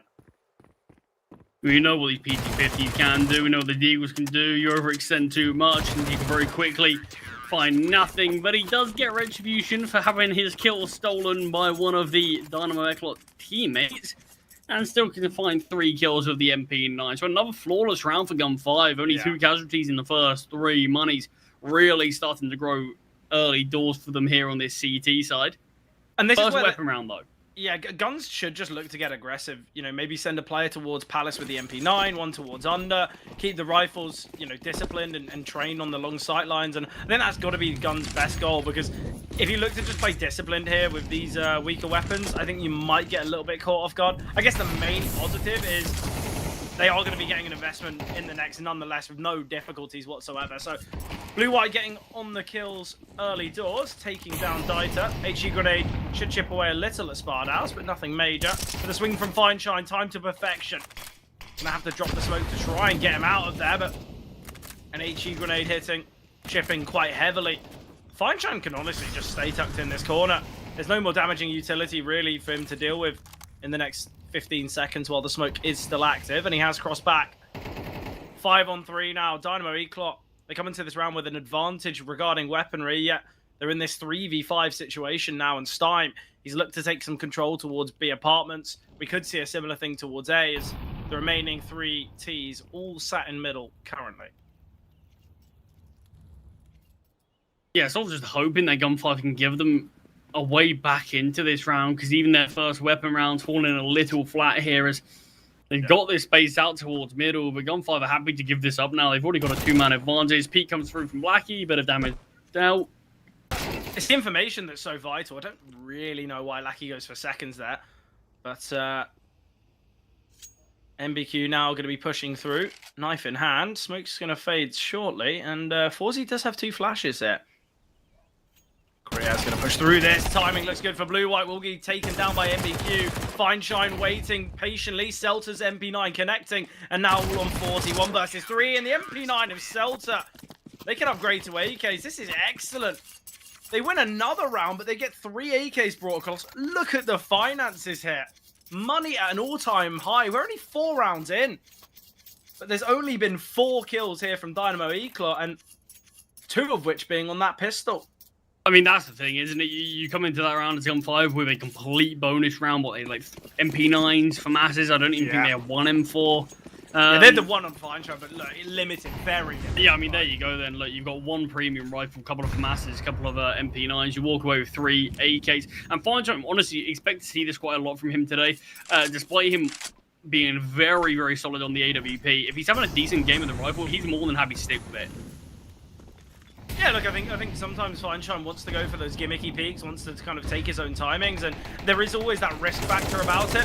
When you've got the AWP in hand, not the greatest of sprays from Celta. Fineshine pushing through, gets taken down by Kriaz, and I guess the brilliance that we've seen from Gun 5, outmatched by the Tech 9s. Molly and Nade landing on the bomb plot, could deny it, in fact, and there it is. And now Stein can take his time. Dieter will find Lackey. Sparthouse needs to be dealt with.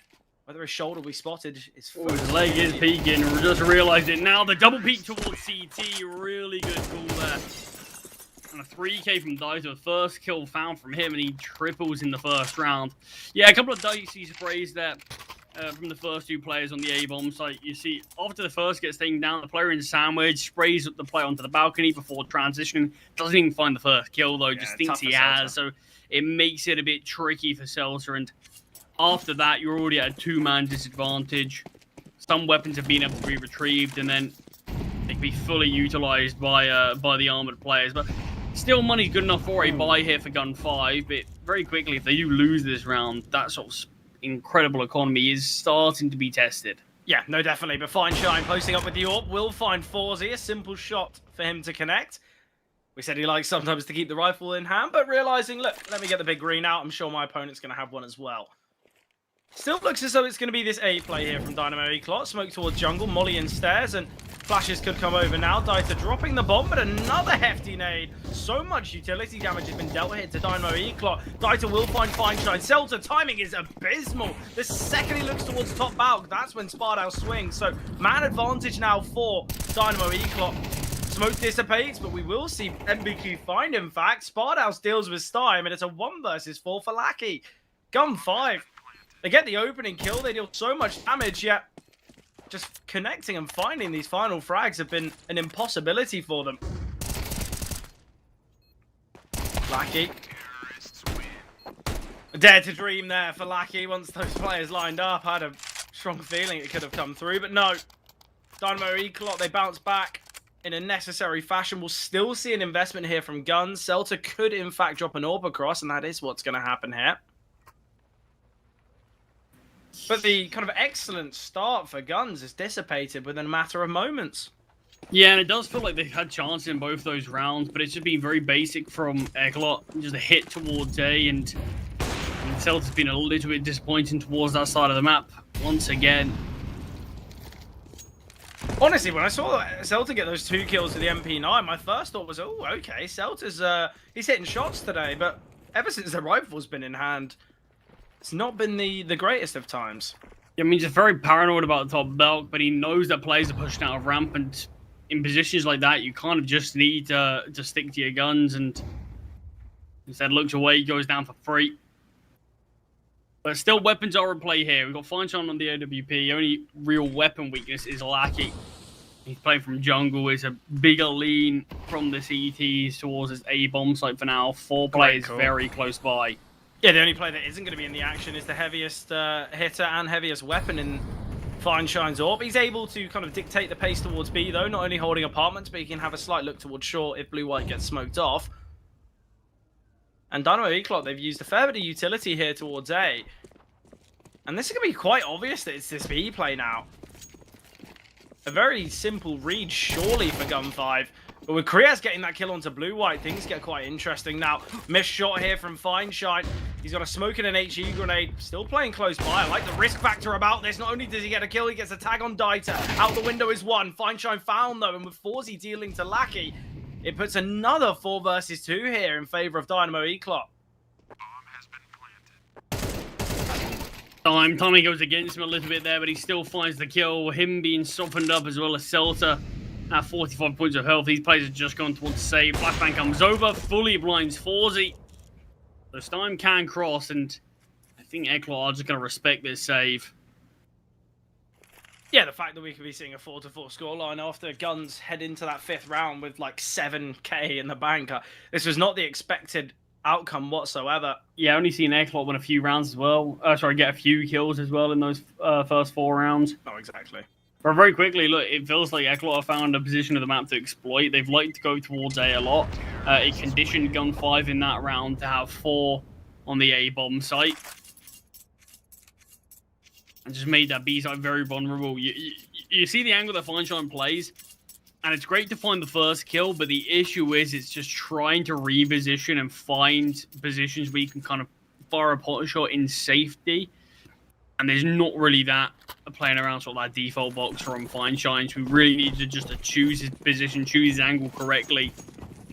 But it's not always easy. We do still have these 2 save rifles in play for Guns. Oh, a lot of damage there. Lackey. Feinstein will be found.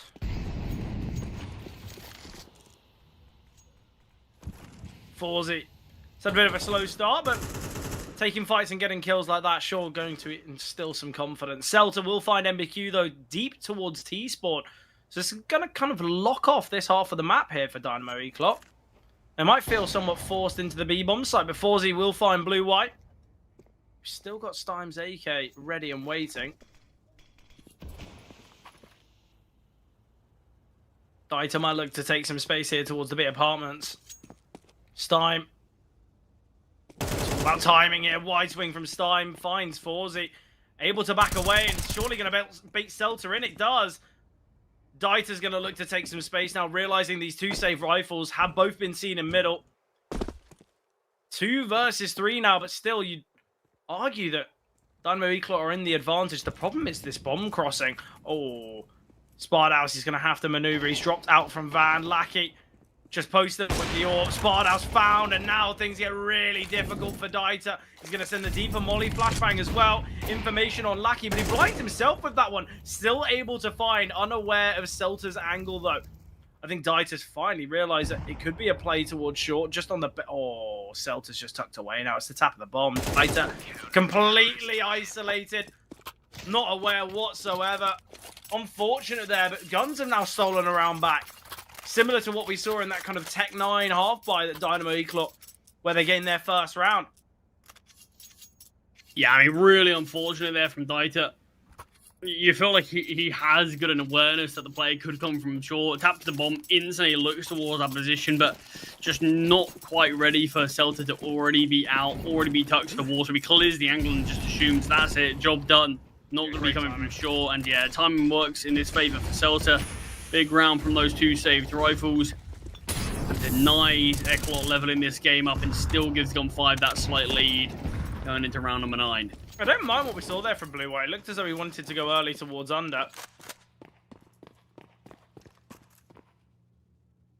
Could have really caught out some T's, but just with the amount of utility sent from Dynamo Eclot towards top middle, Blue White just wanted to get himself out of that.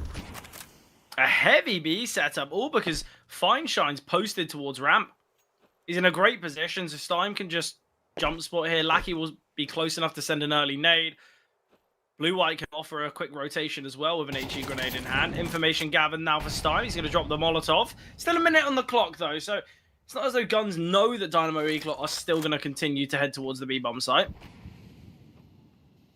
Problem is, D&E have given up all of this control. If Celta, he pushed towards Palace last round. Dynamo Eclot, they're going to be worried about flank, and that's why it's being held currently by Forzy.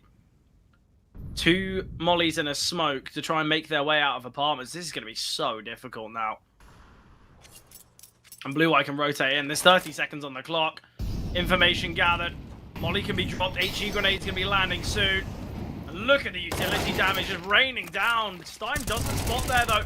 Another bit of util damage coming through. Lackey can get a double. And now it's on Forzy and Kriaz. Blue White finding, and the lurking con found there. Excellent from Gun 5. Great awareness and important positioning from Fineshine. Yes, he doesn't get a kill in that round, but because he's posted towards ramp, he just confirms that this part of the map is clear and they can over-rotate. 6 now found from Guns here. And Dynamo E-Clock going to be forced onto one of these half-buys. So Guns, they've got a good opportunity to confirm the half with still 2 more to play for.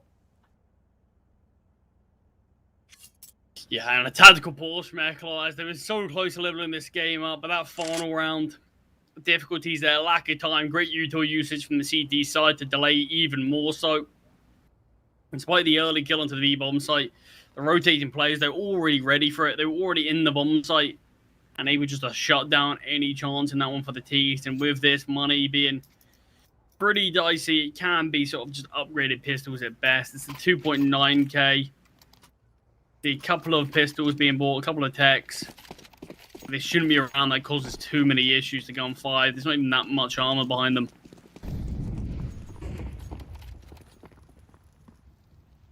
But back to old reliable, back to this A hit. Yeah, and honestly, this could be the perfect time for it. You've got an AWP in play holding from CT. Blue White's kind of competing in both middle and A, and with the smokes coming down, this is going to be so much work here for Fineshine. Thankfully, the boss players are going to be making their way out ramp, but Fineshine surely just drop a molly at his feet, but he goes for the smoke. This could go so wrong. He's allowing these Tech 9s to get up close and personal. He does back away, though. The right decision. These Tech 9s are still looking to fight here, but Fineshine with another quick shot. Dieter hoping and falling. The aggression there onto Fineshine, you don't mind the idea from it, but the second he hits that second shot, that's when you're thinking, well, maybe the wrong decision, maybe try and get the bomb down. I mean, that's the thing. Look, Eklot feel like they've exposed the weakness there, being able to try to capitalize and punish Fineshine on the AWP, but this man is not missing today. 12 and 4 after 10 rounds of play. He's looking sharp. Rifle and AWP both looking like really solid weapons for him so far. And it's very scary when Fineshine gets off the mark really quickly for Gun 5. Yeah, definitely.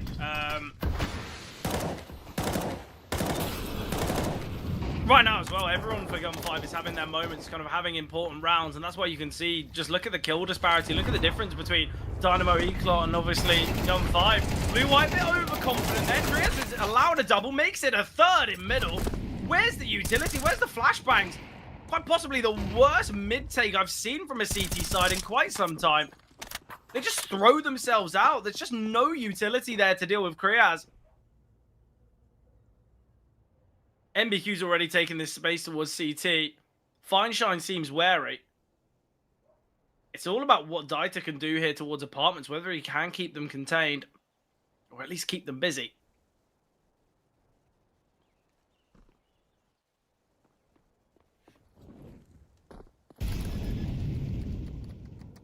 Bomb will go down, but Dieter's just here towards B. As that sort of contingency, he can back away to the lurker if we see a save, can punish Gun 5 here, and we are starting to see Stein have a bit of a look in. Fineshine still out here towards B, surely not ready. The Dieter's position still hasn't moved the right way, and Dieter's gone towards short. This could be so unfortunate for Dieter, because Steim's playing an angle that won't be seen.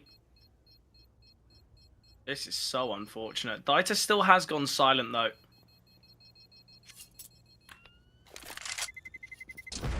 And this is where Fineshine is having a slight look. He is somewhat worried. Crazy that the luck there from Dieter hasn't found anything.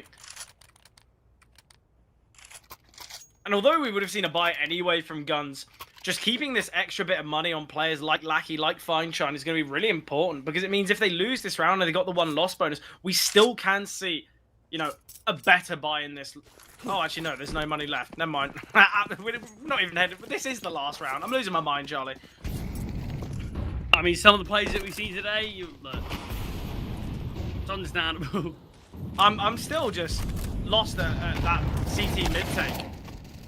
There we go, that makes a bit more sense. Double nades and the smoke and a flash to come over. Blue-white swinging wide into middle, to A main, couldn't find one. Celta quick to get one towards Palace. Lackey close by as well. So Guns, they will end the half with 8. A very impressive performance on their opponent's map pick. And now we're heading to the second half where we have to say, and we have to put into question, why have Eclot picked this? I mean, look, there is a couple of question marks that we've had in terms of this map selection of Eclot.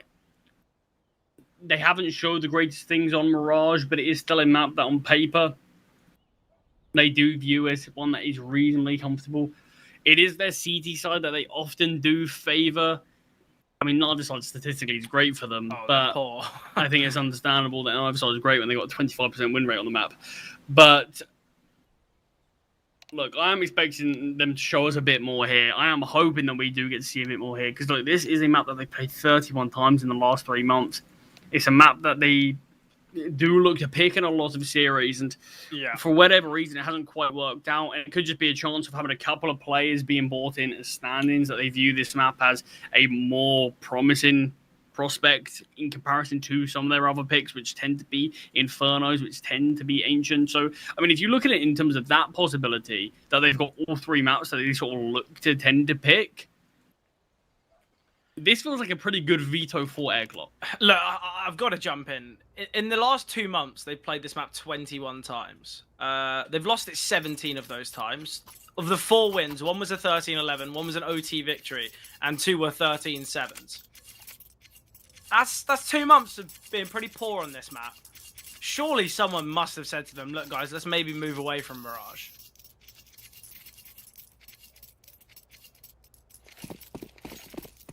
And that's the thing, who knows what's happening in the practice server. Well, we know they're winning every single Mirage game, but for whatever reason, in officials, yeah, it's not quite working out for them. But CT side could silence us. Yeah, certainly could. I don't mind the call here. AAA, double short aggression. The problem is Gun 5 are going silent.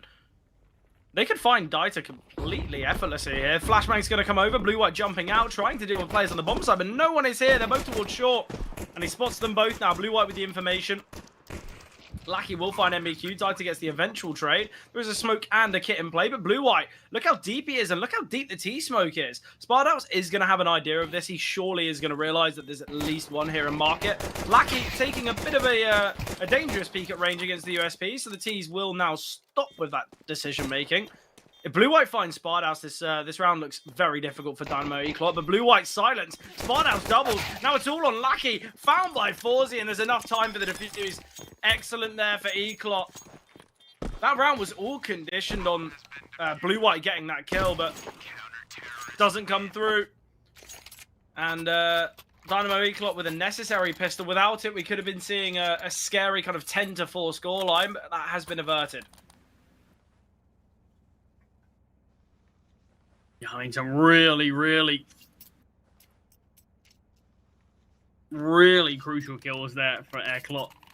Came down to just those gunfights at the end, those final 3 kills, shutting down any time of Gun 5 winning that. And you saw Seltra in the 1 versus 3 sort of just had to frantically push out, need to get a kill. You can't be trapped at a car. It can be a really difficult angle. But we are seeing the second round forced by 4 Gun 5 on the jump spot. Is a play towards CT. One elevated up in Balkstein does spot.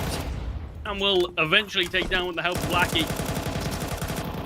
The amount of time that Kriaz took away from that, I thought Kriaz would have, well, someone would have found something, but Forzy rotating through, finding 2, MBQ as well, doubling, and Celta all alone here in Palace. From what looked like a really troubling round, DNE turn it massively.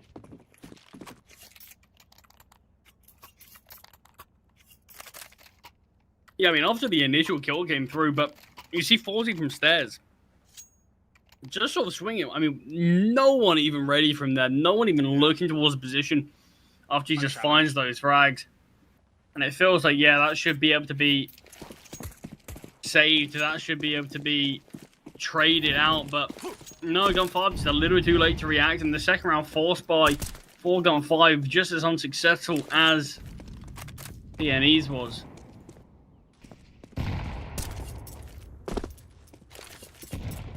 I think the main positive there is it not only was it Forzy swinging, but it was MBQ as well from sight, which kind of added a second threat line to the, I guess, I want to say it's not really a retake, but I guess containing on the bomb site. Is there a word for that kind of the fight you take to retake the site before the bomb's down? Do we want to create one now? Would it be a pre-retake? A pre-plant site take? Pre-plant, post-plant? That's just rubbish. That sounds cool though. So, you never know. But it's been an easy clean-up here in this round for the CT side. No kills found yet. Even players being caught out, so able to turn in the superior weapons. Just dominated, all on Stein. Deagle in hand, can't find anything. 5 survivors in a super similar spot to what Gunfire found themselves on, where they've got some decent money early doors here. Barely suffered any casualties in the first 3 rounds of the second half, and only 1 round separates these 2 teams, so still a lot more action to be had.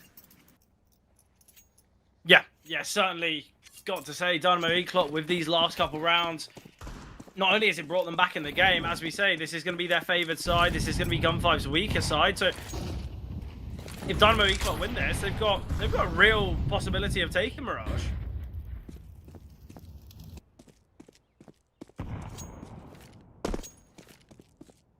Obviously not done yet. I don't think we're even close to getting an answer. I think there'll be many twists and turns when it comes to the result of this game.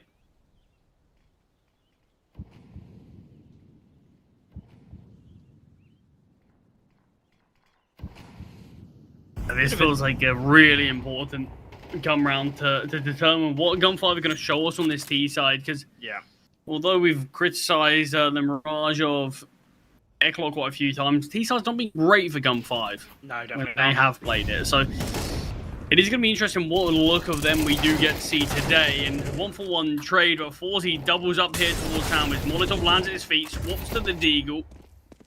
The trades continue to come through, but they are favouring the CTs. Not the best of fights there from Lackey. Got to say, from the switch to the CT side, Forzy's been so effective. And I doubles think and triples throughout this series, really, that's going to be quite an exciting duel between Forzy and Feinstein. Yeah, seeing what these 2 AWPers can do, because both of them have some big moments with the rifles, but 2 kills in this one for Forzy and a 1 versus 3 clutch for Feinstein. Does have the bomb on his back, searching for players, but no one quite giving anything up. Oh, look, why would they? They're in such an advantage scenario. We're going to see this tap of the bomb. Can be taken down by MBQ. There's not really much that that Feinstein could do there. But yeah, there's so many moments where, like, Forzy, he gets a kill towards Sandwich, and there should be a trade coming through, and he somehow doubles, and he even got a Deagle shot off on the last. Like, we could have seen 3 kills found there from Forzy, which really shouldn't be happening, should it? No, not majorly, but I think both teams have shown issues with their T side. Yeah, definitely should be said. I think the last Europe game we got to watch, we saw, what was it, Monty versus Iberian Soul. Iberian Soul, really poor really poor T sides we watched throughout that whole series. Just teams really struggling to make the offensive side show us anything. So hopefully not going to see the same case today, because we saw some pretty painful T sides on that day. But look, Mirage definitely is a slightly more CT favoured map than it probably ever has been. But it shouldn't really still limit basically things like trading. These should still be the basics that we still see teams produce. But a leveled up game here at Eclot do have the chance now to be able to continue to press on and take the lead for the first time in this series.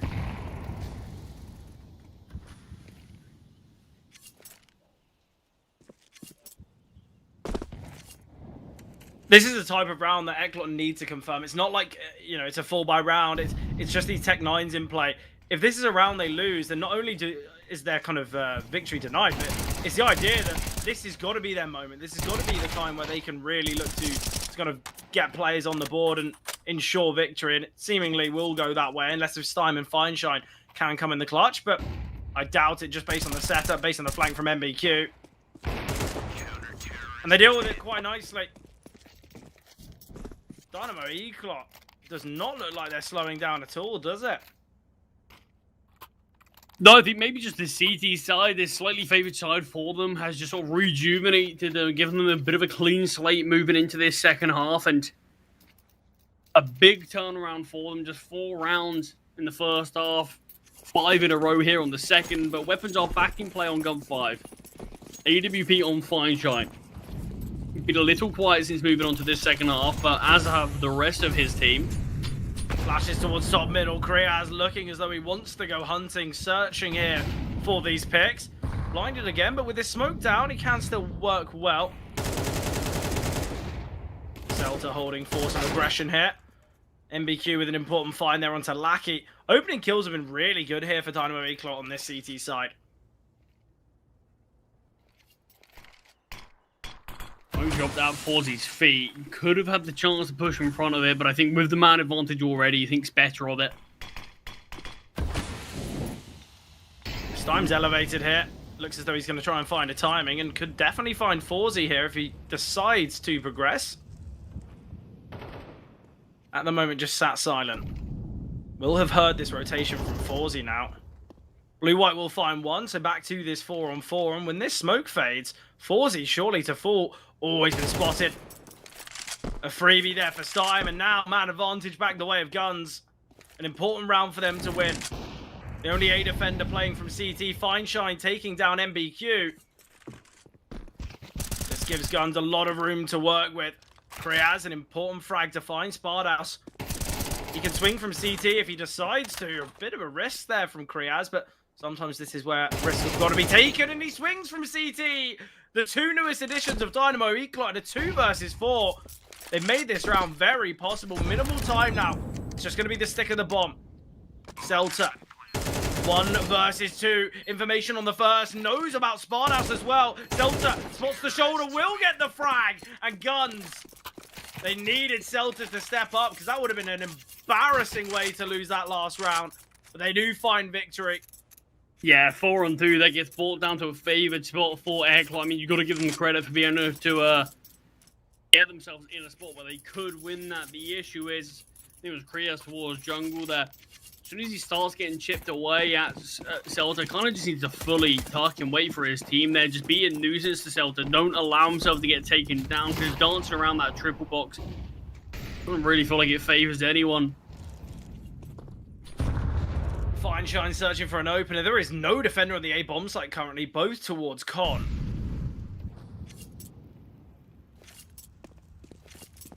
They will just back away. 9-9 scoreline. Finances aren't perfect for Dynamo Eclot. I don't really know what they're going to do if they lose this one. Obviously, I think there'll be conditional whether players save or what happens there, but a tough decision might have to be made from DNA.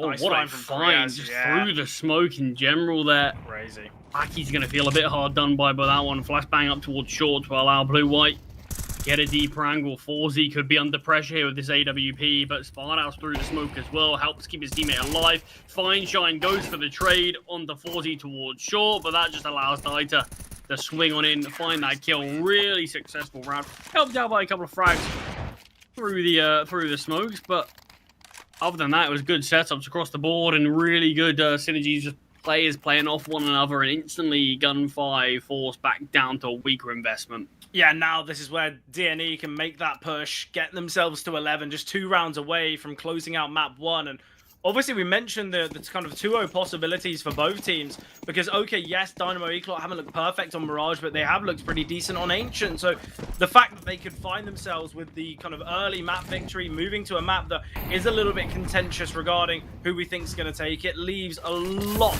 to be seen, and there's going to be a lot of excitement. Dieter though, nice find. It's important that they keep their finances strong. Dynamo Eclot don't want to be in a scenario where 1 round loss puts them in a difficult financial scenario. Dieter still in the bomb site. USP in hand. How has he got 1 there? Lucky gets the eventual trade. Celta's been really key on this T side.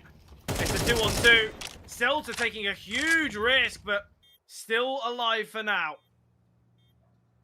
And it's all waiting on Forzy. Spardaus, he doesn't want to show himself. He needs his teammate to get here first. There is an HE grenade that could find Celta.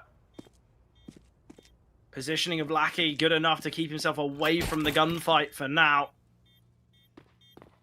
Well, he could drop an HE grenade on Silver's position and take him down, but he's gone purely with the rifle, nothing being given up. Celta, quad kill from him. He's been brilliant. A player who's had some really difficult rounds early on, just individually looking a little off. What a moment to step up, and the fact he's overtaken players like Feinstein, who are significantly above him in terms of frags. He's been the key piece here. He really has. You know, you look at that 1 versus 2 clutch. Obviously, this round probably the more notable one, because not only has it given Guns a 10-10, it's put the finances for Dynamo Eclot in question. It's just a round like that. It's completely changed how we're looking at this game, because it's gone from, oh, well done, Dynamo Eclot, you're going to find 11, you're 1 full buy away from winning it, to Guns have denied with the techs. What do you do now? Like, if you're Dynamo Eclot, you're 1 round away from losing, you know, your perfect chance to find in map 1. It's so tough, but sometimes that is how it goes. I mean, 10-10, still anyone's game to play here. Oh, certainly. With money a little weak for Airclot. I mean, even, I say for Airclot, if Gun 5, if they lose this round as well, it would just probably have to be another half buyout from them. I think the loss bonus from them is a little better, though. 2.4, so you've got Lackey, Seltra, and Stein who can buy, but the other two not so much. It feels like it will kind of probably need to be the half buy, unless they want to bring out some Galils alongside, which, look, they certainly could do, but question marks as we approach these final 4 rounds of Mirage. Yeah, Ozzy could get caught out by how quick Lackey is. So deep hit towards Connector, finds the first kills, but MBQ gets a double. Forzy completely unaware of the positioning from Lackey, but it might not matter too much as MBQ finds his triple in this one. Yeah, MBQ has saved Dynamo Eclot many times here on their CT side. He gets a triple in this one. Celta is still tucked away. I think if Feinstein could just stay hidden, they've got a minute to work with. Surely someone goes searching here towards A. Celta, though, could obviously take some space in CT. No one is currently holding. I think sometimes in these rounds where you've got someone who's a little bit deeper, not behind enemy lines, but could get there, it's quite tough to manage and decide what to do. Oh, great find from Feinstein. Very cheeky there. Molly dropped in jungle. Celta still towards top default. This is such a risk. Oh, but Celta will find 18 and 9 currently is Celta. He's had a huge T side. And now it's on Dieter. 1 versus 2 now. Feinstein tucked to Tetris. The problem is it's a good kind of crossfire setup, but not needed. Crossfire not needed whatsoever. Feinstein can take him down. Guns will find 11. And it's just going to have to be the eco here for Dynamo Eclot. Double digits. Yes, they were first to find it, but map point will go the way of Guns, surely. Yeah, it feels like it has to now. Tactical pause for Gun 5 is maybe their questioning. Is this going to be a force buy? What's the call going to be in a round like this? The Gun 5 after a really slow start to this T side. They're starting to turn things around, and it's been spearheaded by Celta. You've got other players really chiming in with some important moments. Lackey. Feinstein feels like he's back on the board now.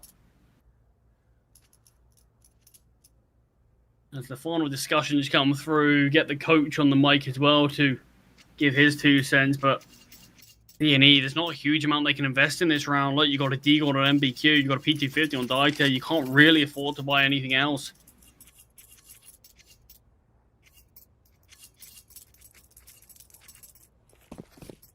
Unless we see some miracles in this round, Gun 5, they will find map point. I think for Dynamo Eclot, because they've always been playing chase in this game, it seemed like that was the first time where they really could have had control, but no, Gun 5 on that half buy, they've done very well.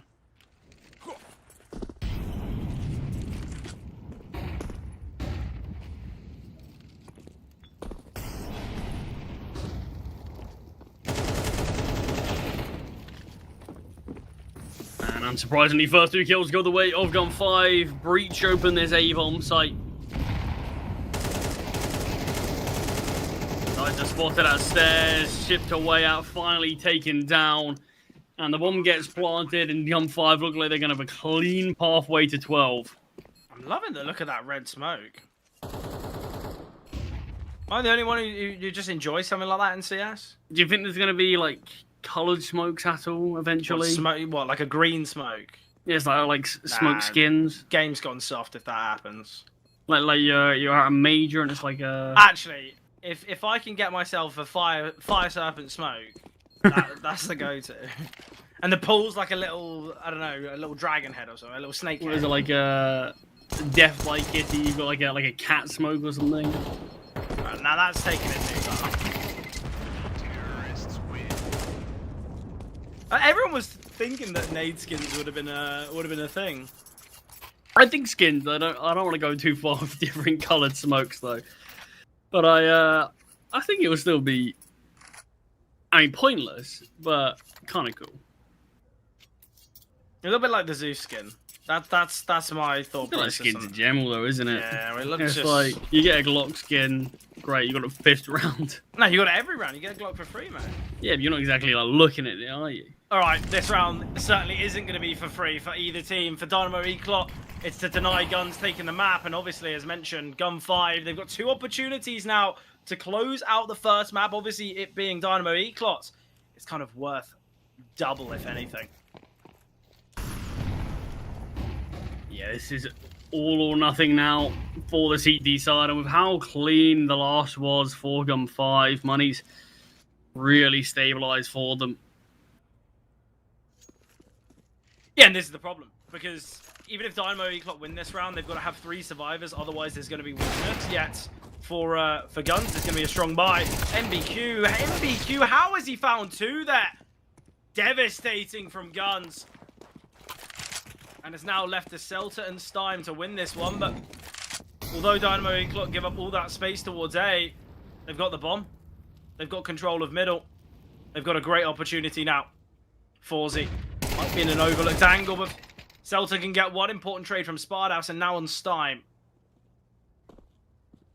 Yeah, Celta tried to continue the spray there onto the second. Might have been better if he just looked to back away instantly and connect with that extra information, play it as a 2 versus 3 with Stein, but Stein just spotted that towards window. This information's gathered, but you can see he has drawn Dieter's positioning because they don't know if he's gone through murder hole. Stein will find the first. A bit of an isolated duel he can take here towards top middle.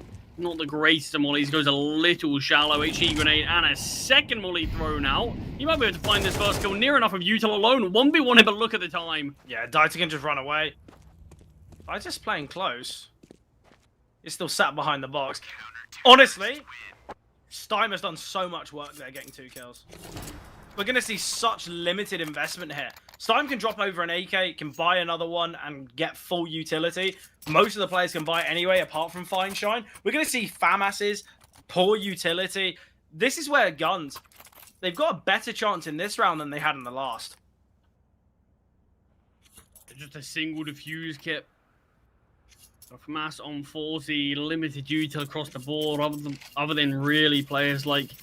Yeah, so final tactical pause for Gun 5. They called one in the last round, but it didn't quite work out for them.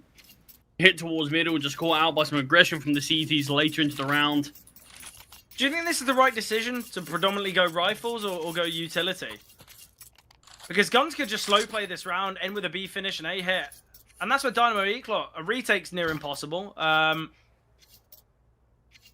mean, it always feels difficult regardless, because look, you go utility and it feels like you've got to naturally give up space towards positions like mid, potentially. You can't necessarily fight it as well with an MP9 or something that you could with an M4 from FAMAS. So, yeah, it doesn't really feel like you're in a great situation regardless of what you look to do, but at the end of the day, you understand why players in the final round of regulation want to have weapons in their hands to be able to fight back with fullest extent. But round number 24, are we going to go to overtime, or will Gun 5 be able to steal away Eclot's map selection?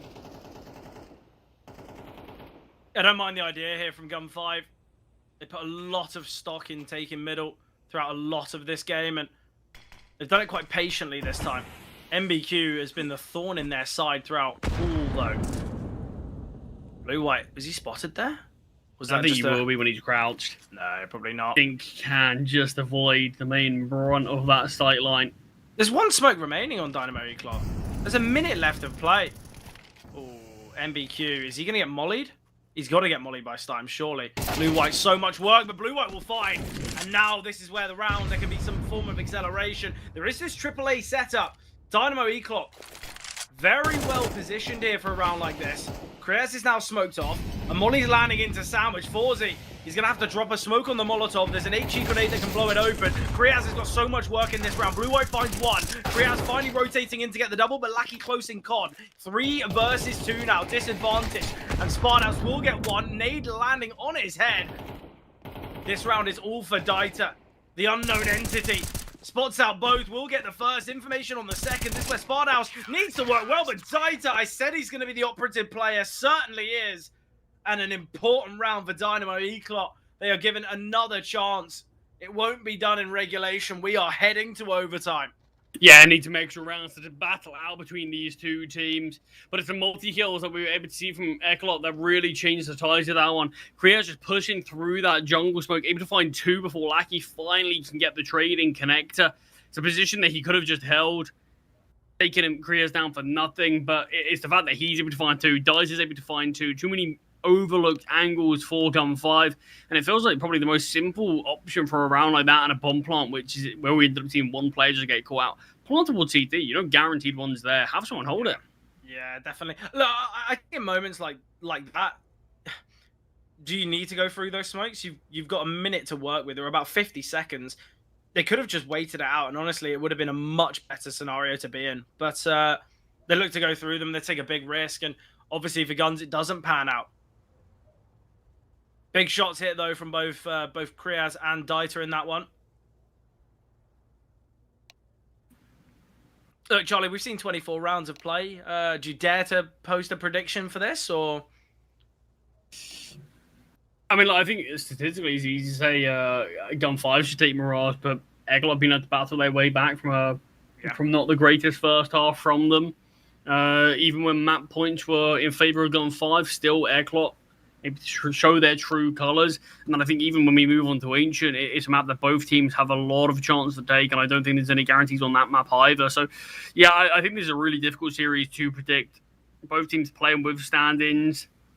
And I think it leads to a really interesting game between these two sides, and it's going to be who wants it more, who can show it more on the server.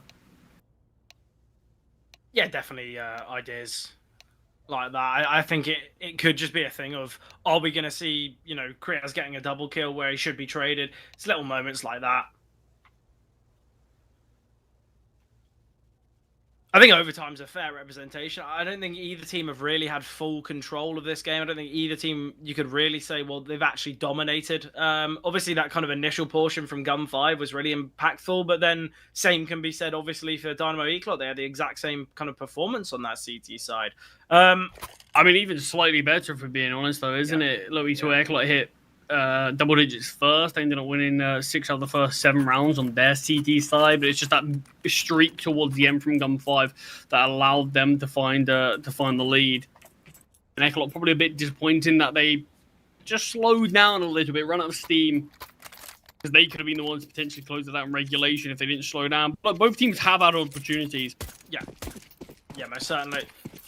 I don't think this is the type of game where you'd be saying, well, look, these teams, you know, they're quite unfortunate, or, you know, one team's a little bit lucky to get themselves back in this game. I think it has been that even split. I guess the main difficulty you could say was that Tech 9 investment that gave Gun 5 that opportunity, but we saw obviously one from Dynamo Eclot. We saw a hot victory from them. Forzy missed shot, devastating. Lackey can get one. Can't back away though. After Lackey finds that kill, I'm not too sure why he's looking to kind of spam through that smoke. Sparthouse gonna be caught off guard. MBQ swinging from stairs can find one, so man advantage. Sparthouse in fact finding Selter as well, so a 2 versus 4 now. Blue-white can get that one pick. Spamming through now is Sparthouse. Trying to maneuver through the smokes. Sparthouse has a freebie here. It's all on Stime, and he's been spotted in middle. And surely Eklot aren't going to give this one up. Players can swing off one another. Doesn't even need to. Dieter will do it alone. AKs will be picked up here. They can easily purchase an AWP, but these one-hit headshot weapons, not so much. So the first round of OT does go the way of Eklot. Yeah, I've got to say, I think when you look at some of the rounds that Eklot have won on their CT side, they have been very convincing early on, you know, finding multitudes of picks. How many 2v4s have we seen from Guns? Look, a couple of them have come through, but I think within the same vein, it seems like opening kill department on the CT side has been really key. Speaking of, though, it's Fineshine taking down Forzy with the orb. Lackey deals, obviously, to Dieter. And man advantage the way of Guns, an open B bomb site for the taking. But whether Stein will have kind of the confidence to take this, well, his team are a little stagnant, a little behind him. Well, certainly is, and can find as well. So, speaking of 4v2s, it's now Guns with the former.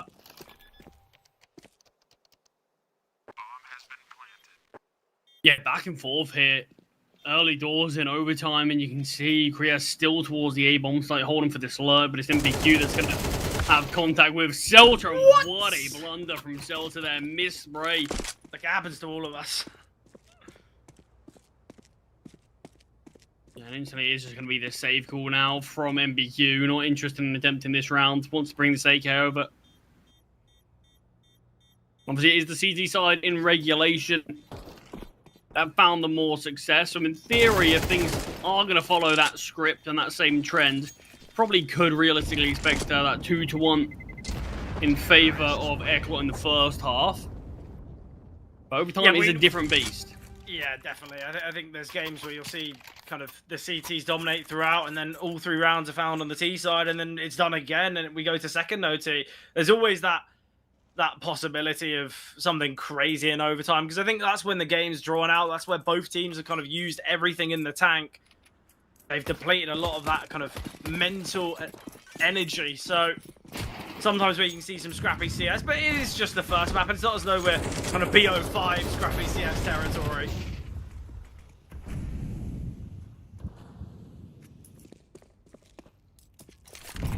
On around of the first half, though, Gun 5, they'll have a big lead, it feels like, if they can go on to win this one. Oh, massively. They're under pressure, and it looks like he's going to be a fast hit towards B4 Gun 5. A lot of util used out, but not actually wanting to push behind it, slowing things down completely, and allows a rotation to come in, but Dieter will still fall. MBQ now, the solo defender towards B. Stein peeks out, does get taken down. No trade comes through as MBQ doubles up onto Celta. The amount of multi-frags that MBQ's achieved so far this game has been so impressive. Kriaz and Blue-White swap places through the smoke, but Kriaz is the one to have a slight look behind, and we'll find. 2 secured on that CT, so I guess things are as expected.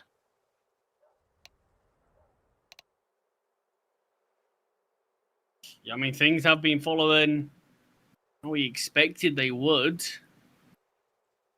It's going to be what can Eklot show us on their T side now. Of course, if Gun 5 want to win things here in the first overtime, they need to win all 3 of their CT rounds. Yeah, certainly a possibility, certainly an option, but easier said than done. Dynamo Eklot now just 2 away from taking their map pick. And like I said, in a lot of the Dynamo Eklot victories that we've seen on Mirage in the past, they've come from these close games. It's been kind of 13-11s. It's been overtime victories. So I guess it's following that trend as well if Dynamo Eklot can win here. But I'm sure Guns are going to be putting up a lot of resistance. They're not a side that you can just easily push past. I mean, none of these teams are they? But he shot again for Gun 5 as well, where Fineshine found most of his success. Finished that first half with 12 kills, I believe. Yeah, so has that a bit more of a tricky side? It's 12 and 4. It was looking so good and just fallen massively flat.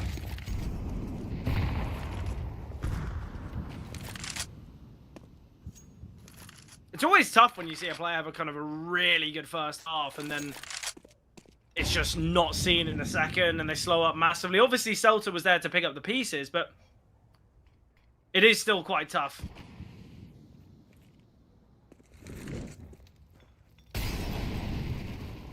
Stime's taking a lot of space here in apartments.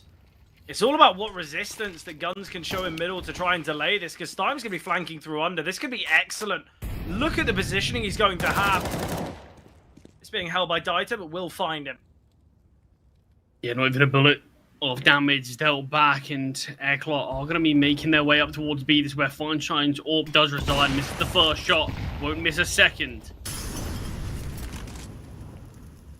And it's all the CTs here on this first round of OT. Forty gets one. Sparthouse in a 1 versus 1 on B versus Fineshine as things stand. But Lackey rotated in and will deal the finishing blow. As Gun 5 are not ready to let this game slip yet. Leveling things up. Yeah, keeping things really interesting. Certainly kind of a bit of a nail biter. Not only us on the desk, but I'm sure everyone at home and every player in the server, after being taken down, is kind of sat on the edge of their seats, hoping that their teammates can do enough to take victory. Into apartments, 3 of Airclot's players reside. Smokes and mollies going down. It's time to defend this. We'll find the first. Able to back away, but more pressure from short as Blue-White gets 1 kill. Will get traded eventually for 3 versus 3 as Dieter has been softened up, brought down to low HP, even lower as the HE grenade does connect. Such a fast B hit there from Dynamo Eclot. Oh, Fineshine does have an HE grenade. Could have dropped that out to Dieter's position. AWP tag comes through. Lackey down to 48 points of health. Celta finds the first kill though, and you've still got this low HP Dieter. I like the idea of the smoke drop here. Forzy. Ooh, okay. Forzy will get 1. Having to reposition. He spots out. Fineshine has to get the trade, but he misses the shot. Fineshine will eventually connect, and now it's still the low HP Dieter. 7 points of health. Celta full HP will find. And the round found by Gun 5. So they are the first team to achieve 15 in overtime. And now they just need this final round to close out their opponent's map pick. Had 2 opportunities to close things out in regulation. Couldn't do so there, but now on the CT side and their first chance to do so. This really feels like they can't let this one slip, because eventually it feels like Airclot can keep on battling their way back in. If they get one chance, it feels like they will take it, but AWP out, AK in Celta's hands, and we are going to the start of the map where Airclot were able to break the streak of Gun 5 here toward A. Fineshine's aggression towards ramp 540. There are still 2 more players here, and things could get unraveled. Dieter just can't swing, and he knows that he's got the bomb on his back. He knows that 2 players will swing out eventually, but the molly blocks his own vision, and this is a bloodbath towards A. Of course, it's Before the site setup could even come through, that's where it's all eliminated. Yeah, excellent round from Celta. He's had so many huge moments in this game. You think of that 1 versus 2. You think of him and Fineshine in that kind of, I want to say it was a 2 versus 4. Celta's had some huge moments. That Tech 9 round where he gets the 4K. This is the type of game that, don't get me wrong, Celta can have these big games, but very inconsistent. Stein aware and Stein finding, Krias falling, and Mirage going the way of guns. Devastating here for Eclot. Remember, they were 10-9 up. They were facing against the Tech 9 investment. It should have been 11-9. It should have been them to maybe take it in regulation. And now Dynamo Eclot, they're facing a really tough task, because I think, yes, the second and third map of the series are possibilities for them to take. But look, I feel like Gun 5, they're going to be kind of, I don't want to say disappointed in themselves, but there was many moments where they did make some mistakes, where they lost some opening duels, where they kind of gave up chances. I'm sure in the break they're going to make sure to kind of iron out those mistakes. But Charlie, final words from you. Yeah, I mean, both teams had opportunities. It took a little bit of extra rounds there for Gun 5 to be able to get that all-important final round that they had the chance to do so in regulation. But look, it's still them bringing it over the line. It's still them winning their opponent's map pick and bringing us onto Ancient. I don't exactly think they've got an easier route in here on map number 2. I think this is going to be just as difficult, if I'm being honest. But look, it does give them this chance now for the 2-0. And obviously, more importantly, Fred, gives them the chance to advance into playoffs in a 3-0 record. Yeah, obviously, it's going to be an exciting rest of the series. Whether it closes in 2 or we go to that third and final is the question. And that will be answered in about an hour's time after that second map is finished. But beforehand, we will be jumping to a break.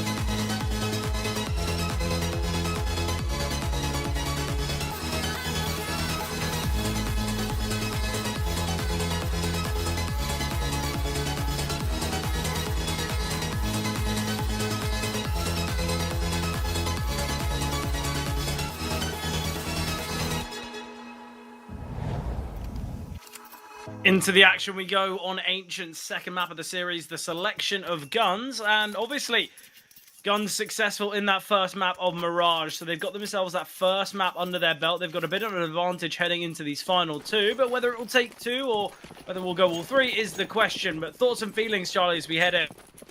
Yeah, I mean, look, map number one, it came right down to the wire. Gun 5 just about pulling out on top and pulling out all the stops to take that. But look, it was a grind, we can say that for sure. But pistol round here, Fineshine finds the opening. Duel, 3 CTs reside in middle. The potential for a very fast flank onto this locale.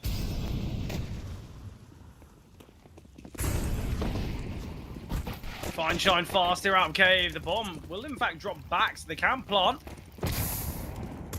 Daita could tap away and find the planter, but unable to do so. Fineshine, just as the smoke fades, Daita doubles, and now a very tough Daita with the third. Lackey all that remains. Daita, he spots him on the shoulder. What a pistol, what a retake, what a round. Well done, Daita. What a performance. 4 bullets, 4 kills. Masterclass there from Daita. Brilliant stuff from him. Shutting down any opportunity. That it seemed like Gun 5 had a win, and that was with an opening kill, but one man all alone does it. I mean, let's have a look at this replay here. First kill's great. This second one is incredible. So quick there onto Fineshine. Looking really sharp with this USB here. And it's a big moment towards the end of Mirage. So good to see him continuing it. Yeah, exactly. And I think for Dynamo Eclot, they had moments where they probably could have taken Mirage, and I think they probably should have as well. Obviously, Celta had a really impressive performance, and that's what gave Gun 5 that just slight edge, but it's going to be displayed through B. MP9 will be found, but it's the rifles of Forzi and Daita to deny, and it leaves Fineshine, Stime, and Lackey in the clutch, but Forzi quick to trade. 2-on-2 now. MBQ, he's got his teammate Spardouse alongside him. Spam through the wall. Oh, that is a devastating shot connecting to Lackey there. They know they're both here now. Information gathered. Fineshine found. It's all now on Lackey.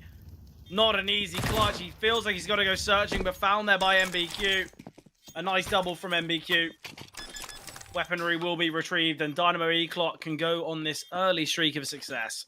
Yeah, Fineshine just miscalculated that timing there towards K, thinking perhaps smoke's still down, I could drop it a second. Came and punished him just a little late to pull that smoke out, and by the time he does, he gets softened up. No respect from the CTs at all, and Lackey still just maneuvering his way round to the long position to support his teammate, but at that point, Fineshine's already gone, low HP on Lackey. So the second round forced by not successful, but with the bomb plant, with 2 survivors, Gun 5 think they can press the issue and give it another go.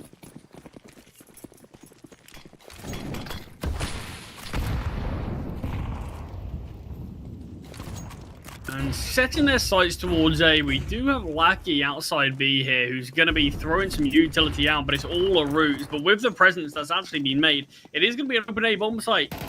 Yeah, I don't mind the kind of second reinvestment, in fact, because I think sometimes in rounds like this, you've taken down 3 players, you've got the bomb plant again. If you're willing to force in the first, you might as well force until you can find success, and they will see that success in this one. Stipe, a nice double in Donut. And it's all down to Daita. The hero on the pistol now required to step up once again, but found there by Fineshine. And now it will be an investment surely here from the likes of Dynamo Eclot, but are they going to have the best weaponry around it? They could in fact just eco. How are their finances so strong here? Must have just kept a little bit in the bank, a little bit in the reserve. It must have just had a bit of cash to play with. Potentially that's why they lost that round, though. They didn't invest fully in utility, or maybe didn't upgrade to the right weaponry. Speaking of weaponry upgrades, we see a 5.7 over a USP, but it's full, and in those types of angles, sometimes you can see the 5.7 have a wondrous performance, but no casualties here for Guns, so their money's going to be looking pretty decent. Yeah, and a super quick turnaround from them. Look, we see them lose that next force buy, round number 3, the investment there. They're going to lose that. They'll probably have to half buy just due to the loss bonus at least increasing slightly. But we can very quickly see that 4-0 start for DNE. But instead, Gun 5, look, they're one map up in this series. They want to be able to take this one in a 2-0 fashion. And what a way to quickly bring themselves back into the board. Kriaz has just had a bit of a DC, so probably into a bit of a tech issue. Yeah, while we wait for him to rejoin, but I think, right, Charlie, we do have to say that, okay, yeah, one of these teams, let's say they lose this series, yeah? They still go 2-1. They still got 2 more opportunities to get themselves to the playoffs. I think they're both within really good setups and really good position to get their way to playoffs. So, look, it's not as though it's an elimination game or it's one as which that would put you in an elimination or in those kind of crosshairs.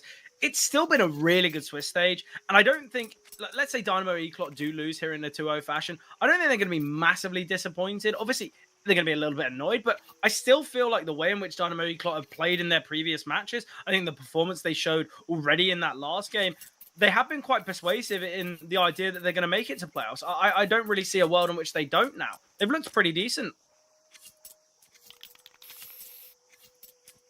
And look, when you're just one series, one game away from making it to the playoffs, yeah, there's definitely chances. But you don't want to leave it up to the last day. You never want to have any risk. Both teams want to advance here and now. It's the simplest way to do so. And to do it flawlessly, I think it just gives you a bit of time to prepare for the playoffs as well. Particularly for some of these teams that do have stand-ins in, some of these teams that do have newer players integrated into their roster. And I think just a couple of days extra, we've got a bit of time off before we make it to playoffs. Yeah, can be big differences. With how packed the current schedule is, with a lot of these teams kind of wanting to go from that tier 2 to tier 1.5, I feel like genuinely just 2 less games that you have to play over the span of 3 days is going to be so helpful. Chris has returned though, and the timer now ticks. Obviously, we know that both teams, they do slightly prefer the T side. I say slightly, that's mainly for Dynamo Eclat. Guns, a lot of their success on Ancient has actually been on their T side. Their CT side, in fact, where they've been lacking quite a lot. So, are we thinking there's a minimum requirement for Guns? Are we thinking they've got to win the half, or is it not that kind of outrageous? I mean, I do think both teams, and I think most teams prefer the CT side on Ancient right now, and I don't really think there is a set in stone amount of rounds that I think they should be winning, but it's a fast beat up here from the T's, but the defenders, Krias and Diesel, both finding 3 kills between them. Great find from Stein, but will get quickly traded in Celta, the hero of Mirage, left in a 1 versus 2, players doubling up.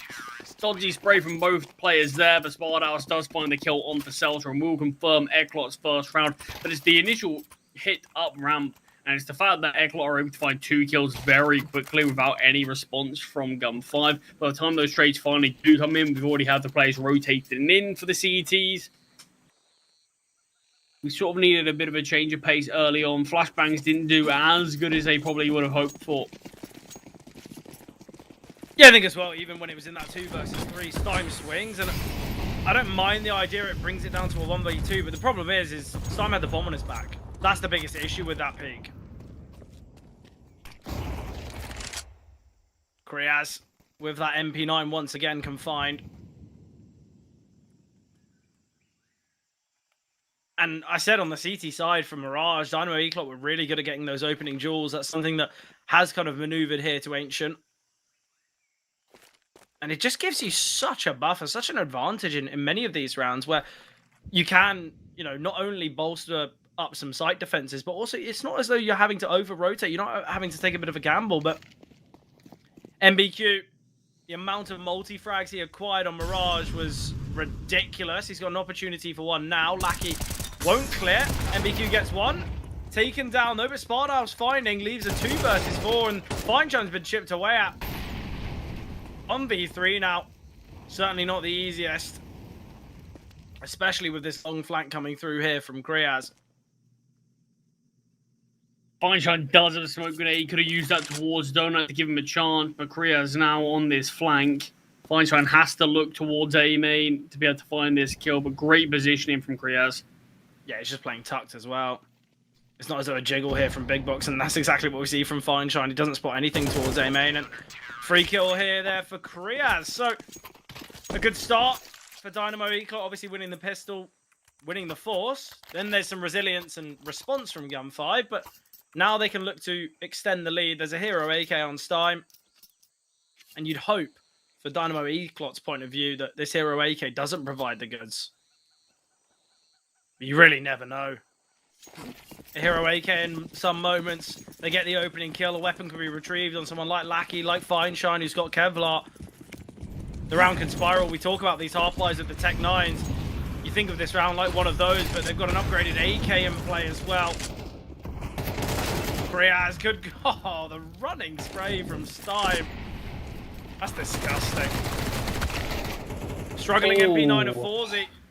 A two-man advantage. Now Dieter's still on the bomb site. Spots out Lackey. And there's two players who have been chipped away at Cave. Blue-White, though, finding so important. Still a 2-on-2. Still a possible round here for Guns. Worst case scenario, they made it costly. Tapping away his MBQ. And Feinstein now on the 1v2 and found by MBQ. Tripling that one for MBQ. Dynamo Eclot, they do deny, but it comes at a cost. They've lost a fair few players in that round. I mean, look, most importantly for Eclot is the fact that they are still placing rounds on the board. 2-2 after Gun 5 were able to bounce back by going for the double force buy. Yeah. Very quickly, weapons are just prevailing for Eclot and able to make it work. It's just multi-kills galore. MBQ in that one with the triple. Gun 5, they're lacking a little bit of util. I mean, look, if we saw a smoke down towards that right side, MBQ could have denied the bomb. Not, or at least not with that much ease. My biggest kind of issue with that round is there was a bit of a kind of a stagnation from Guns. They get that kill, I believe it was Kriaz in Cave. They get that kill, and then there's that fight towards ramp. Yeah, the Cave players are still kind of sat silent. If they pushed on out, they probably would have found Dieter, but the fact that Dieter can deal towards ramp, it just seemed like there was a bit of a disjoint on the attack there.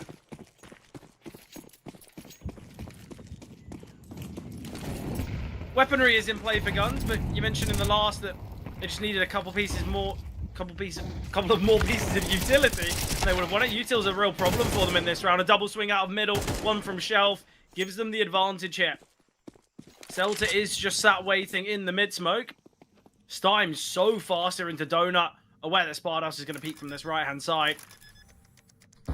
Stick of the bomb. Steim has a freebie, but Feinstein found. That is the bomb planter going down, and with Dieter getting that kill in middle, it's a really tough clutch now for the half HP Stein. Great find on the first. No damage taken there, in fact. Spots out the second, the final, slowly making their... Whoa, one tap here. Stein, he's got a minute to work with. He knows that Dieter's in Donut. I like this from Dieter, though. He's pushed on out. He's realized that his opponent has made their way back towards A main. An incredible clutch this could be, but Dieter's got the information. Oh, he's going to double back. Can Stein cross? He can. Oh, this has gone so wrong for Dieter. How has this gone so wrong? Stein's still here towards the box. Oh, Stein's going to get a freebie. He needs to hit the headshot. It's not the easiest. And oh, although Dieter turns, Stein still connects. What a 1v3 there from Stein. 12 and 5. What a round. All on timing. It's the one tap in CT that's most impressive. But Dieter, he is half a second away from spotting Stein crossing back. The fake steps are everything. I mean, it's all timing there. There's so many opportunities that Dieter could have found him, but timing just went in favor of Stein. And like you said, it's those fake steps being made. I don't even know if it was deliberate. It felt like Stein maybe was just sort of debating what exactly to do. But as soon as he shifts and Dieter starts to step, he's got all of that information. Played it super well. 1 versus 3 to keep Gun 5 competitive. And Dieter going down early to Stein. Tries to get his revenge, but instead gets punished. We'll see Kriaz finally take him down. Just the damage through the box. Kriaz can back away as well, which is important. Still weaker weapons on both sides. MP9s, Galils, FAMASs. Mac 10s. MBQ in the corner. Flashbang coming his way. Will turn from it. And the discipline from MBQ. The double kill as well. How many multi-kills are we going to see from MBQ today? I've been harping on about it constantly. And again, he shows why. And he's so much impact in this series. Celta tries to push his way up towards ramp. Spots out one, but no kill confirmed. All 3 CTs do reside here. Fine-Shine finds the first.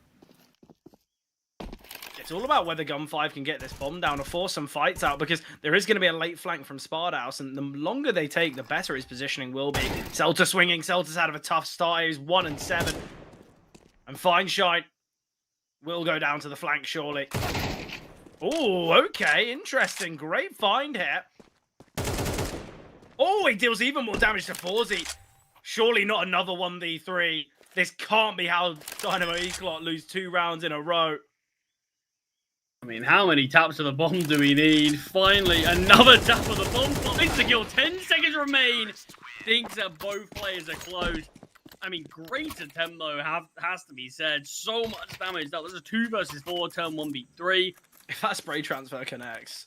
Oh, imagine Jeez just Louise. the lucky headshot, finding the kill. I mean, pandemonium. Don't think I'd be the only one either. But it is still Eclot. They're able to salvage the round despite losing the 1 versus 3 to Stein.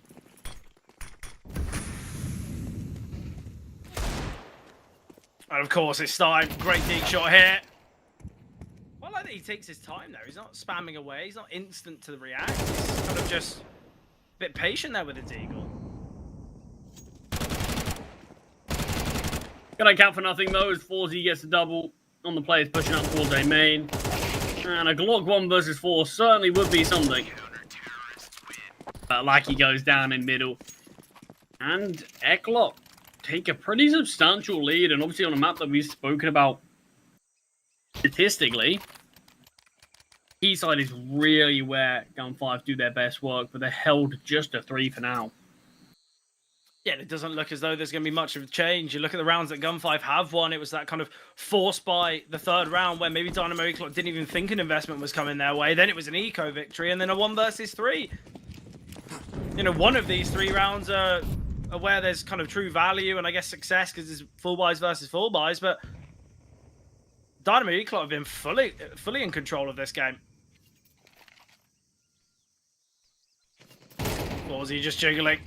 Forzy found though by Lackey. Chris has kind of got to keep himself alive. The nade won't do that much damage. There is a late lurk from Blue-White in middle, currently being held by Spardaus. Great find. MBQ dealt with as well. And this is where Gun5, I guess, silencing me. As I said, Dynamo Eclot have been fully in control. What a great shot there from Stein as well. He's seeming unstoppable in this game. 16 and 7. The biggest issue is that, yes, he's fighting for 2 in this game, but he's having to because Celta's non-existent. He's 1 and 8. And obviously Celta and Mirage did have a bit of a tricky start there as well, but in a series like this where we know how close map number 1 was, and we knew how close map number 2 was going to be as well, it feels like we already saw the rust on Celta. It felt like he already scraped it all off at the end of Mirage, but seemingly straight back into these difficult moments from him.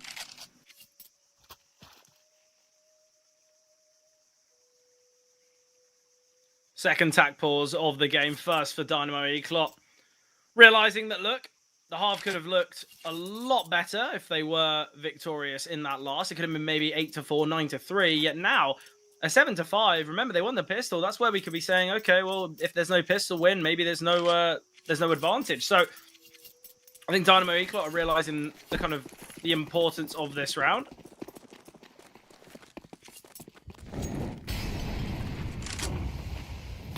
Down towards mid, the CTs are Lackey.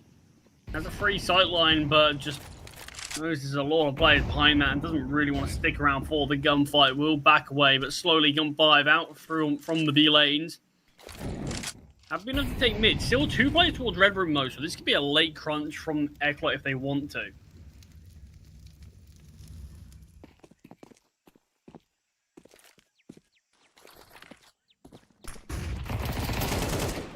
Great find, great flash. Lackey sent in.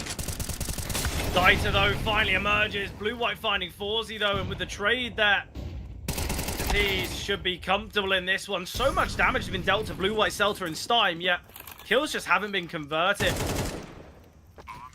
So we will see Dynamo Eclot, although they might have felt as though they've been in control, there's only a 2-round difference, and a pistol round could change it up.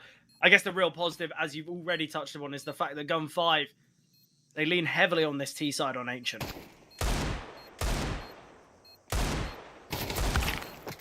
Blue-white gave up an opportunity there, but doesn't really matter. 5 found at the end for Guns.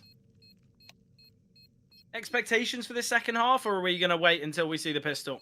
I mean, it's tricky to know, isn't it? Because look, we looked at map number 1, and on paper, you follow the stats. Eclot probably shouldn't have even been competitive in that map at all, but... Very true. Look, I think both these teams are 2-0 for a reason. Both these teams haven't dropped a map yet, or at least before this game. That it does feel like both teams deserve that chance to get to playoffs. So, sure, it's a very good, very solid CT side and a great start from them here on Ancient, but I don't think that means anything's set in stone just yet. I can easily see Gun 5 showcasing what they can bring on their second half equally, but we are going to see a few more players step up. Stein being the one to really spearhead anything, but it kind of feels like he's the only one really putting up any substantial numbers and level of impact.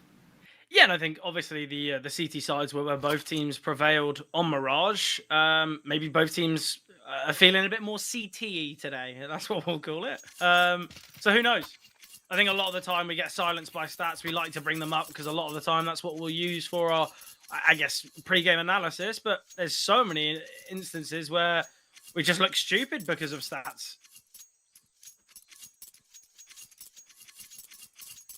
Big pistol, though, here for Guns. Obviously, every round they get, every moment they have in this game puts them one step closer to getting that all-important playoff kind of product.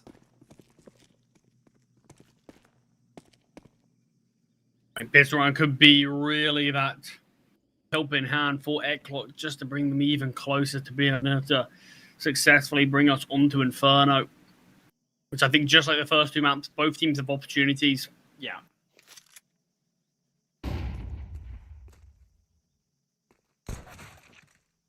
Nice find from Stein. He is continuing that form, that trend from that first half.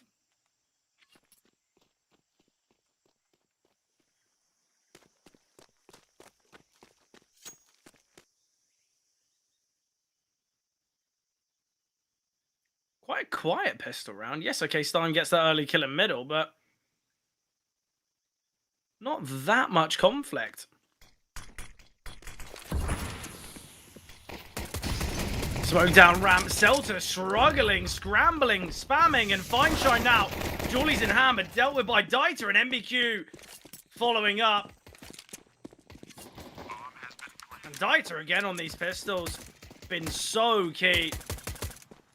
Now left up to Steinman's blue-white, but surely too difficult of a task. And this is where for Eclot, they just need to take their time. They don't need to overfight, but confident is MBQ. Blue-white gets a double. Dieter close by as well, and the flying Julies connect, and of course they do. Dynamo Eclot.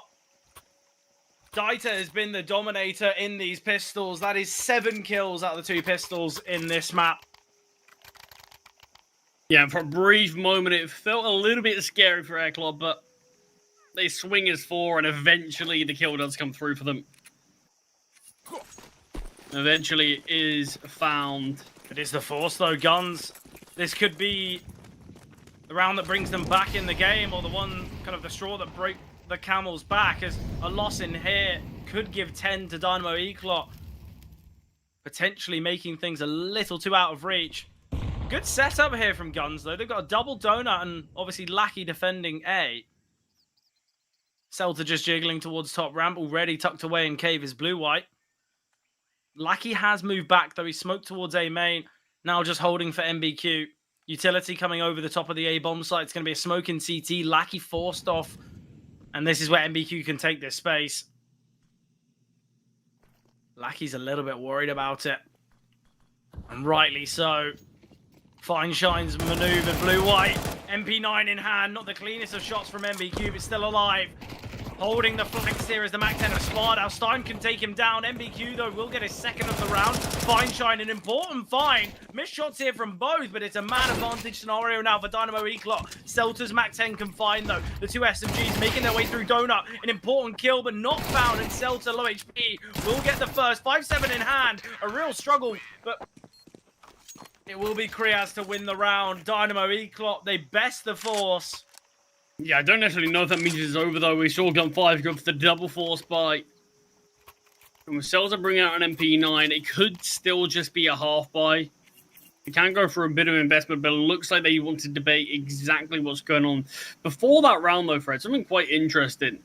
So far this game, like I said, before that round, Gun 5 had 9 opening kills. Yeah. Eclot had 4. And still, we're in a spot where Eclot are the ones really able to take these rounds, despite opening kills often going the way of Gun 5. And I think that's where you look at it and say, Gun 5, they definitely had opportunities here, but they just fell a bit flat after the initial portion of these rounds. Well, yeah, I think it's kind of Gun 5 might find an opener in middle or might kind of find a kill somewhere. Yeah, Dynamo Eclot would freeze, and then you'd see 3-4 kills going their way, and that's why there were so many 2v4s.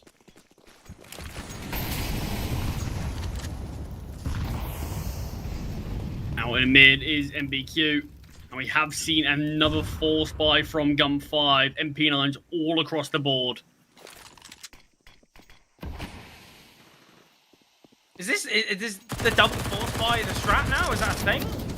And I think when you're bringing them so close and you need some fortune to go your way, you understand why we're seeing it from Eclot, but sorry, from Gun 5, and with another opening kill in their favor.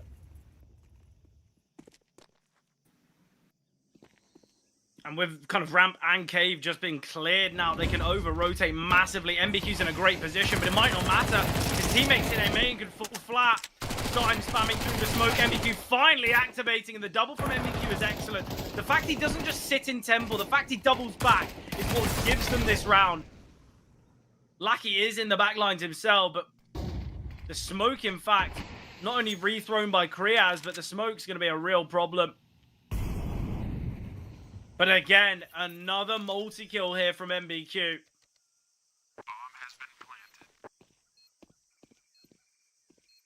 Yeah, and Lucky's just gonna have to save this MP9. Maybe look for an exit frag if anyone comes towards A main. But they seem more than aware of this possibility of positioning. Dropping a Molotov towards his position doesn't quite land though.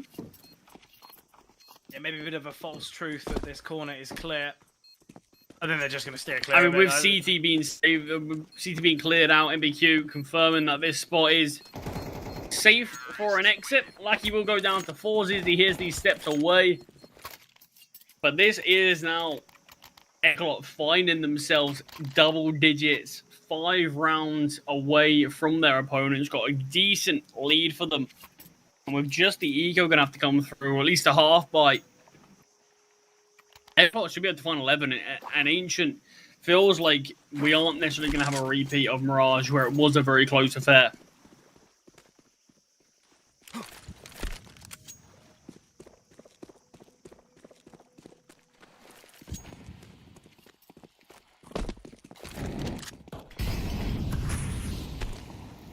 Simple B exec. Dynamo Eclot, they steer clear of the mid stack. 11-5 should be the scoreline here. The Pistols, just an attempt to reduce the finances, but now the jig is up. Turning from the flash, the CTs are going to try and make their way into cave. 3 of them have been successful there. I would have quite liked the idea of pushing onto the bomb site, but still wanting to fight towards ramp. Poor decisioning here. And John will at least get 1 kill. As right now, CT is just likely going to go down to the bomb. MBQ will swing out. Doesn't actually get taken down to the 5-7, which it looked like, but a lot of bodies are going to fall here. In fact, just the one. Kriya's almost going down. Still 11 to 5. Yeah, 6-round lead here for Eclot, only needing 2. They are on their preferred side as well. And obviously, it's Guns is weaker. I think we are going to be heading to Inferno. I think the way in which Eclot have played here on Ancient, not only is it far better to what we saw on Mirage, but Guns are performing a lot worse. So, seemingly Inferno, that final battleground. Early nade here, Stein holding, and we'll find.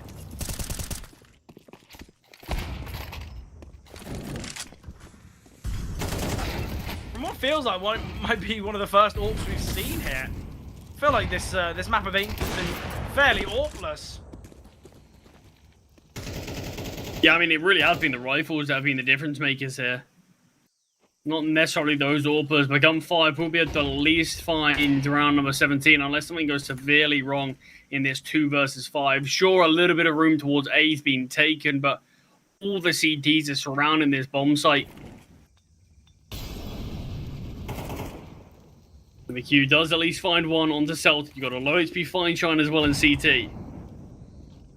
Nade not connecting, and with that being the final piece of utility here for Dynamo Eclot, Guns might find a bit of salvation here on this CT side. Still the bomb dropped. Nice find from MBQ. Repeat from Stein, doesn't achieve the trade, but blue-white swinging can find. Stein with a triple there, 22 and 11. MBQ picking up a really good performance though as well. He's 21 and 12. Just a kill and a death apart.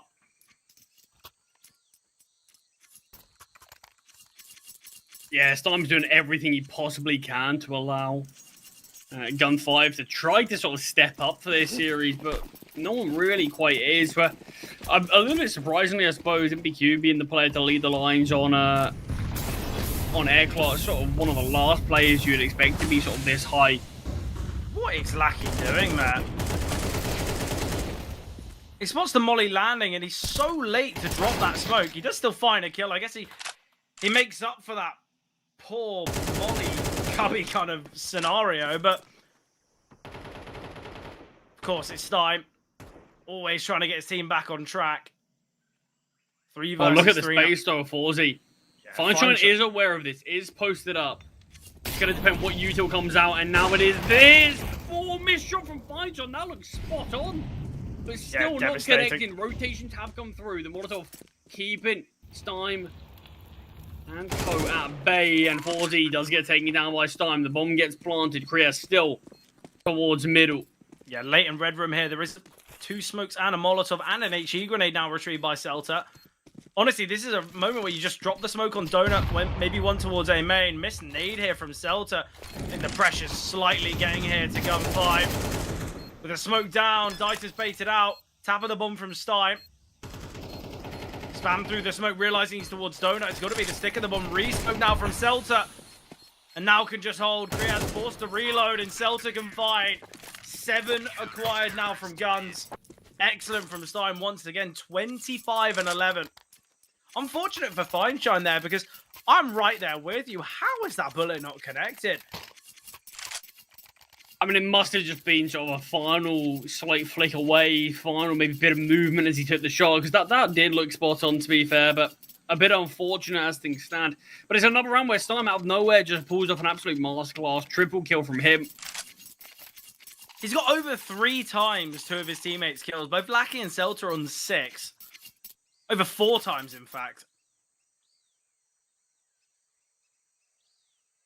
Yeah, I mean, this is the moments now where you're looking to the rest of your troops, if you are Stein, and saying, what more can I actually do? Yeah, definitely. Gonna need some of you guys to step up around me. Look, they've clawed back a couple of rounds to deny map point for Airclock, so maybe still a world where this one can go to a regulation victory for Gun 5, can go to overtime, but gonna need to see a lot more work, and this would be a great round to do so. It is everything and the kitchen sink invested here. You can see Mac 10s, Galil's, not a lot of usual at all for Eklot. So if they go on to lose this, we should find ourselves with a very close scoreline, but opening kill from MBQ. Yeah, looking at the minimap, we're seeing Fineshine rotate as well. Steim left to defend not only the A-bomb site, but a bit of middle as well. That's why there is that slight check towards Donut. But the way he's playing, look, I don't mind this from Guns. He's performing so well. So look, if you're confident in a player, just let them kind of be on their own. Oh, unfortunate there. Blue-white taken down. This is where Celta needs to go huge. He will be able to get... Oh, I was going to say he will be able to get 2, but doesn't connect. 1 versus 3 for Stein. 1v4, in fact. He has got an HE grenade. That is the bomb drop. Stein finds another. There's a low HP for Dieter. The HE grenade will land. There's a flank coming through as well. Flashbang coming over. This smoke's going to fade shortly, and that's where MBQ will surely find him. Stein now holding. Smoke still waiting to fade. Stein, he's got a great idea about this.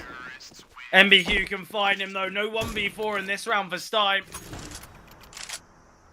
So close to seeing that HE grenade connect, and I think we see a very different looking round played there from Stein, where he might not necessarily look for that heads-up duel towards CT, but it's another disappointing round where it feels like Stein's just let down again. There's a triple B setup and they go 1 for 3.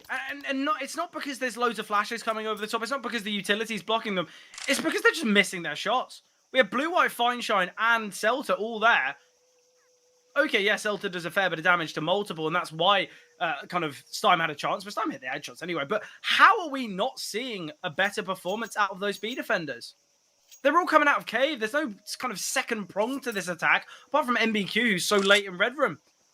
That should have been a comfortable round for Guns. They've now given Dynamo Eklot 12, and with 5 opportunities to close out map 2. Honestly, I think this is one of those games where I think if you're Stein, you're going to be lost for words after. I don't really know what you can say to your teammates. But it's been so poor from players like Celta, like Lackey. In nearly every single one of these rounds, it's been one of these two players to be first taken down, but not in this round. Celta's XM denies. Not only has he made plenty of money, but honestly, I thought he was going to find at least a 4th there. I mean, he's done so much work to make this one a really positive run. Excellent flashback. Lackey, how are you alive? Not only how is he alive, why isn't he just spam when the flat... I'm lost, but we will see the round go the way of Guns. Weapons able to be upgraded there. Celta, I mean, finally, it's been a long time waiting for him to show up. The same way that he did at Mirage, the same way that he has in certain previous series. I mean, Celta, look, inconsistencies can occur, but this should be sort of one of the leading guys for Guns, you know. This is a team that, on their day, is absolutely filled to the brim with firepower. Look, but I think sadly, everyone's just falling short. When you see a game like this and you'll see Stein with 28 kills, some people might go, oh, well, he's just taking all the kills from his teammates. He's honestly not. The amount of kills that Stein's got in kind of 1vx's and rotating in and stuff like that, his teammates have had opportunities to find frags. And honestly, that triple B defense where they only get 1 is a round that I'm definitely going to be bringing up kind of in the post map and stuff like that, because that's really changed this game. It's given that 12th to Dynamo Eklot. It's given them just 1 round away from taking this map, and obviously worst case scenario they've still booked that spot in overtime. So I think we've got to say Stein, it's not as though he's just stolen kills away.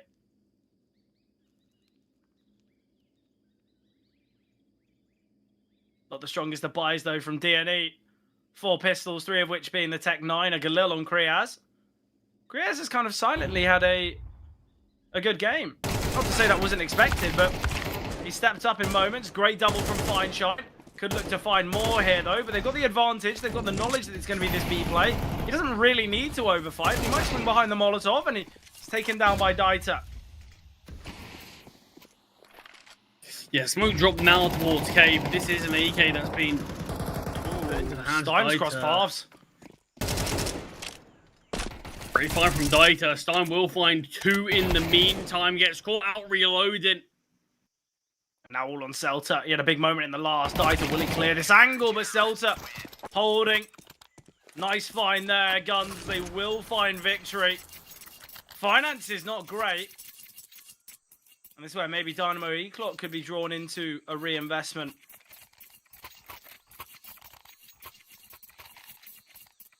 Yeah, this is tough now. I mean, it should just be the eco, but the issue is what we're going to have, Fred, is unless we do see a bomb plant in sort of round number 23, if we do get there, is Eclot could only get one full buyout for the rest of this game. Yeah.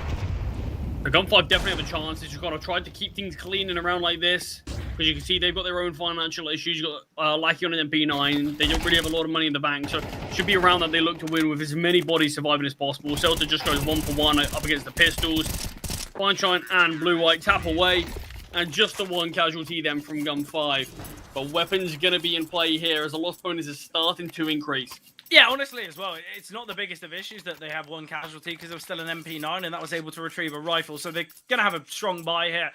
Obviously for guns, they're in a position now where, yes, if they find the round victory, they are going to have money and players like Fineshine, like Blue White. Obviously, Lackey can invest, but they don't want to lose too many players because Celta might struggle to get a perfect buyout. There might be some limitations regarding the utility, but I like the idea of this. They're going to look to fight towards middle. Plenty of utility sent from both sides, but Gun5, they have got this initial portion of mid. Another flash sent in. Spardouse searching for something. It's time to get the opener, but great trade from Spardouse. Blue White, just on the edge of this smoke. Doesn't want to go through with the knowledge that Spardouse is so close. Lackey going to send the smoke. Flashbang coming over. Or in fact, it's the smoke towards CT.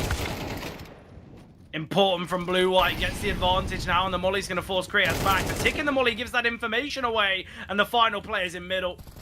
Forzy spotted, aware that the boost is here. Lackey clearly looking at the minimap or something. Gets caught off guard there. Forzy's found a kill when he really shouldn't have done. Yeah, it feels like the trade should come through on at least a player boosting up Forzy. It's just that one-man advantage that separates these two teams. You've got Lackey and Blue White both sitting around half HP. All CTs, as of now, are quite split. And 45 seconds for the T side to work with to look to make this round work. Obviously, like I said, if they don't get a bomb plant, buy is going to be a little awkward. Yeah, somewhat limiting. Flashbang coming over, 30 seconds remaining. This is where Gun5, you probably just need to rotate in. Blue White does have 2 flashes. I wouldn't mind the idea of just playing this as a retake. Oh, we can deny the plant. Forzy planting in the open is Dieter with a clutch required. Obviously, Dieter's had some massive moments with this one. Just a little too out of his depths, too difficult. Gun5, final round here. But you mentioned the money is going to be costly and difficult for Dynamo Eclot. There's going to be Galils, there's going to be Mac-10s, utility is going to be a problem, and Fineshine's got the AWP in hand. The fact this could go to overtime now is ridiculous.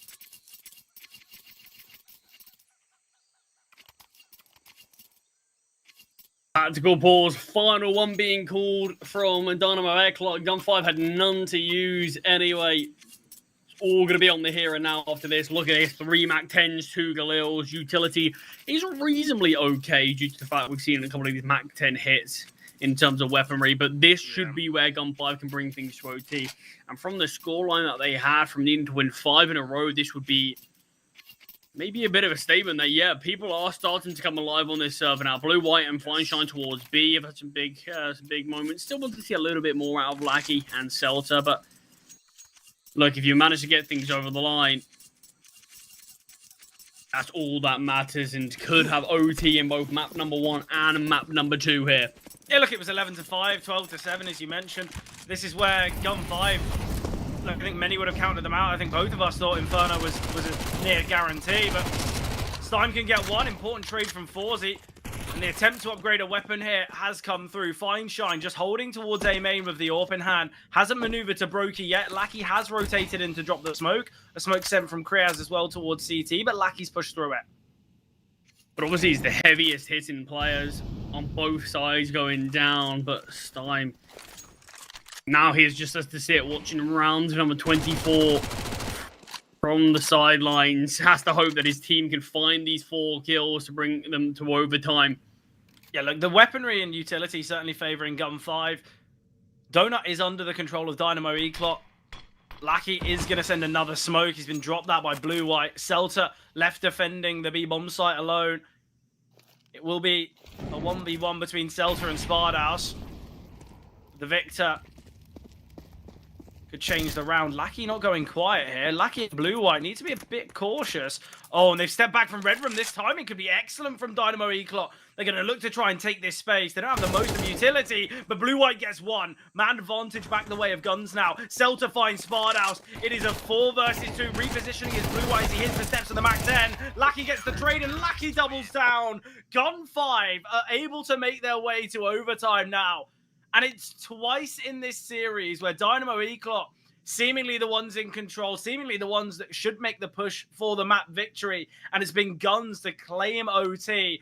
And again, Dynamo Eclot devastating for them. But for Gun 5, there's going to be praises for Stein because he is the only reason they've been kept within this game. Oh, 100%. Yeah, he was the absolute monster on this server right now. It feels like the unkillable demon, but finally was silenced in that round. But look there. I said we need to see more out of Lackey, Celta. The 3 kills between the 2 of them in that round. And Gun 5, just those final rounds that we saw, 5 rounds needed just to bring things to OT, winning 7 out of the last 8 rounds, just to keep themselves in with a chance to take this series 2-0 and advance to the playoffs flawlessly without dropping a map. This could be what they need just to sort of give them that second win now. This is going to be some belief and confidence within their server and within their camp that, yeah, we can make this work now. Look, we were down and out multiple times on Ancient. We didn't have a great T side. That's normally where we do some of our best work. Our CT side was really slow to start. But look, now it's a blank slate. Let's prove everyone what we can do. I think as well, you look at when I compared kind of MBQ and Stein, it was 22 for Stein and 21 for MBQ. That was at the start of that 5-round streak. MBQ only 2 kills in the last 5 rounds, yet for Stein, he's got 10. He's continued where MBQ's fallen off, and although Dieter's picked up the pieces, Celta early on the score sheet deals with MBQ. Fineshine's got to be very cautious. Both blinded by a flash. It's going to be acceleration to the B-bomb site now. Stein, he's backing away. Important kill from Kriaz. Dieter has been dealt with a flank from Spardaus. The late play from Cave. It's now on Lackey and Celta. And as we said, Gun 5, they've been great at getting these opening kills, but they've really struggled when it's come down to the wire, when it's come down to the important parts of the round. And even in the flames, Kriaz can find Lackey. Celta in a 1 versus 3. A disappointing round for Gun 5. After all their work they do to get themselves to overtime, this is where they fall short. I mean, it's how it goes, isn't it? It's Eclot. Plenty of opportunities to close that out in regulation. As soon as they go to overtime, yep, it's the first round that they find. Yeah. It's when there's no pressure on them, when there's no kind of, I guess, thoughts about it, because they've now had to treat this like a completely different game.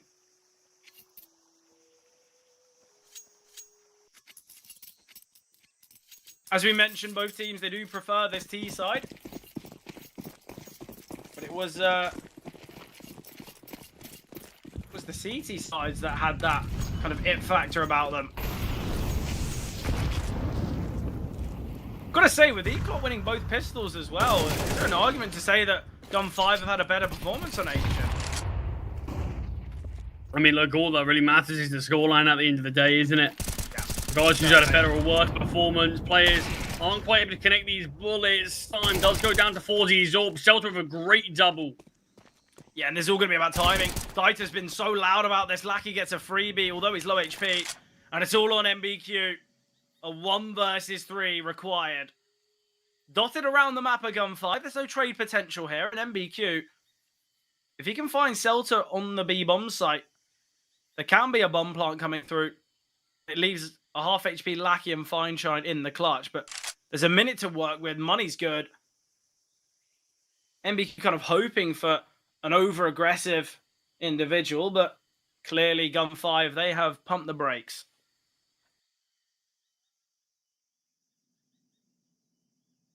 I mean, MBQ just couldn't really keep up with the performance to the level that he was performing, which, look, is completely acceptable, to be honest. Yeah. Oh, definitely.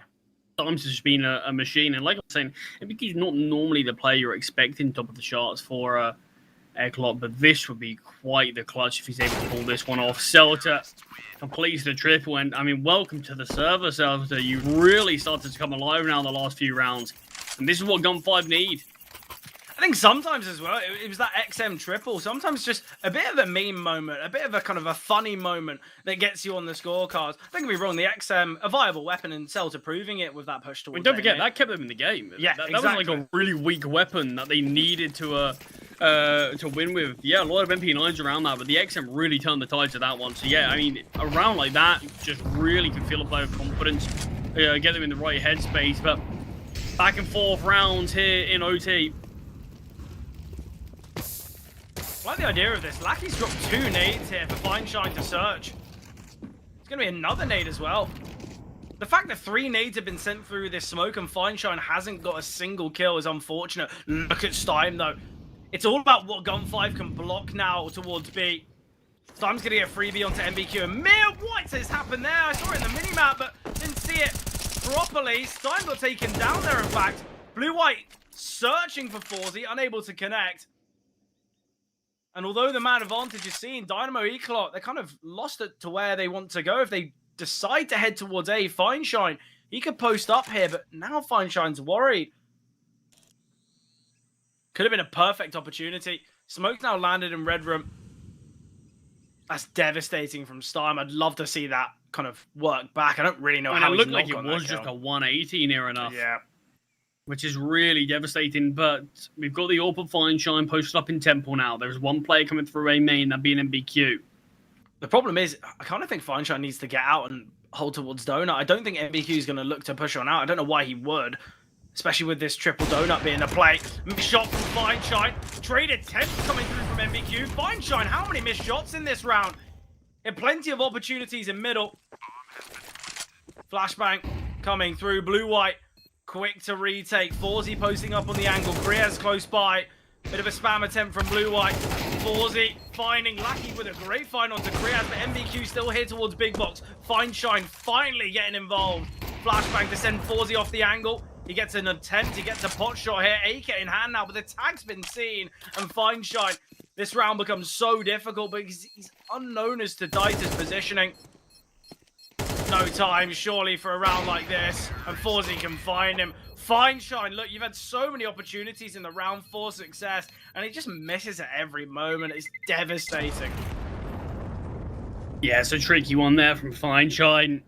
I mean, the initial peak from Donut, a couple of shots towards MBQ at A main, could have been the difference makers to try to bring that back, but There's the 3 opportunities in middle as well. Lackey and Feinstein, they have 3 HE grenades that they use. yeah, but the difficult thing there is just sort of where he's actually looking. He might just not actually even really been able to spot anyone, and timing could have just been against him. But certainly you would have liked one of them to be able to come through. But there's 4 people in middle every time that he blew open those smokes. I just don't know how he's got so unfortunate there. Because in 2 of them, he didn't even fire off a shot. So it would have just been unlucky timing. Dynamo Eclot, though, they are in the driver's seat heading into this second half of overtime. Obviously securing 7 on that CT side in regulation. Obviously, this was the outcome of Mirage. I'm pretty sure it was Eclot to have the advantage heading into overtime. Yet, when it mattered, Guns got all 3. We could be seeing the exact same kind of result here. yeah, and look, we're seeing Gunfire move on to their favoured side. They just haven't shown it today, though, in regulation, but this is the side of the map that traditionally they have a decent lean into, and they really do like playing on the T side. But disadvantages again here. It feels like we could potentially find ourselves in a spot where Gun 5 really need to claw their way back. Any predictions here? Are we thinking Inferno or are we thinking Gun 5-2-0? I mean, it's difficult to know because Storm's been on 33 kills for a while. Yeah. If he becomes, if he sort of steps up to the same degree, I mean, who knows where that can go. But yeah, I don't think it's really fair to make a prediction in this game, really, between these 2 sides. I think it has been a great battle on map number 1 and now here on map number 2. I'm kind of here just to sit back and enjoy the show. Well, I'll push for a prediction. I think Guns actually take this. I think we mentioned Blue-White stepped up a little bit. Celta's had some moments. Lackey as well. Fine shot. I think all it takes is Stein was very limited in overtime. He got 1 kill out of the 3 rounds, if I'm not mistaken. I think if Stein was having the impact that he saw throughout regulation, I think we would have seen, potentially 2 go the way of Guns, maybe even more. So I'm actually going to push for Gun 5 here. I think that's the difficult thing, though. It's like, look at MBQ. He was on 23 kills, I think, when Stein was on 23 kills as well. Both players were sort of neck and neck with that. And only 2 kills. It's so tough for a player, basically, to ask, oh, yeah, for 30 rounds, keep on performing at a monstrous level. I mean, get to multi-kills, clutches, things like that. It's just not going to happen. But we can at least say Stein feels like he's delayed enough time for his teammates to try to come alive. Yeah, definitely. I think that's always the hoping outcome from the strong performance from Stein early on. It's just, if he doesn't see his team step up, if no one's really joining him, that's where things can be so tough, so difficult.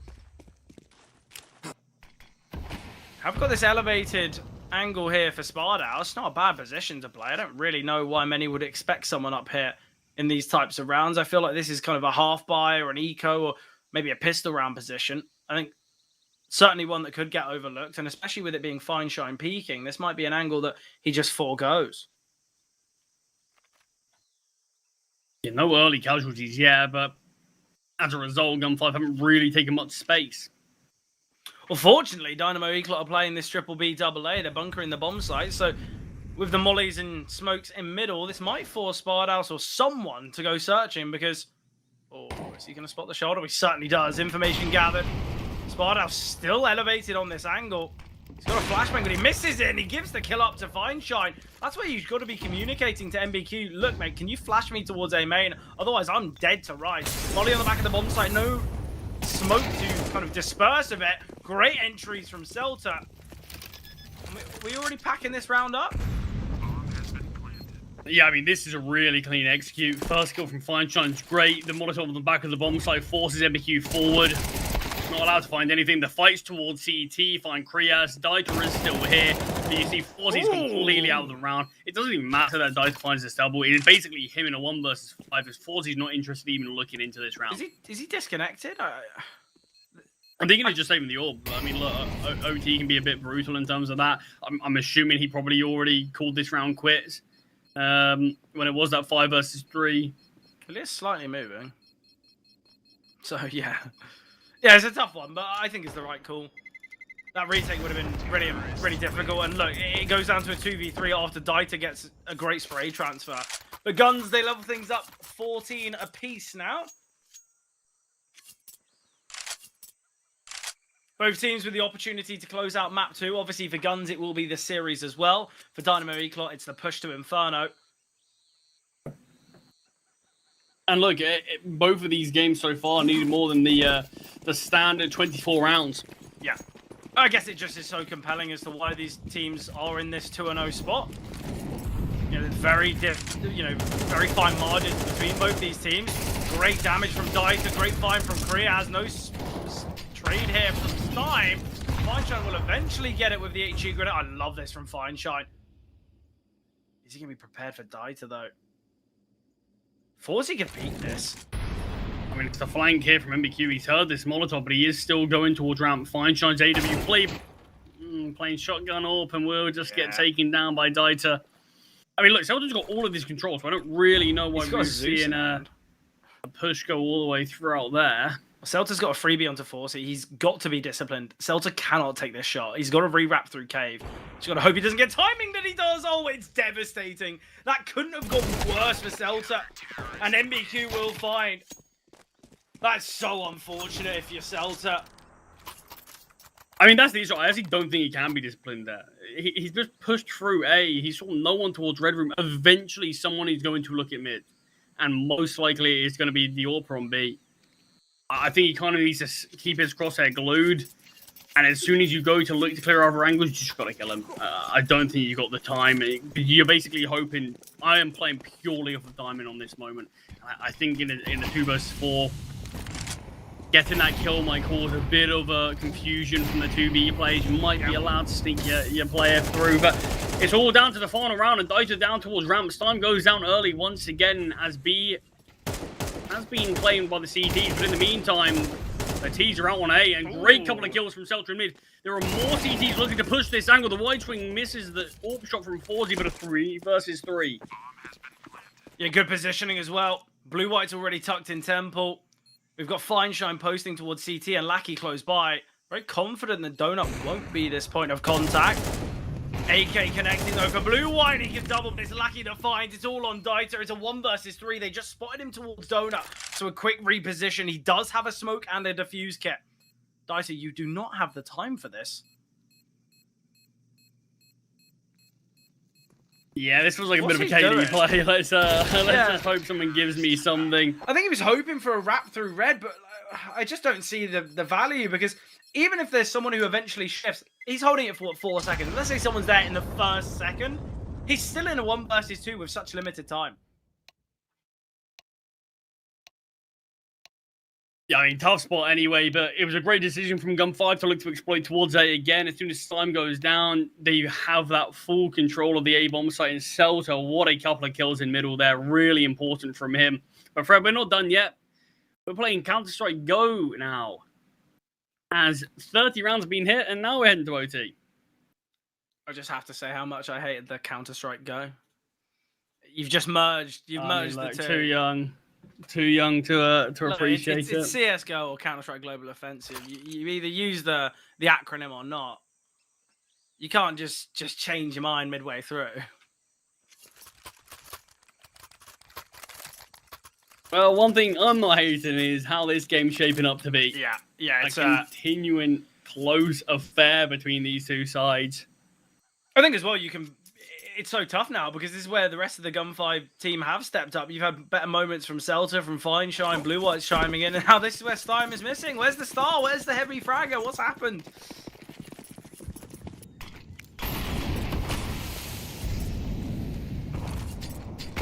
A little bit of chip damage onto Sparthouse and MBQ. Riaz forced back. Mac 10 of Lackey. I love the idea, and it does work out. Down to 2 HP here for Lackey, but he's done his job. Lackey just needs to send himself out. At the edge of the smoke is Dieter. He can find Stein. So although it's a leveled up 4-4, we do still have the low HP for Lackey. Feinstein gonna get the bomb down now. Deep smoke thrown here by Celta. Dieter again finding down to 2 HP himself. So much work now for Feinstein and Blue-White. All thoughts from CT. No one to be coming from Shelf. There's a fair bit of utility. A full belt's worth. Molly landing on the bomb site. Feinstein is safe from it, though. Flash is coming over. Feinstein dodging, though. Missed shot, though, from Feinstein. Allows Dieter to get another. 3 kills found. Blue-White's got to go huge, but he can only get the 1. It's now all on Lackey. His whole plan contingent on connecting through the box. Oh! Lackey gets a triple. He's now out of the smoke. The no-scope connects, but that is surely enough. Lackey gets it done. What a round and what a moment for Lackey to step up. The bottom performing player in the whole server has had quite possibly the biggest moment. 2 HP, Fred. He's but the spam. He finds the low HP player first, but he's not been fooled by that. He knows there's still a chance someone else is on the bomb. Takes down the second, pushes through the smoke. Forzy, a great shot from him, but he's already lost the round on time. And Gun5 with the first round, a second overtime. And what a miracle round from Lackey that is. Yeah, how has Dieter got, how has Dieter's triple kill been kind of eclipsed and surpassed by Lackey? I thought it was an impossibility. He's had such a huge round, yet still there's always someone on Gun5 who can step up. Blue-White just playing anti-flash. Ready for some re-aggression in middle, but it won't be seen. Man advantage here for Guns. Sparthouse playing this kind of off angle. Feinstein might peek into it. Feinstein does find Forzy though. Dieter though an important kill, but Lackey a great find. Gives them that advantage. Dieter spotted 1. Molly in CT. He's pressing heavy, but look at the utility. In the flames he falls. And now it's all on Kriaz. 1 versus 2. Jump spotting his Celta. He's gained that information. He doesn't need to peek. But knowing Celta, I think he might go for it. Try and catch your opponent off guard. And he does. Information gathered once again.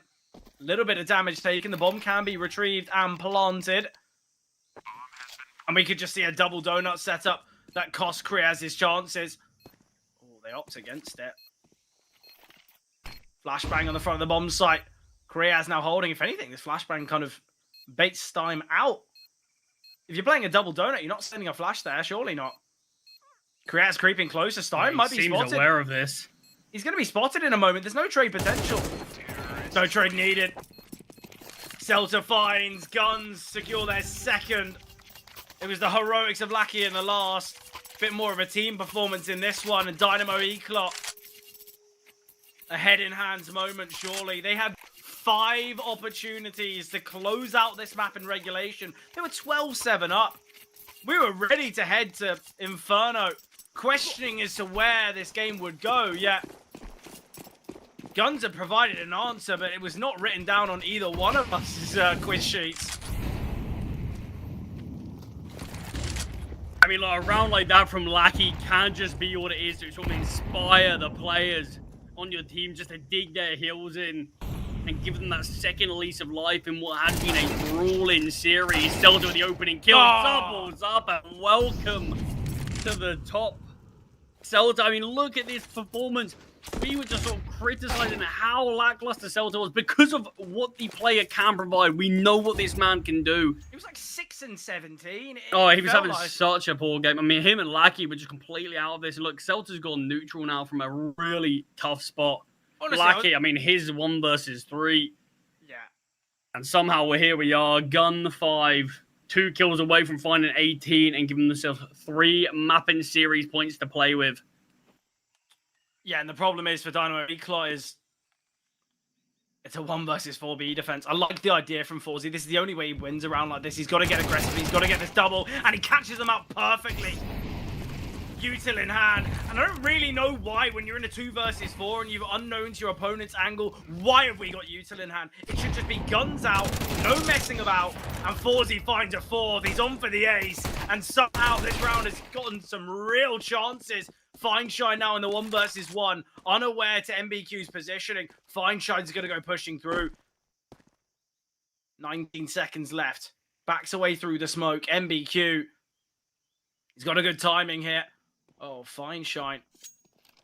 Feinstein seems so worried about this. It's going to be the tap of the bomb. 6 seconds. He will have enough time to plant, but it gives him such little time to readjust. Feinstein, though, will peek to ramp and find. Even after Forzy's heroics, Feinstein wins out the clutch. Gun 5. They give their opponents a look. They give them a chance. But now it's Guns with 3 opportunities to close out the map and series and to be our first team to make their way through the playoffs or through the Swiss stage to the playoffs here in Series 3. I mean, great attempt in that one for Forzy. 4 kills in total. He has to take an aggressive stance. Finds a double thanks to timing. Stein needed the smoke. Feinstein and Stein both a little isolated from one another, so it allows Forzy to find that kill before the Tech 9 of Feinstein deals the killing blow. And look, although he's got no intel of where MBQ's position is, he's tapping the bomb, desperately has to plant it. But his shots, his aim is good enough to get 18 on the board. And Fred, this was a gun 5 that were down and out of Ancient. They won, what was it, 7 out of the last 8 rounds just to bring this game to overtime. They really battled back. I say Stein really battled back. I'm pretty sure he's found 1 kill in both these overtimes so far. Yeah, that's what it feels like. But look, he's not really been needed anymore. You know, he had 1v3s. Yeah, exactly. He gave the platform, the foundation for his team to step up. And look, when called upon, when asked, Gun 5 have answered, and now 3 opportunities for them to close out that series. Dynamo Eclot, although it's a loss, at least they can take some positive away from this game because realistically they should have been the ones to take it. They were 10-9 up against a Tech 9 round on Mirage where Celta gets a 4K. They've had 5 opportunities in regulation. They were 11-5 up on their favoured side. It looked an impossible loss and an impossible victory for Guns. Yeah, now they are the ones in the driver's seat. MBQ and Kriaz finding, though, although MBQ's low, still the advantage seen from Dynamo Eclot. Look at this setup, though, from Celta and Blue-White. A double bucket setup. Surely to be overlooked. Blue-white. Oh, blue-white. He's tucked in the corner now. He needs to be confident and careful about K, but he's found by MBQ. I mean, I'm super surprised you said that it's going to be a lot for DNA. I think if this game's proved anything, I think there's nothing that can be locked in here. Kriaz with a nice find there, and Fine trying to get the final kill as the 3 opportunities for Gun 5 turns to 2. It's crazy. That setup looks so good. Celta just needs to hold his nerve and hold towards kind of towards door, towards ramp. And Blue Eyes playing a great angle to deal, obviously, to Cave. If they just stick with the setup, I think they do well there. Maybe they go 2 for 2, maybe they go 3 for 2, but I don't think it's a one and done situation for either. I really don't know why Celta isn't confident in that setup. I get it, there's a lack of information, but sometimes you've got yourself in such a deep angle quite early on, unknown by the Cave players. I think it would have been a perfect chance there for Guns, but maybe the pressure's getting to them now.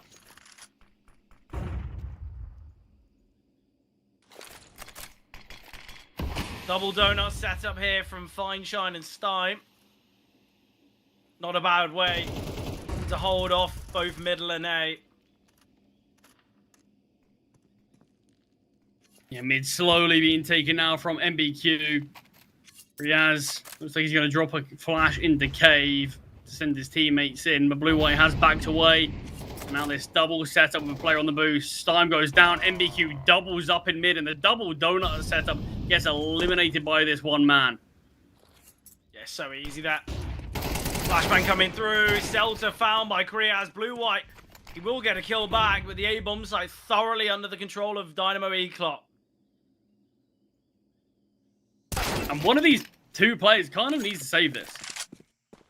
Yeah, and it will be surely Blue-White tasked with that, but Kriaz might have other ideas as he's still sat outside Cave holding towards ramp. 18-17 will be the scoreline. Ridiculous. Dynamo Eclot. It's the individuals in this round.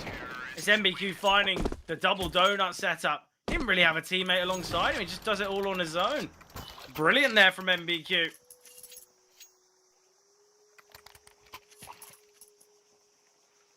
All comes down to the final round of second overtime. Gun 5 felt like they did enough on this T side. And it is just funny how this is how overtime works, isn't it? Both teams struggling a little bit on that T side. Just able to find 5 rounds despite it being their favored side. And here in OT, it's all the T side. Again, an attempt to crunch on middle here. Molly sent to split these aggressors. Blue-White might go searching. Oh, the spam's excellent from Blue-White. Spard House has been chipped away at. Stein will get one. Lackey can trade as well. A 3 versus 3 now, and Lackey gets another. A 2 versus 2. The bomb's dropped outside B. If Celta and Blue-White go searching down towards ramp, this could work out really nicely. These are the 2 B players. Both Blue-White and Celta have been playing on the B bomb site this whole game. So Dynamo Eclot, they should have a fairly decent idea that this is the defenders remaining. But it seems like they might still go towards B.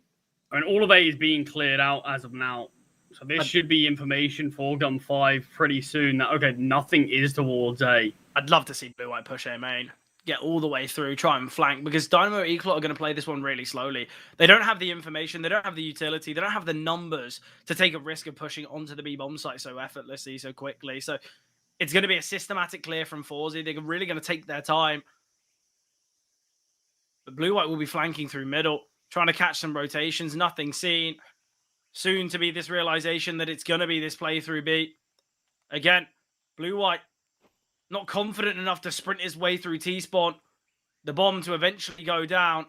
Blue-White's in a really good position here. Obviously, Cave hasn't been cleared by Dynamo Eclot, and that's why this molly will come through now. Celta. This 1v1 between Kriaz and Celta is going to be everything. But Kriaz can just drop the smoke. Celta needs to find it beforehand, but Kriaz can take him down. It's now all on Blue-White. It's all on the stand-in. He needs to make his way out of Cave. He could have taken a timing. Smoke on the bomb. Molly towards the right-hand side. This is the perfect way for him to play this round. If he just gets on the bomb. He's not tapped it. He's not given any reason for his opponents to peek. Eventually baits out the shots. Kriaz spamming through. Kriaz will connect. Blue-White. I love the idea initially. Yes, he doesn't have a defuse kit, but he's mollied the right-hand side. Honestly, if he 10 seconds sticks that bomb, I think he wins that round every day. I mean, you just got to force these players to swing. Look, Forzy's in a position where the bomb isn't even planted for him. But without a tap, what's the need for him to move from his position? We do really need to see something a little bit more in that clutch, but that's 3 opportunities for Gun 5. They've kept on battling back to be able to put themselves in a position to close out this game, and still they fumble. Just the 2 kills from Stein in both of these overtimes, 12 rounds of play, and we still need another 6 potentially to determine a victor here. I'm kind of lost for words. The fact that there's been so many map and series points, it's not as though it's been kind of a game where it's been neck and neck and each team might get 1 if they're lucky in OT or 1 if they're lucky in regulation. Hasn't been that whatsoever. Neither team, though, wanting to give it up. Obviously, for Guns, it is that promotion to playoffs. For Dynamo Eclot, it's to keep that pipe dream of the 3-0 in the Swiss stage alive.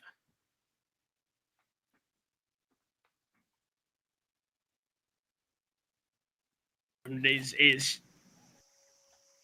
feeling like it's becoming more and more difficult just for either of these teams to close this one out. Like, we had plenty of chances for Eclot in regulation. Had a couple there. They're going 5. We are approaching 40 rounds, and we're going to at least see 40. Yeah, it seems like they're just, playing stat pattern, playing for kills. Get another 30 rounds out of this game. I don't even think that would put them up to the most rounds in CS2. Now in middle now, Flashbangs RBT's yeah, like great work to find Stein. He goes down early once again. Lucky out mid goes down for nothing. A double towards middle. MBQ, he was like 10 kills short of Stein at one moment here. Celta doubles though. Forzy will get the trade. Fine shine in the 1 versus 2 now. Just missed his chance. He could look to repost here towards ramp. Forzy doesn't have a flash, and neither does Spardaus. Spardaus is backing here towards... That scope would have been heard. Being relayed over is a bit of a dodgy smoke from Forzy. Fineshine's got so much information. Oh, Forzy! He goes back, needs the smoke, and finds him. Honestly, though, if that goes wrong, if Fineshine gets that kill, he's got full information of where Spardaus is. Yeah, what a risky play from Forzy, but really pays off. I mean, look, Fineshine didn't hear the pin being pulled to the nade there, so I wasn't ready for it. And Forzy, great effort to find that kill. And Eclot continue their streak. There's 4 in a row now from them. Yeah, seemingly some slight technical issues. Hopefully, all is resolved soon. The fact that we're still in the second map of the series here. Crazy stuff. Guess we just get to see more of this kind of playoff match and map Counter-Strike, because this is so important for Guns. Obviously, Dynamo Eclot is not there yet. They are still a map down in the series. Yeah, I mean, look, this has been a grueling series. I'm curious what we're going to see on Inferno, because this has been quite a few hours in the works now, a lot of overtimes. Is that your accidental slight in prediction to see what we're going to see in Inferno? Is that a slip of the tongue thinking Eclot are going to take this? I mean, honestly, I think the last OT is going to be a really brutal one for Gun 5. Yeah. You know, 3 opportunities to close out a map that you had no right winning. And it now feels like we have an MBQ hit his second wind in this game, and he's starting to step up. Stein's still gone a bit missing since overtime. His teammates starting to catch up from him in terms of kills. Obviously, there was a point in this game where he was sitting on like 26 kills and Celta and Lackey at 6. Well, I think the difference is as well, is yes, Stein is still leading the lines of the server, but his second top performer on his team is Celta with 26, a 9-kill difference. Yet Dieter and MBQ both on 34 now. Kriya's not far behind either. Yeah, no, I do think I am thinking after the last one, unless Gun 5 can really sort of show me something different, I think I am probably favouring Eclot here. Well, I guess we'll find out and see as the timer already ticked back into the action. And a speedy B play, okay, I like the idea of this. Change up the pace, change up the momentum, and let's see if it can work. Blue-white's got to go huge, but round can be so difficult now. Fortunate spam from Stime, he will deal with Dieter. Still disadvantaged though, oh, Gun 5. There's a flank coming through here from Lackey, but Kreaz's sole purpose in this round is to deal with it. Oh, a smoke towards A main. I quite like the idea of this. Kreaz still being held by Stime. Oh, it's all going to be about timing for Kreaz. Feinstein gets a kill. And surely he's got to push through at some point or other, and he does. Perfectly timed from Kreaz. Dynamo Eclot, they will get themselves another here now on the T side. Final round of this first half of third OT. And Eclot could be the ones to give themselves 3 map points to close this one out. Their streak continuing. That's 5 on the bounce from them. Looking to make it 6. Feinstein does have an orbit. Stime forced down to a Galil. Off a mass, sorry.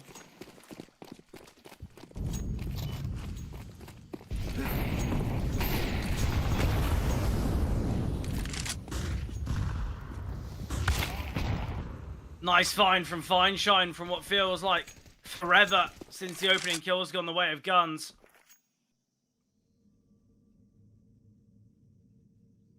Feinstein still posted here. We've got Stein just jiggling towards A main. Now they've got that opening kill. Gun 5 don't actually need to hunt so heavily. Flashbang into cave. Blue-white has just dropped a smoke. Should give away his rough position. Still the jiggle coming through from Stein. Dieter delaying his decision to head towards A main for now. Feinstein still with the AWP in hand. Smoke landing towards Donut, all with the intention of crossing to Red Room. Smoke finally dropped now towards A main. MBQ is going to go through this. Feinstein is currently holding. All going to be about timing here. He can back away now.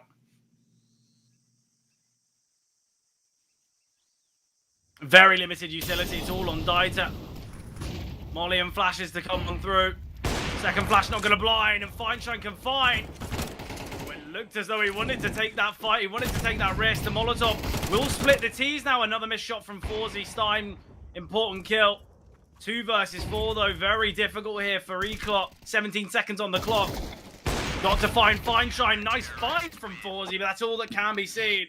Guns, they will get 1 on this CT side. They deny their opponents finding map point or 3 opportunities for map point.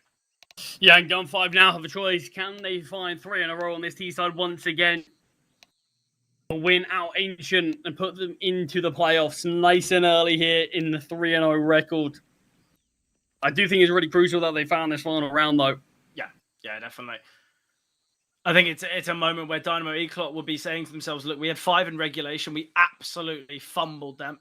If we have chances for maps and series points, we are going to take them.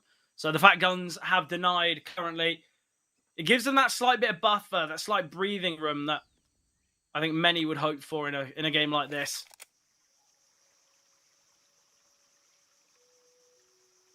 Of course, first to 22, just the 2 rounds needed from Eclot. Gun 5 will need all 3 to close it out.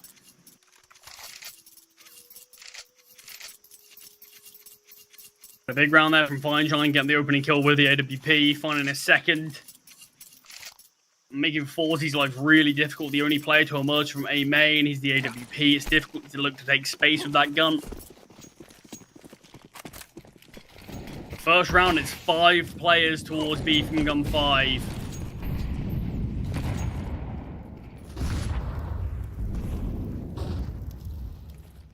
Boosting up Feinstein on this AWP. Yeah, it seems like Stein wants to be the kind of the lurk where the rest of his team will make their way up ramp. Does have a teammate alongside him in blue-white. Kreaz could do a lot of work here. It's all going to be about time. He's tucked himself in the corner. Stein found. Blue-white will trade, though. And now the defense is limited on this B-bomb side, but Dieter not only gets the first, his second is Sparthouse prepared for him. Important trade from Lackey. Still a clutch required from Lackey. Smoke's still down, but fading shortly. So Lackey is going to need to maneuver off the center of the bomb site. He's going to head his way here to cave, but spamming the bomb is not going to be the game plan, surely, as it's planted off the mark. Molly nade flash here for Forzy. Won't spread to Lackey's position. Lackey does have a Molotov himself. He can get that landed on the bomb. The defuse will be of difficulty. Forzy just holding, shoulder spotted. Lackey not finding, but a lot of damage. Oh, sticking the bomb from MBQ. He's away from the flames. It will eventually spread, but there's enough time for him to get the defuse off. Great from Dynamo Eclop. Great from MBQ, realizing that he can just get himself out of the flames. Yes, it's going to spread to him later, but he'll have enough time to defuse it. And Lackey is so certain that it isn't the stick. I mean, it's so close there. Fraction of a second in it. And the Molotov, not quite spreading perfectly, will deny Lackey another 1 versus 3 clutch. Tactical timeout from Eclot here, obviously using an overtime timeout. As they know, they've got 2 opportunities to close this one out. If not, we are going to a 4th overtime. 40 rounds of play had so far.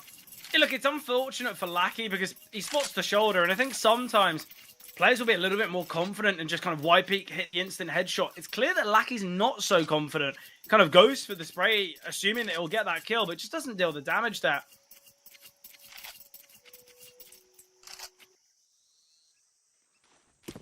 Final 2 rounds of this 3rd overtime. I think a round like that's really going to kind of upset the players in guns. It's really going to kind of quite heavily annoy them, just on the basis that they really should have won that. Lackey's assuming that that molly's going to spread, but they've got mad advantage now, Dynamo Eclot. 3 kills away from closing this one out.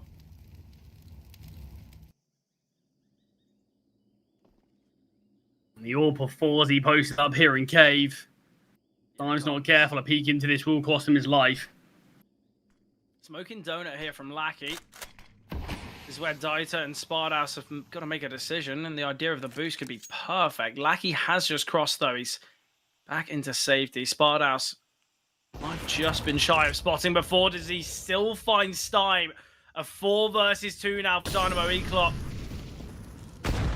Forzy going to take a risky peek, but reaps the rewards. It's on Lackey. It's a 1 versus 4, and he won't even get the first. It's Forzy to find. Eclot successful. They push to Inferno. Yeah, we need a 3rd and final map between these 2 teams to decide a victor. Gun 5, they had their opportunities. It is going to be a game where it feels like they're going to be kicking themselves slightly, as they really felt like they did so much hard work to bring themselves to overtime, but that's just where they fell a little bit short. They had chances, 3 map points to close it out, and just could not find the single round that they needed. And look, they called all tactical timeouts to try to find a solution. It wasn't quite working. It felt like they didn't have the pieces to the puzzle to be able to all work together in tandem, whereas on the flip side of things, it felt like Eclot did. Yeah, and for Eclot, they now can kind of have that breath of fresh air and I guess that sigh of relief because they had so many map points in regulation. They had so many opportunities to take Ancient. Yes, it took the distance. Yes, it took a lot longer than they'd hoped, but they've still got that push for Inferno. And now it's just a best of 1 to decide which team makes it to the playoffs. But obviously, before Inferno commences, we will be jumping to a break.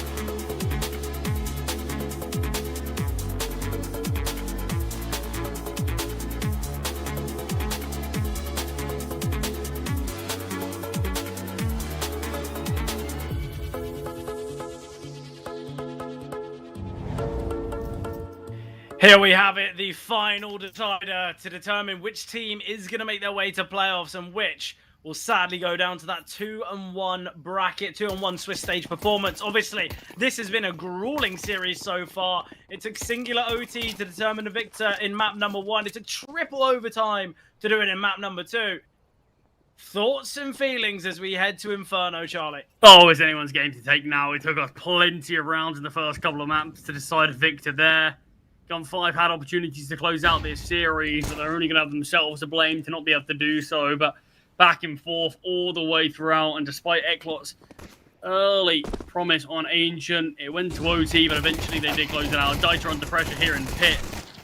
Stein buys the first, Celta with a second, and that's the A-bomb site cracked open. Yeah, classic T-side Inferno pop. Head out of apps, first out of short, 2 out of middle. I like the idea of it. With the remaining 3 maneuvering through middle, Guns should have a pretty good idea as to where Eklot will be. And Lackey, I think he goes 1 for 1. Never mind. He goes 0 for 1 in that engagement. Being held for the swing, actually. I thought he might have been slightly overlooked. Forzy expecting a second, but no one here. I think they will just be saving their armor and those jewelries as well.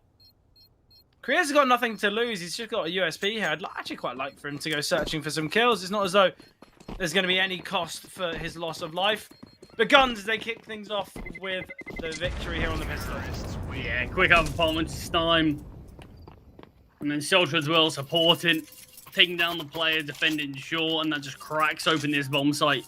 I think the most exciting thing about this final map of Inferno is not only is it one of Eklot's most played, but it's also one of Guns' best win rate. Yes, they've got 6 maps of it in the last 3 months, which isn't much regarding sample size, but 5 of those have been victories. The only loss was a 13-10 loss to Marius. So, look, I've got to say, it's such an exciting finish. It was something you touched upon in the veto stage, 2-3 hours ago when we said, look, these maps are for the taking for all teams. And that's kind of the joy of both teams having this 6-map or 7-map map pool, but forced by scene here from the CTs, but Lackey deleting here. Bardhouse found. Kriaz will get a pick back, so down to this 4v4. It just drops this smoke grenade, delay and denying any vision into the bomb site for Gun5. Retrieves a second smoke. No easy avenue into B unless Gun5 wants to brute force their way through the smoke grenade. It is being just defended by this lone 5-7 of Kriaz.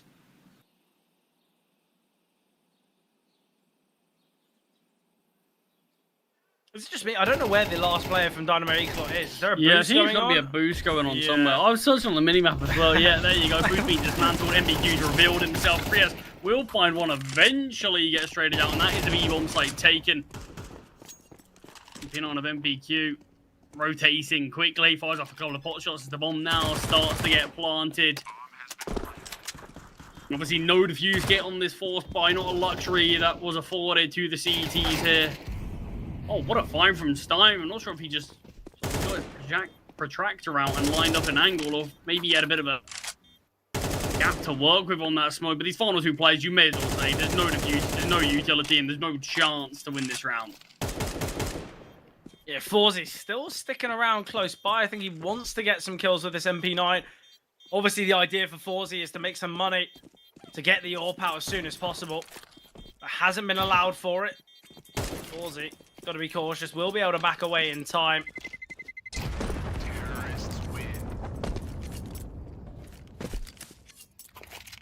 But a good start here for Guns. Obviously, they do favour the T side on Inferno.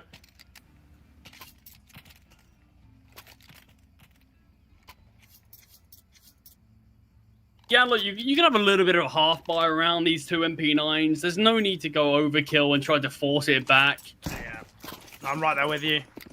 And I think these MP9s, if kind of at the shoulder is a pistol ready and waiting, whether the pistol swings out, MP9 looks to trade, or kind of vice versa, MP9 gets the drop, then there can be a weapon picked up. There's certainly opportunities, certainly chances.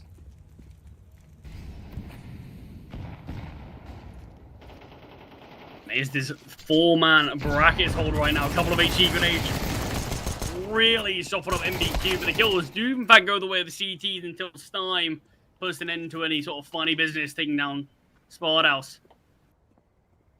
But 3 versus 3, and with 4Z being 37 points of health, still, you've got to favor gun 5 in this. No weapons able to be retrieved as of yet either.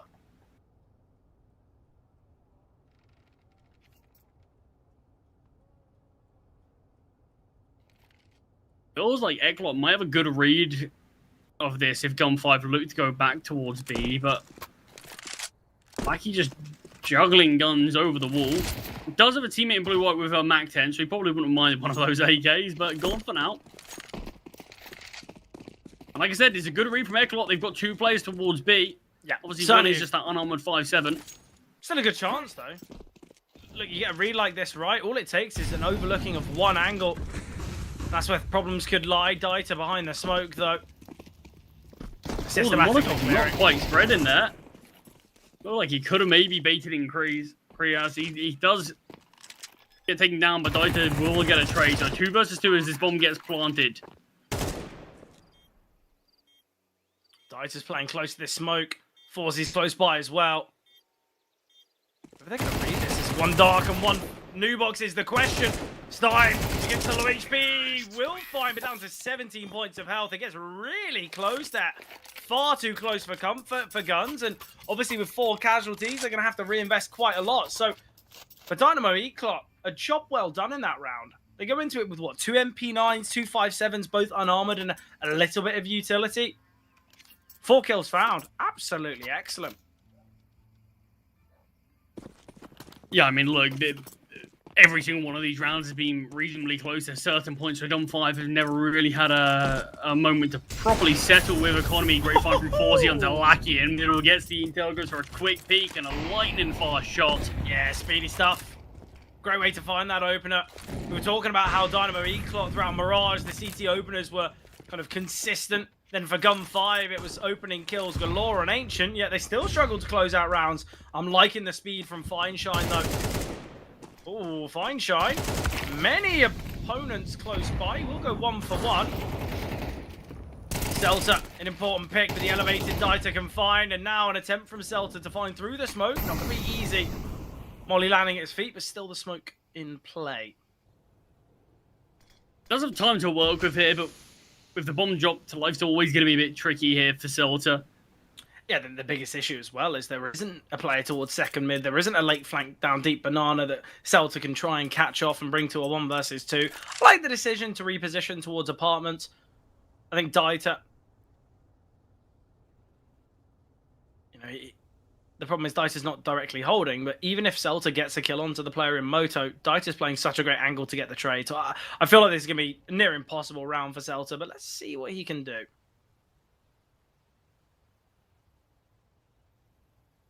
Spot house POV. Oh, there we go. Information gathered, and Dieter, if he chooses, can get this kill, just holding towards apps. Now, honestly, I think the safe for Celta is not the worst of ideas. He can drop over a MAC-10, maybe an AK, and play the MAC-10 himself. Stein can invest. Krias might go searching for him, though. Celta's not going quiet about this. Celta, you've got to be cautious. There's going to be a hunt now. If he dies after time, this could be devastating. Being held, being fired at. Krias doesn't want to take that fight. It wouldn't have been the end of the world, as it's probably going to be an eco here. I don't actually know what guns are going to do financially. Their money's really awkward. It's 1.9k. You've got Blue White who can't really buy. Celta with saving can't really buy either. So it kind of has to be this force buy. I think Korea is probably looking at it from the perspective in terms of money's not great for the CT side either. As great as it would be to take down Celta after time, I think maybe just a bit more concerned of their own finances and wanting to build a strong economy on this CT side. Great utility, brilliant flashbangs, and Stein will take down Lackey, but it doesn't matter. They still go 2 for 1 towards B. Aren't necessarily breach into the bomb site just yet, as MPQ is still here to defend. Does have a Molotov to play with. Likely will throw this out with their smoke grenade going down, but showing a bit more resilience for now. Yeah, MBQ, he's not had the best of starts, 0-3 currently, and MBQ's been the top performer for Dynamo Eklot, but Forzy's having a lot of impact with this AWP in play, which is always going to be so vital. Utility raining down on the B-bomb site, though. Celta creeping through into pool.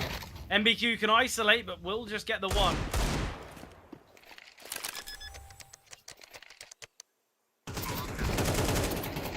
One can go down. Timer now ticking. 2 versus 2.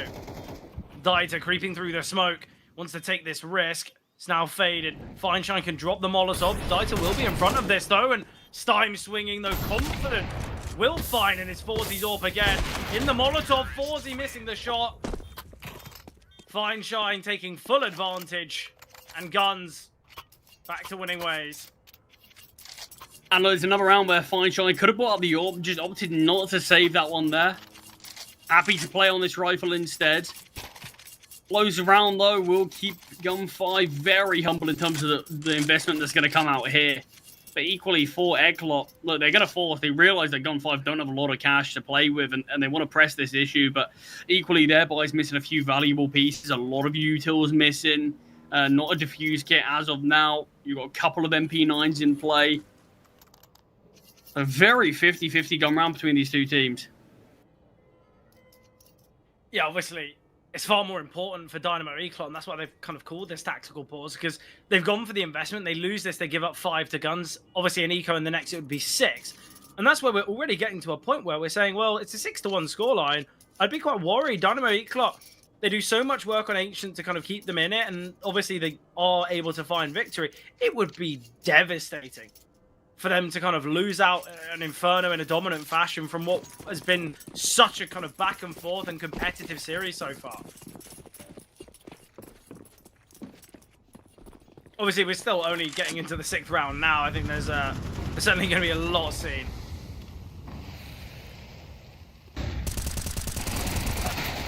Bam through from Kriaz. Looks really good to find Blue-White, but the MAC-10 comes out on top of that engagement, and in front of this smoke is Spardaus. Finds the first. Can't get anything more, and Blue-White again surviving on this MAC-10. And it's already looking like Eklot are packing up for the save. Look at the util they've got to try to retake this bomb site with, and I think they already know that this one's too far gone. Yeah, I don't mind the idea of just going for a save. I feel like Inferno, we know what it's like when it comes to kind of the saving. You don't really need to give every round a go. Obviously, with the long rotations, a vast majority of the time, you do just have to give it up. And this will be one of those moments. As you mentioned, it's kind of the lack of utility and weaponry that's causing this, but still pretty systematic with the clearing here from Guns, making sure they really don't mess this one up.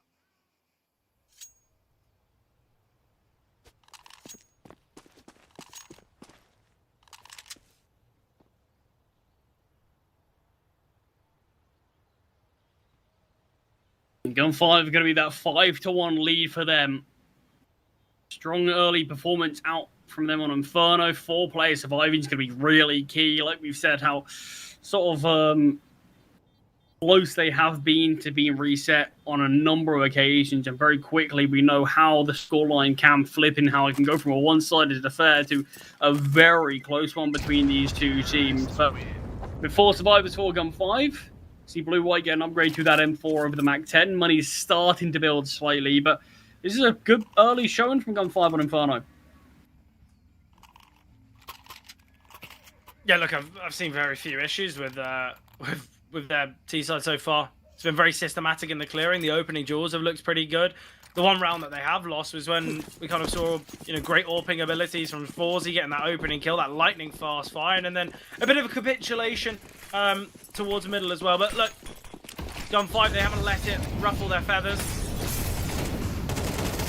Oh, in the Molotov there are 2, and Lackey trying to get a double. Forzy, in fact, spamming away. Forzy does so well there. Forzy finds another. He's on for the ace. It's all on Stein now. What a ridiculous round. HE grenade could find him. Molly surely to take him down. There's going to be a late play from Dieter here through Undale, through Mexi. It's all going to be about timing. Yeah, Stein doesn't look ready for it, but he drops down, gives himself a bit of a chance. A lot of damage dealt to MBQ through the smoke as well, after finding Forzy. He found that kill towards underpass. Your favorite Slime. He's won clutches, ridiculous clutches in this game before, so you could not put it past him. But Eclat are able to double up, and those 4 survivors in the last for Gun 5 have been a godsend. Yeah, great round for Forzy though. He's 10-4. He's having a really good performance. He's got the same kills as the rest of his team combined.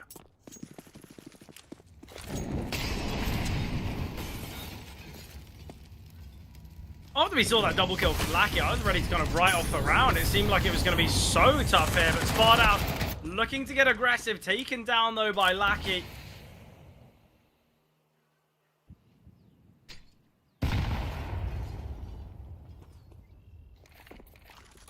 They have repositioned, fallen back from top banana.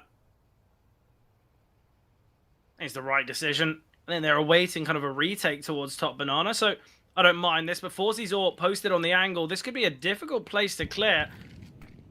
But he is a little bit low. Force back now. AWP still in hand. Needs to connect the shot. Will get one. How has he been able to back away? Can secure another. Finally, the trades come through. But that should never be happening. Forzy's given his team a chance in this round. Yeah, still 2 smoke grenades, though, that can be used towards Moto and really limit these Ts towards long for now. There's a Molotov as well on Fine Shine to play with. But Forzy's certainly put his team in a spot where they can at least attempt this round. Second smoke comes out towards long. Little preemptively, but keeps these CTs at bay as they use some of their own util to block off the pit position. Thrown a bit deep, though. In fact, gives Lackey a nice smoke to play behind, but Daita finds the first kill. Fine Shine on the bomb site as this bomb is ticking down. A quarter tick from the CDs. As soon as Daita falls, that's it. Pack up shop and leave. Yeah, look, it's still ridiculous, though. The Forzy's completely caught off guard there towards short after firing that second shot. How has he been allowed to get that second kill? It's ridiculous. Should never be happening. And the fact it does, it just goes to show that Gun 5, although they've looked pretty decent on the T side of Inferno so far, there are still mistakes to be seen. Honestly, though, if that round goes the way, obviously, of Dynamo Eclat, all 3 of their rounds only made possible because of Forzy.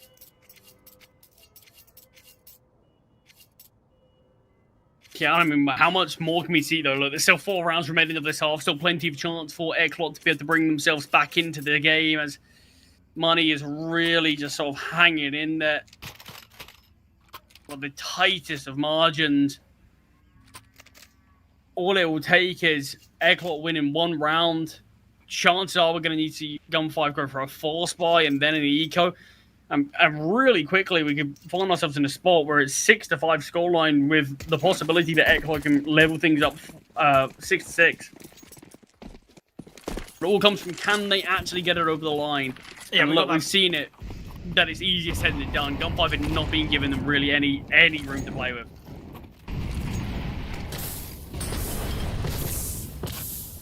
Oh, Spot out. No. Full death in the Molotov there. Let's get on to the KZ practice, please, because that's definitely not one to look back at. Yeah, Fine second chance. Molotov coming out now. Lackey finds one on Forzy. You've got Kriaz here. Tucked away. Lackey gets his triple. Honestly, Lackey seems unleashed here on Inferno. Him towards Banana's a different beast. From a player that was, I don't want to say he was kind of leaps and bounds behind, but he was never really towards the top. He didn't really have many big moments. He was kind of just having the odd play here or there. I obviously remember that 1v3 where he wins it through the spam through cave when he's on 2 HP. But I think a lot of his performance on both Ancient and Mirage were pretty timid, pretty quiet. Second bottom performing player on the whole server regarding kills heading into this game.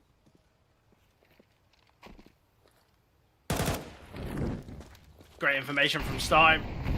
Fighter does have a smoke. Great swing from MBQ. Gets the double to keep his team alive. And now it goes from Guns going for a hunt for maybe, look, let's keep some of our weapons alive. This isn't just about taking weaponry away from them. Yeah, we'll be able to keep 5 survivors here. So 3 survivors here, but it could have been 5, and that could have done wonders for their economy. Yeah, I mean, look, what you're saying with sort of Lackey in terms of how he's been playing on this map. I do really feel like Inferno, especially towards B, it can massively favor sort of certain types of players. I mean, I always looked at B-Stick on Sinners as one of those. Love to watch him on Inferno. So good at being this space taker towards B. Really seems to thrive in and amongst all of the util, all of the flames, the pressure. The second mid aggression from Forzy has been spotted. Stein towards the underpass will go down to the nade. So much damage has been dealt though. MBQ, one bullet from death, similar to Forzy. Dice is less than half HP as well. And it's going to be a fast push through this smoke. There is one player here in CT with the MP9. Can drop the flames to delay ever so slightly a flashbang to come over, but with the smoke dropped, the T's can have control of this bomb site. Yeah, the difficulty as well is, yes, there is players and utility for the retake, but the two first responders are the ones without. Chris and Spardas, they don't have the util to try and delay and deny this bomb plant, so it will come down now. Lucky has been chipped away at. There are flashes still on Fine Shine. An exciting 5v4 retake to commence in a matter of moments. Forzy does have a smoke, whether to use it on the bomb or towards Banana is the question, but great find by Dieter. This is going to get so tetchy as the time ticks, but Lucky and Blue White fine, and oh, it's gone very wrong. I say that, Forzy's double, it gives them the round. Again, it's Forzy having a big moment here. Dieter as well, these two have been pretty consistent throughout this series. Dieter usually playing second fiddle. And this was a low HP Forzy as well. They can still find that impact there. One bullet from death, but still managed to keep his team in it. But with just 2 rounds remaining, can Eklot bring this game actually any closer? They've struggled to string rounds together. It's been just in isolation as Gun5 again are fighting with weaker weapons. The economy's been a really big thing for them to be able to manage, and yet they've still been able to post rounds on the board. Surely not this time, though. Yeah, I think if you're Dynamo Eclot, you certainly hope not, because the amount of rounds where you might be favoured, you might seem as though you've got it. It goes against you has been plenty so far. Forzy posted up with the AWP. Forzy, top performer of the whole server so far, and that's a freebie. Blue-White taken down early on.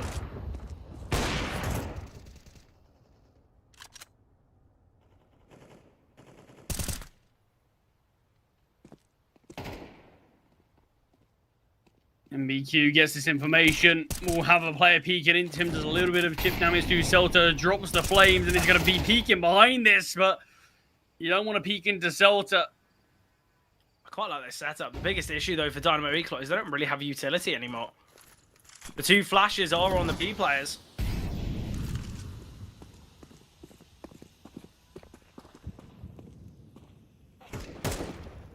Pit and mini pit setup often can be so great, but Lackey finds the first information gain that there's still one player here in pit. Slime's Tech 9 gets brought down to 17 points of health.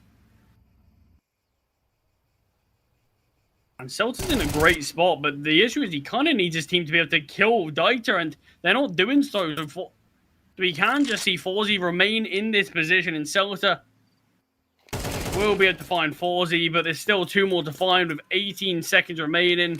He's asking, Fine Shine, do you want this open the next? And the answer is yes. Just going to be a save from Celta. Obviously, the remaining Dieter and Spardouse, however much they might want to hunt, they can't. You know, the money's not great. Dieter's going to have to drop over 2 weapons to make sure that there's a full investment. Yes, it will be at the cost of his personal utility. Okay, he's not done it yet. Just the one gun. There's going to be a weaker weapon in play.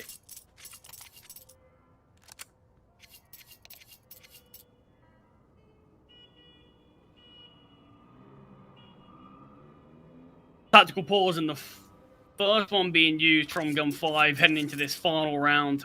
I mean, look, I think the last round had a really good chance, but it's just Dieter and Pit. No one really sort of had the nerve to challenge him there. They got the information early from Stein, but they waited so long before anyone actually looked to swing him. And I really think it should have just been obviously Stein first looking for that. He's the low HP player, get the player in Grave, ready for the trade. But it went in reverse order, so as soon as the Grave player goes down, I mean, Dieter needs 1 bullet to connect on to Stein to find that kill. And just up against the Tech 9, that's exactly what happens.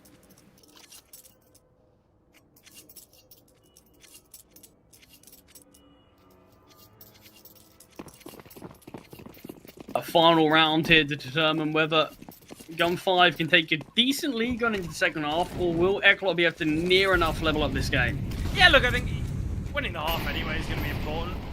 I like this from Feinstein.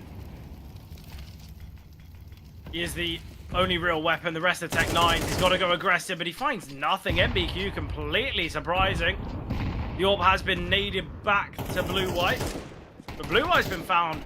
The AWP curse, seemingly. Whoever's wielding will be found. MBQ finally dealt with here towards short. It's time. Quick out of apps, but Dieter now towards long. Needed a smoke here from Kriaz. Timing. Just short finding that success.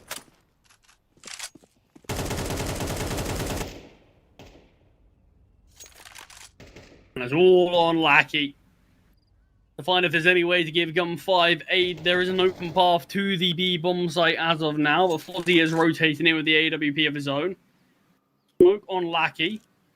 Yeah, look, I think Lackey has to search for a kill here before he even drops that smoke.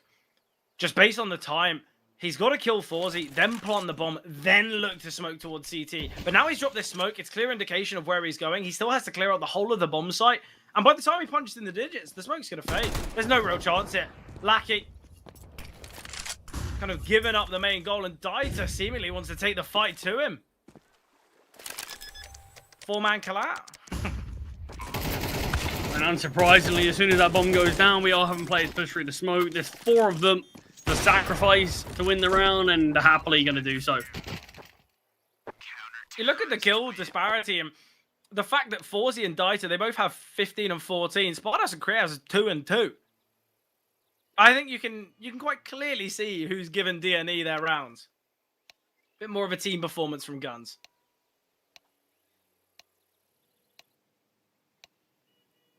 Yeah, but I mean, look, regardless of whether it's team performance or not, on the side of Eklot, Dieter and Fawzi have very much turned our perspective, I think, a little bit on how this game was going. This is a final 3 rounds of the half. This was 7-2.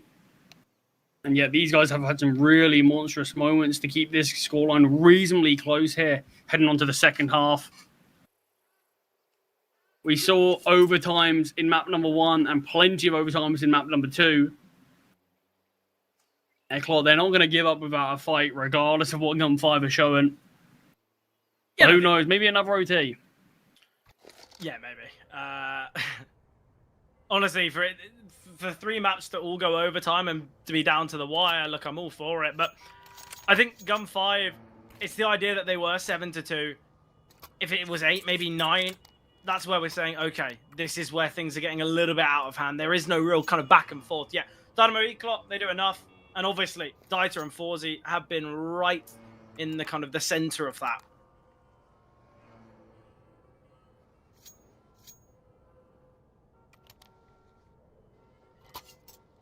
Back-to-back tactical pauses for Gun 5. I think they're starting to feel that this game is slipping slightly. Could have ended this one in a 2-0 fashion with 3 map points, but couldn't do so there. I mean, this would be a disastrous slip from this team. If they do end up going on to lose Inferno and losing this series.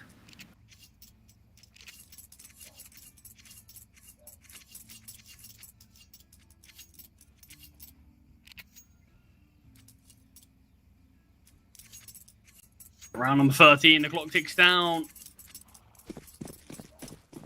A set of Jewelies have been dropped over to Blue-White. A couple of flashbangs on Celta.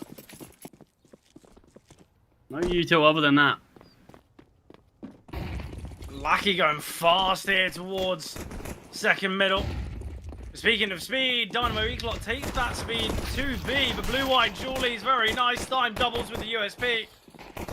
Great shots connected. It's Celta's flash that kind of puts things in motion. What a pistol round that. So they called the tactical pause, it paid off. Not losing a single body. There's the Jewelies of Blue-White find a triple, but like you said, Celta's flashbang. Invested in a couple of flashes, that's the reason for it. And does its job. Eklot are going to be looking like they're going for this second round force by losing it, of course.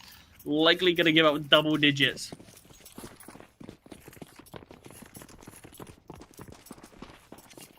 Got the XM and Celta once again. Interestingly, not playing the XM towards Banana. I feel like that's where you hit XM and Inferno, you instantly assume it's there, but going towards Apartments, which I actually don't mind. I feel like if you're playing towards Mini Pit, staring up at the apps, or kind of playing in Apartments themselves, you can have a lot of impact with the shotgun. The big issue is if you lose space towards Long and you're kind of fighting off from Pit to Motor with an XM, that's where things could get a little bit difficult. Flashbang over middle, Fineshine forced back, and we might have this problem that I mentioned. If Fineshine goes down, we are going to be seeing the XM fighting at range. This could go so wrong here. Here's a repositioned Celta. Oh, well, okay. Somehow no one was holding Moto yet. I don't love the idea of that from Blue White, but I guess the round should be pretty comfortable. Anyway. Information gathered here. Celta's low. MBQ does have a chance here, certainly does. The reposition from Celta could be everything, though. MBQ surely doesn't even check this. This is the last thing he's thinking. And as expected, he doesn't. Celta, nice triple here with the XM. Rises the ranks to the top performing player, joint with Stein. He's going to have another go at things here with the shotgun as well, as it is just going to be the eco. So double digits to be found here. Dynamo Eclot. We praise you for the comeback. We praise you for kind of bringing yourself back to a really good position. Yeah, we're now seeing 10-5. Yeah, and this is just the danger of losing that pistol, going for the force ban, it not working out. It just gives 3 rounds very quickly out of nowhere to your opponents if not successful. But the Tech 9 of MBQ breaks open the B-bomb site. And there is a bit of armor invested behind this as well. So we've got Forzy on the M4, can utilize that perfectly. Oh, and the flank from Dieter. The fact he's missed the shots isn't actually the biggest of issues. It means Stime's now trapped. Sparthouse will find him. How has this round gone so poorly here? It's still a winnable round, but the chances of that are so slim. Backing away is Celta. I just don't know how this round has gone so wrong. I guess this is the problem when we see Stein and Lackey to try and fight towards Banana. Well, we say giving up 10 for free, apparently not. As the Tech 9 of MBQ just breaks open the B-bomb site all by himself. Well, I'm curious how sort of no players got softened up by Util, even on that class. So we're now in a bit of a strange force by war between these two teams. The 3 rounds separates both rosters, and I mean, the fight you can see from Gunfire isn't great. The Scout going for an early peek, nothing spotted, dodging the flashbang early. Shot slightly missing the head. I feel like a Scout headshot's got to be one of the most satisfying kills, right? Yeah, I certainly think so. Util line up here from Lackey. Keeping the T's at bay. He's obviously the only B defender, so just forcing them back is exactly what they wanted.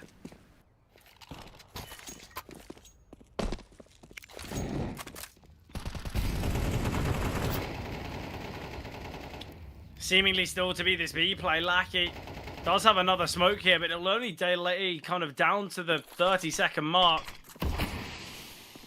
Honestly, I just see Dynamo Eclot going through this.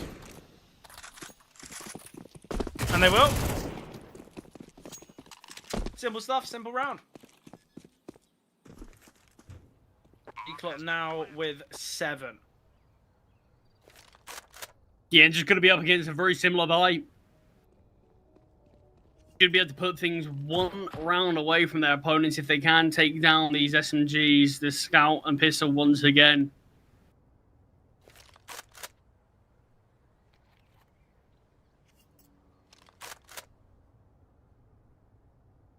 I'm just going to spot a lot here in Apartment. Take down the first. Can't quite handle Blue-White. Is that? I don't know if that's a positive play. It gives a rifle away. Do you really need to be hunting in a moment like this? Well, MBQ's going to give it a go, but that's another rifle that can be given.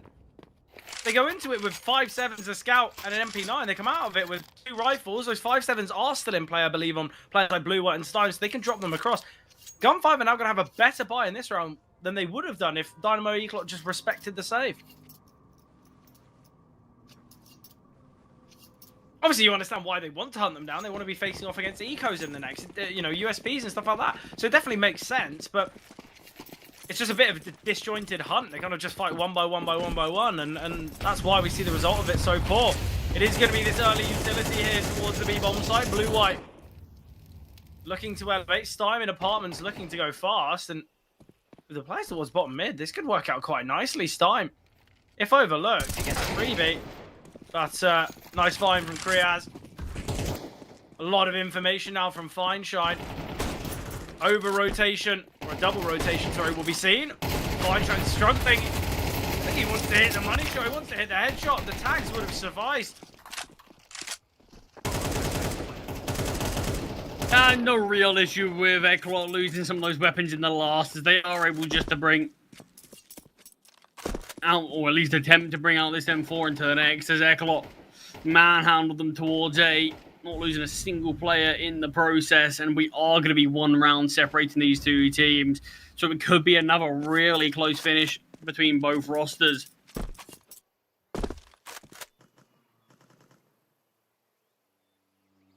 I feel like overtime's the only thing that we can expect, right? I mean, if map number 1 and 2 gives us anything to sort of think about, yeah, it definitely could be that.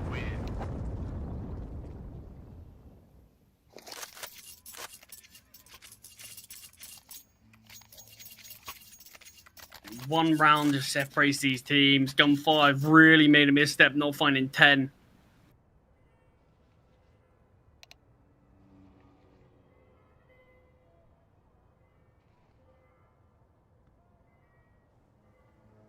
Final tactical pause used here from Gun 5 in regulation. Obviously, as we mentioned before, if it does get to overtime, they do get given another one.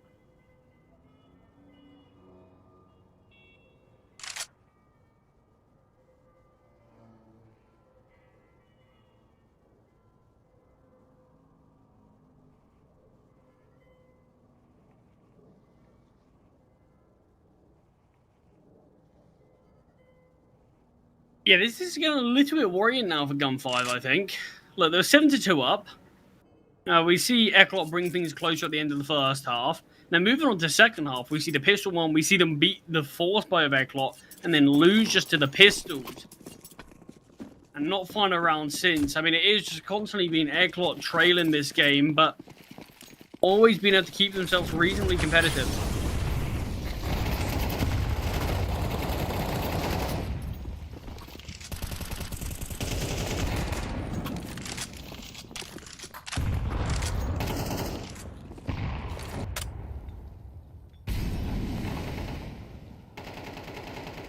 Man advantage now, though, for Dynamo Eclot. They have lost quite a healthy chunk on players like MBQ and Dieter.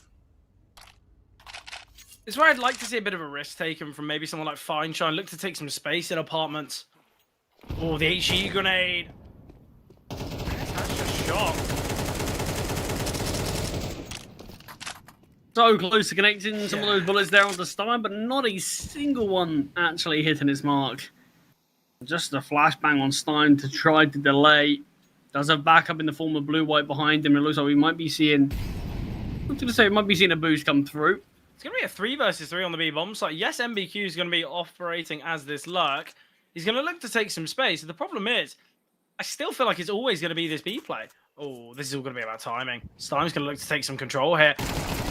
And time to perfection. Only can find one. Doubles down with a 5-7. Aware that Dieter's close by. Switches to the rifle. And as he jumps, Blue-White swings. MBQ 4 HP in the clutch. Molly is dropped. And the save will be seen.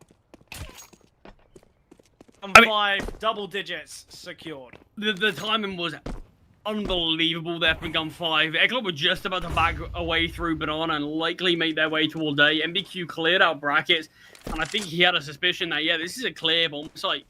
Come back towards A and we'll get a free plant. And instead, that's not the case. In apartments, MBQ will be able to find Stein before going down. But what a 5-7 round from Stein. Those 2 kills found. Blue-White finds the final. And with the bomb drop, there's nothing MBQ can do.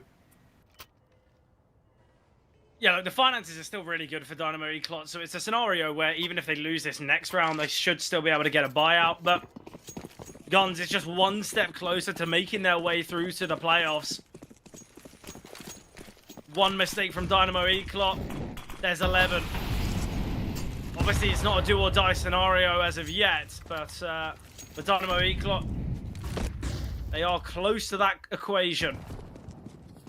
Banana Control taken here now from Gun 5, so we will see maybe a rotation coming through from Guns. Dynamo Eclot, they could have really just looked to head towards the A bomb site. It was just defended by 2, but a double rotation. This is going to be perfect. Stein backing away. We'll just send the HE grenade. Missing his mark slightly. Blue-White pre-firing. Stelter ready as well. Great trade from Blue-White, and Blue-White finds more. HE grenade could deal with Dieter. He escapes as he backs away into Boiler. And we will see that 11th foul. No bomb plant can make things a little bit costly regarding MBQ's investment. 11-8 scoreline.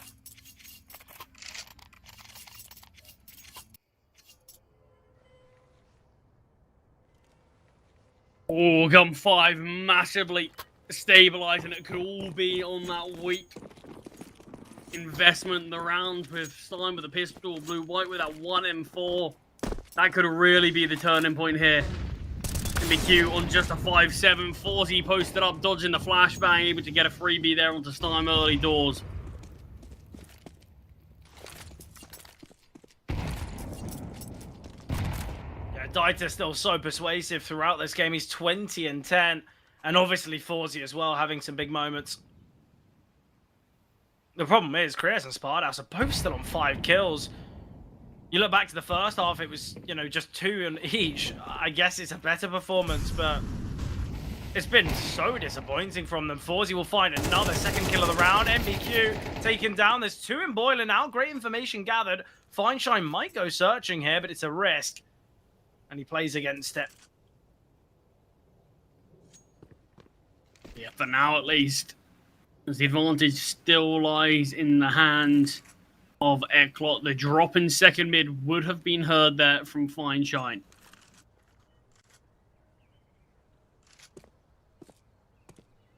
All about where do Eclot opt to hit. They're going to be clearing out this initial portion towards Banana, kind of in the search and hope for a kill. Obviously, they do still have enough time to head towards the B-bomb site, but time is ticking. It's now getting to that 25-second mark. Still no contact has been made at all here from Kreas, so they are going to rotate back now. It is going to be this play through B. And the utility sent from apartment is just to sell it once more. Smoke landing, round over. Dynamo Eclot secure their 9th. Yeah, do sort of have Dieter trapped here towards apartments. Feinstein, not really sure his decision making, does just get taken down. Celta falls to Dieter. It's actually really important that they save these weapons. I don't really know why so much has been thrown into this. They were never going to win a round like this. Players were low. They were so out of position. I really don't see the value in looking for those kills. I guess you could say that the second, a little bit caught off guard by the lurk from Dieter, but they knew Dieter was there. I don't know why they didn't just look for that kill. You take him out the equation, and you know that chances are the stage is going to be reasonably easy, as that's the only pressure towards this side of the map. But instead, opt not to do so. Terrorists win. Yeah, Blue-White will still be able to save. But look at the money, look at the finances. This would have been a perfect buy for them to kind of just have these, you know, saved rifles in play. Because Feinstein's going to struggle to buy in the next. It gives them a chance. It gives them a platform to maybe get a couple kills, maybe sneak around in there.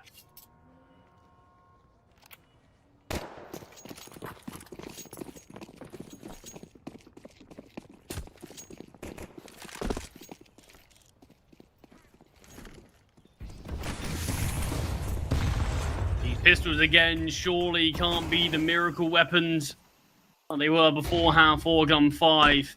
Blue-White posted up, boosted over the smoke, but the flashbang good enough to dissuade him.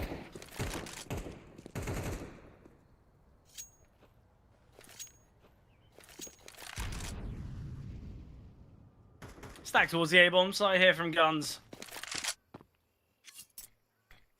Honestly, I don't mind a call like this. Realistically, you haven't really got the weaponry or Kevlar to win around like this. And Dieter at the contact of this 5-7. Oh, Dieter, you're playing with fire, but confident. You know what? Fair play. Yeah, not even really taking any damage there. Just Fine Shine in the bomb site with this USP. It's going to be one round that separates these two teams again. Fine Shine ready for a play towards Grave. Has been spotted, has been found. Dieter's triple comes through. And even this buy is a super difficult one for Gun 5 to decide to actually go for. It feels like you kind of got to go for another half buy. Yeah, I think it's so tough, but this is what I was on about. Feinstein doesn't have the finances, so Dynamo Eclot could find an easy route to 11, and that's where we, 2 rounds remaining of regulation. It could go anyone's way.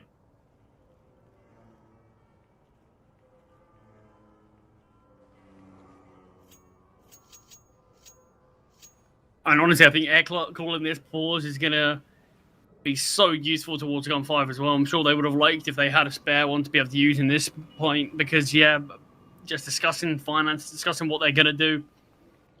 But we'll square again. Fred, we could be teeing off for that overtime. Look, I think the big positive right now for Dynamo Eclot is if they win this round and they win it with kind of 2-3 survivors at least, it means that in the 11-11 grudge match where it's going to be a full buy versus full buy, at least if they lose it, they can reinvest. They can have a perfect buy. Whereas for Gun 5, this next round is going to be all your eggs in one basket. Everything's going to be thrown into it. And if they lose, they're going to be fighting with really weak weapons. So I think even though it is currently an 11-10 scoreline, I'd say Dynamo Eclot are the ones with a bit of an advantage, a bit of a better position.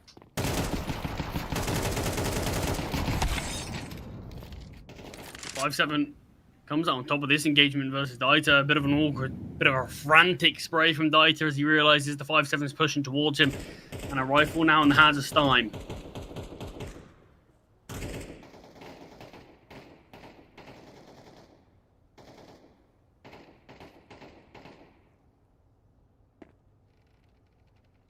Slowly, Eclot now make their way through second mid and into apartments to try to search for an end goal.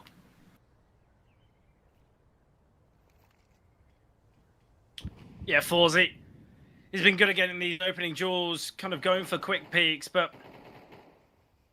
now that they're disadvantaged, he's got to go for a bit of a slower played approach, because if they lose another pick, not only is it that 5v3, but it's also giving the AWP away to these pistols. Seemingly to be this A finish, it's the right call. Yes, okay, Stein does have an AK here, but it's still a 4 versus 2 on the B-bomb site. Celta's XM, though, could be disgraceful, and he gets the first. Spots the shoulder of Forzy as well, so great information gathered. Stein on the back of the bomb site, found by Spardaus. The XM again! Celta, every time he's been needed with this shotgun, he's been able to find moments of brilliance. He's had 3 rounds with this gun, Charlie. He's been able to get 10 kills in total with it. Ridiculous scenes from Celta's XM. Yeah, madness there to give mapping series .2 Gun 5. Bit unfortunate for the CT side that they won't actually be able to retrieve any weapons apart from the 1 AWP that Celta picked up. Could have been some really cheap investments and could have been a great way for their economy to boom. But it was a great initial find from Stein and the 5-7, but it's the XM that always still seems to steal the spotlight. Eclot, no second chances now. Backs against the wall. They need 2 rounds in a row to bring us to OT. And the peak as well. Time for Lackey. Keeps blue-white in this round. Lackey goes one further. Takes his second. Blue-white still towards top banana. And now has Celta by his side. Yeah, and the fact that blue-white can get out of there is kind of the main focus. Because there's no more conflict. They can now just bunker down on the bomb sites.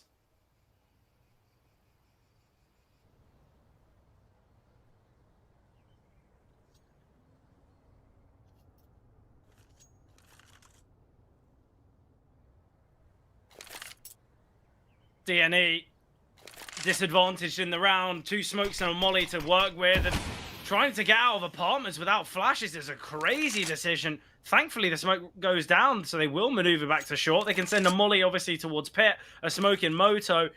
But Fine Shine, I don't think he's going to steer clear away from a peak like this.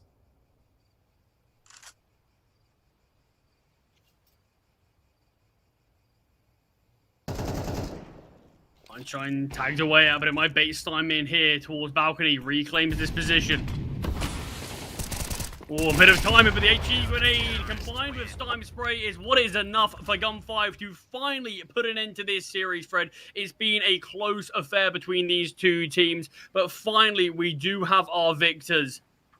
Yeah, look, I think Gun5, they put on a great performance throughout Inferno. It was that 7-2 scoreline at moments, and I think that's where we were getting close to saying, okay, well, Gun5, they finally kind of, I guess, all culminated, all started playing well, and it's not just one player like Stein on H, or, you know, it's not just someone having one moment here or there. Everyone was playing really well, and that's what gave them that advantage. Obviously, first team to make it through to the playoffs here in Series 3. There is still, obviously, another game in that Iberian Soul versus CYBERSHOKE. But before we jump to that, we do have to say, for Dynamo Eclot, a team that have got 2 stand-ins, a map pool that we've said it has been really tough for them to calculate, playing against a team that are, I guess, on paper, not only stronger with experience, but I guess ability as well. Dynamo Eclot pushed them to the very limit. An absolutely incredible performance from them.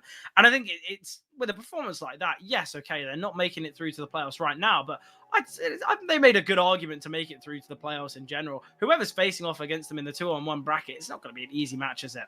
I mean, that's the thing. Like, Eclot put themselves on the map very much so, and I think with showings like this today, I think playoffs is just on the horizon for them. Yes. And look, they really showed a lot of grit and resilience to keep themselves in this series. It's been a grueling one for both teams, but eventually we have got our victors. But look, Fred, we're a little bit behind schedule, so we are going to need to go to a short break before we come with our final best of 3 of today, Iberian Soul versus CYBERSHOKE. So don't go anywhere, and we'll be back very shortly.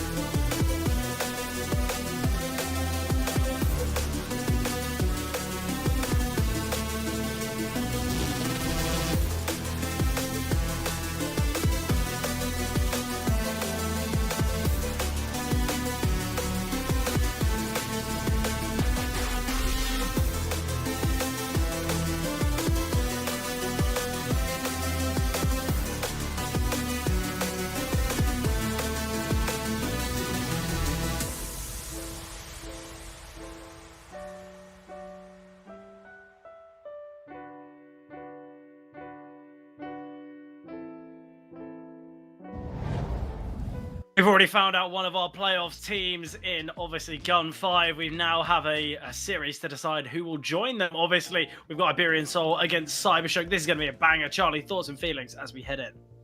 Yeah, I mean, I'll be surprised if it's as close as the last series, but it certainly has the possibilities for it. Like, these two teams that can show some really good things, honestly, reasonably similar sort of level right now. But I do think CYBERSHOKE sort of do have a slight bit more from what we've seen from them, if I'm being honest. Look, we saw at the last CCT, Iberian Soul got invited into that one there, ended up getting knocked out by TNL very early on. CYBERSHOKE made their way all the way through the Swiss stage. They ended up losing just a Passion Away. I think this team, for this team, I think losing Passion Away in the last series 2-1, I think that's a pretty good outcome for them, and I think it's a pretty deep run that they can make, and I think this is the event that they're going to look to see if they can go even further.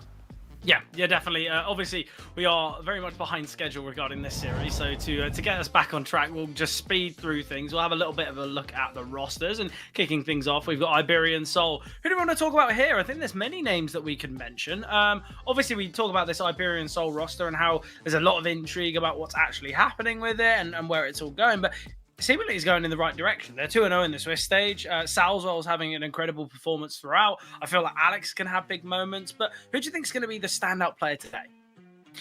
Yeah, I mean, it is always interesting in terms of that regard. I think Salsa always has to be one of those players that it feels like he's taken charge, being one of those players that he's going to lead in terms of not just firepower, but in terms of a lot of impacts as well that he has.